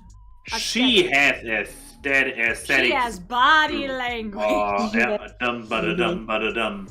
Like, very much so. Yeah, so she owns this one. Yeah, looks-wise, her song, memorable as hell. She is great. And she almost wins by the end.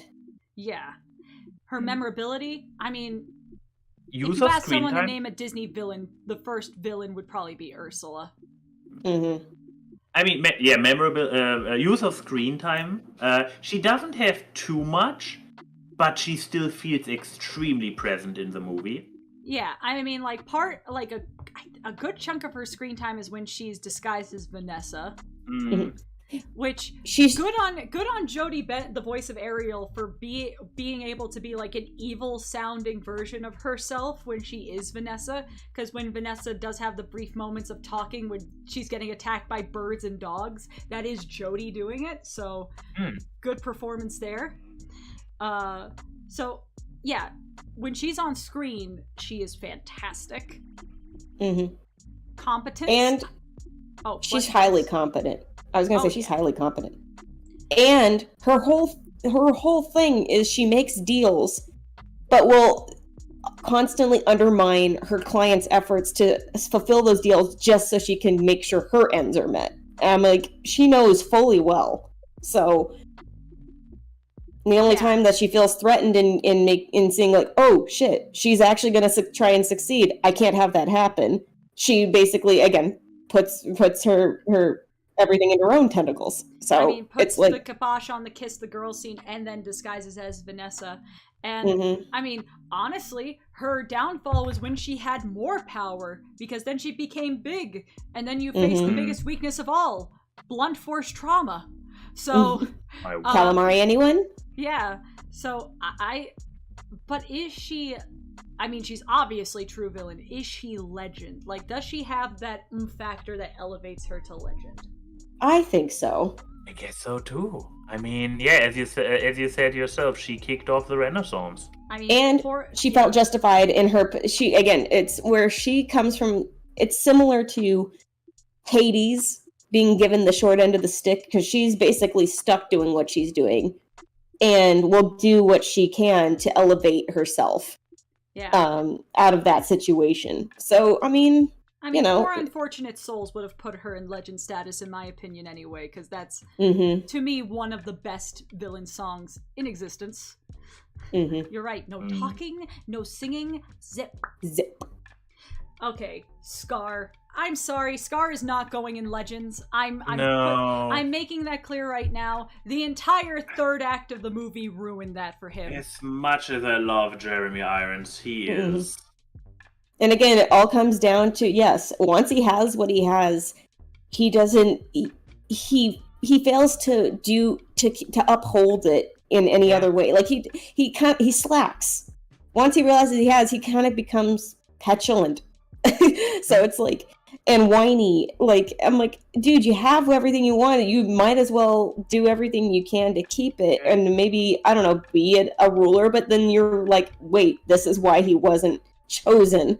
He was never equipped to be a ruler. So it's like, it says something that his fucking cult that he somehow built, that appears in Lion King 2, is more of is more of a consistent villainy than him. Because what's her name? Shanzi? Zira. Zira. Zira is the lioness. Yeah, Zira is a more consistent villain than Scar is.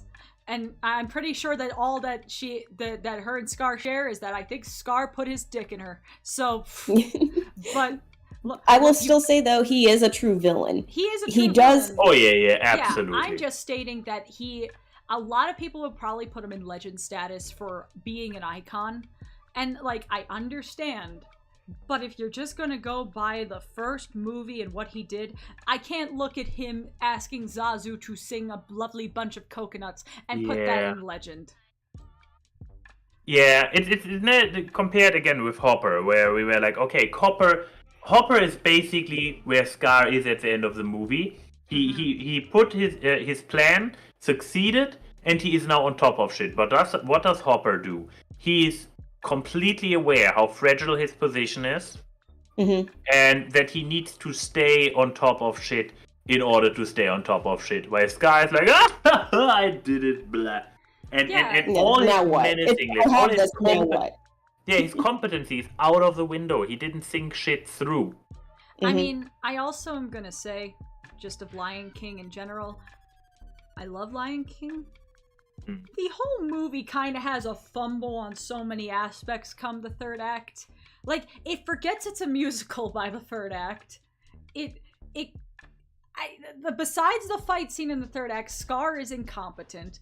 I don't know, there's just you forget Timon and Pumbaa exist in the third act except for like the luau thing. But yeah. So, Lion King lost some steam at the end there, and sadly Scar is one of those steam losers, but true villain nonetheless. Alright. Now the final legend! Legend! Okay, no, I have a case to make him a legend, though. Okay. Go on. Okay, let's go through the list. I'll go through the list. Can you make this case without referencing Shafrilla? No. Okay, but aesthetic? I love his design. Come on, giant crab covered in gold. And then his aesthetic during the villain number where he goes all blacklight and stuff. Like, come on. Yeah, we all love a good blacklight scene. So, aesthetic, great. And played by Tremaine Clement. Always gonna be great. Memorability. He is one of the most memorable aspects of Moana, which is amazing given the fact that he's only in there for all of like 20 minutes. And use of screen time. He's not there long. He's just in that Sea of Monsters scene. But how many times do people reference Shiny and Tamatoa and everything compared to, say, the Coconut People? Right. Yeah. Like, the Kakamora. Yeah. Competence? I mean, he actually uses the gold and everything he collects to capture his prey. He does that in the song. Like, he uses his shining to get the dumb fish to come in so he can eat them. And the only way that he was the only thing that defeated him when it came to the Heart of Te-Fiti is the fact that Moana disguised a fucking rock. He almost killed Maui. Like, the thing that defeated him was his want for the thing that everyone in the fucking universe wants. And then motivation? His motivation is to be shiny, because he got that after getting defeated by Maui, who took off one of his legs. And I think the biggest reason he is a legend is just the fantastic thing that this character is one of the most memorable things out of Moana, and he wasn't advertised at all before the movie came out. No one knew that Tamatoa was a thing. I don't think they even advertised that Tremaine Clement was in the movie when they were like, oh, here's the cast. No, Tamatoa just came, he sang his big song, he beat up the main character and gave him a huge inferiority complex that lasted throughout the movie. And then he had a great fucking post-credit scene where people were like, you would like me if I had a Jamaican accent. And Shiny is a fantastic song. So I think if we're going to go back to good old Chernabog, he wasn't there long, but when he did, he left an impact, and what happened in his scene did have an effect on the movie. I mean, it is Tamatoa's scene where we found out that Maui was abandoned and left to die by his parents. So, like, he's an integral part of the movie that no one even knew was going to happen. I think that dignifies legend status.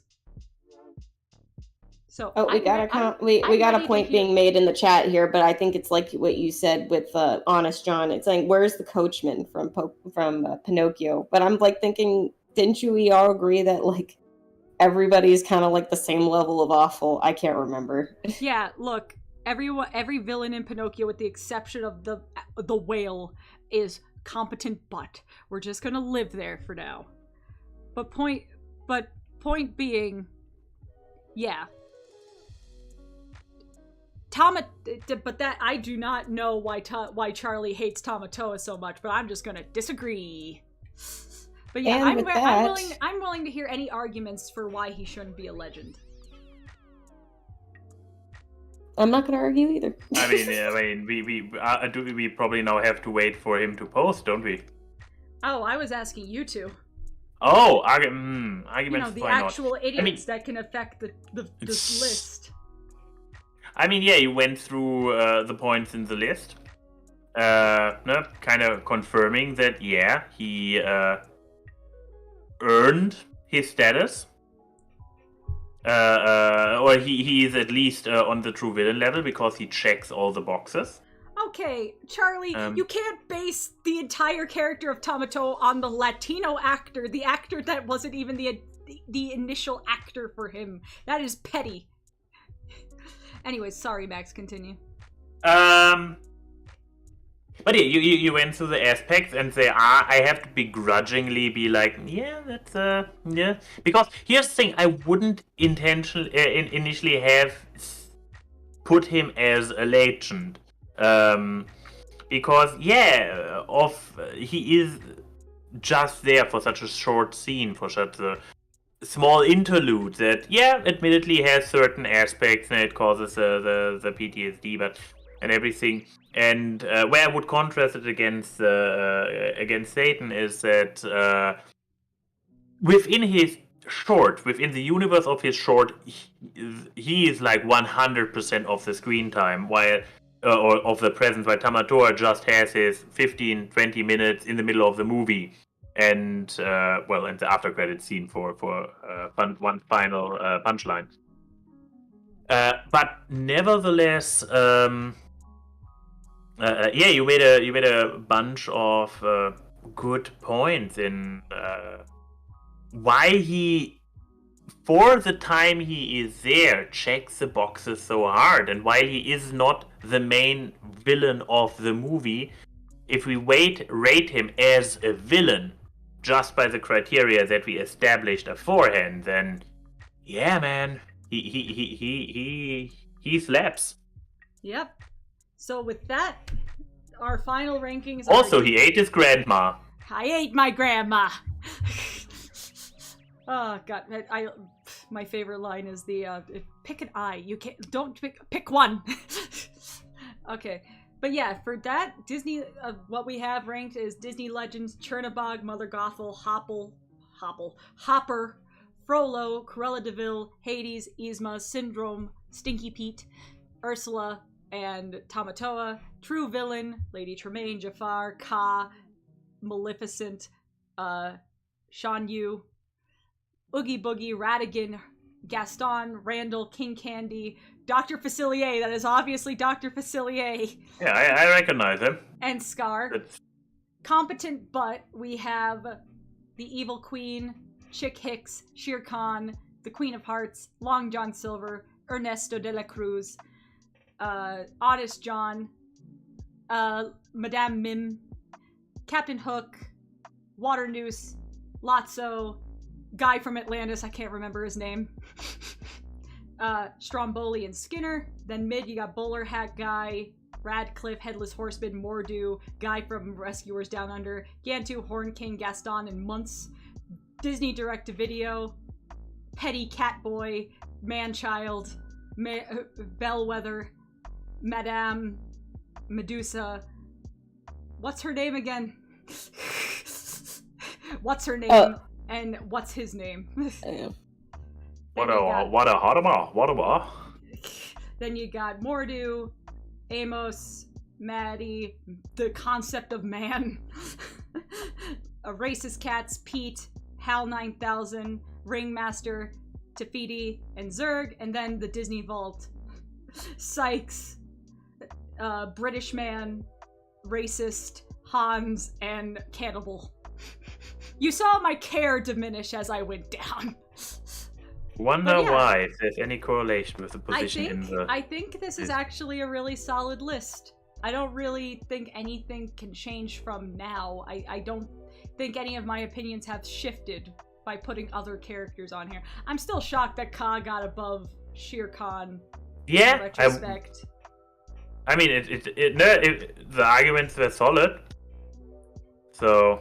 But yes, I think, yeah. Thank you. Sorry, guys. We've been streaming for a long time. Why did we think that all the Disney villains was going to be quicker than anything? I mean, relatively quicker. Relatively quicker? We've been streaming for 4 hours and 41 minutes. Yeah. I don't think that this is the longest idiots. That is. It is, I think. It is. Really? Yes. Yeah. But yes. How did we? I remember that our first one was a battle bracket, and it didn't. We managed to go through the entire, or one of the early ones, and we managed to go through the entire bracket in one stream. How did we pull that off? I don't know. We were younger and dumber then. But yes, thank you everyone. I will post this on Twitter with a link to the blank tier lists because I want to see what you guys do for your tiers. So be sure to reply with that. And yeah, thank you, Max and Lauren, for joining for this long. I apologize. It's good. It's all good. I'm happy with this chart, honestly. I hope you guys still had fun. Oh, absolutely. Oh, yeah. And I mean, we started early enough so that it's not really a problem. So all good, all good. Yeah, at least we started early. This is why we decided to make 3 Idiots an earlier show. So yeah, thank you everyone for joining. I hope you all had a great time. We will see you next month during actual spooky season. We should have made this the spooky season one, but But yes. Till then, you just listened to 3 Idiots rank Disney and Pixar villains for 4 hours and 43 minutes. It's your choice.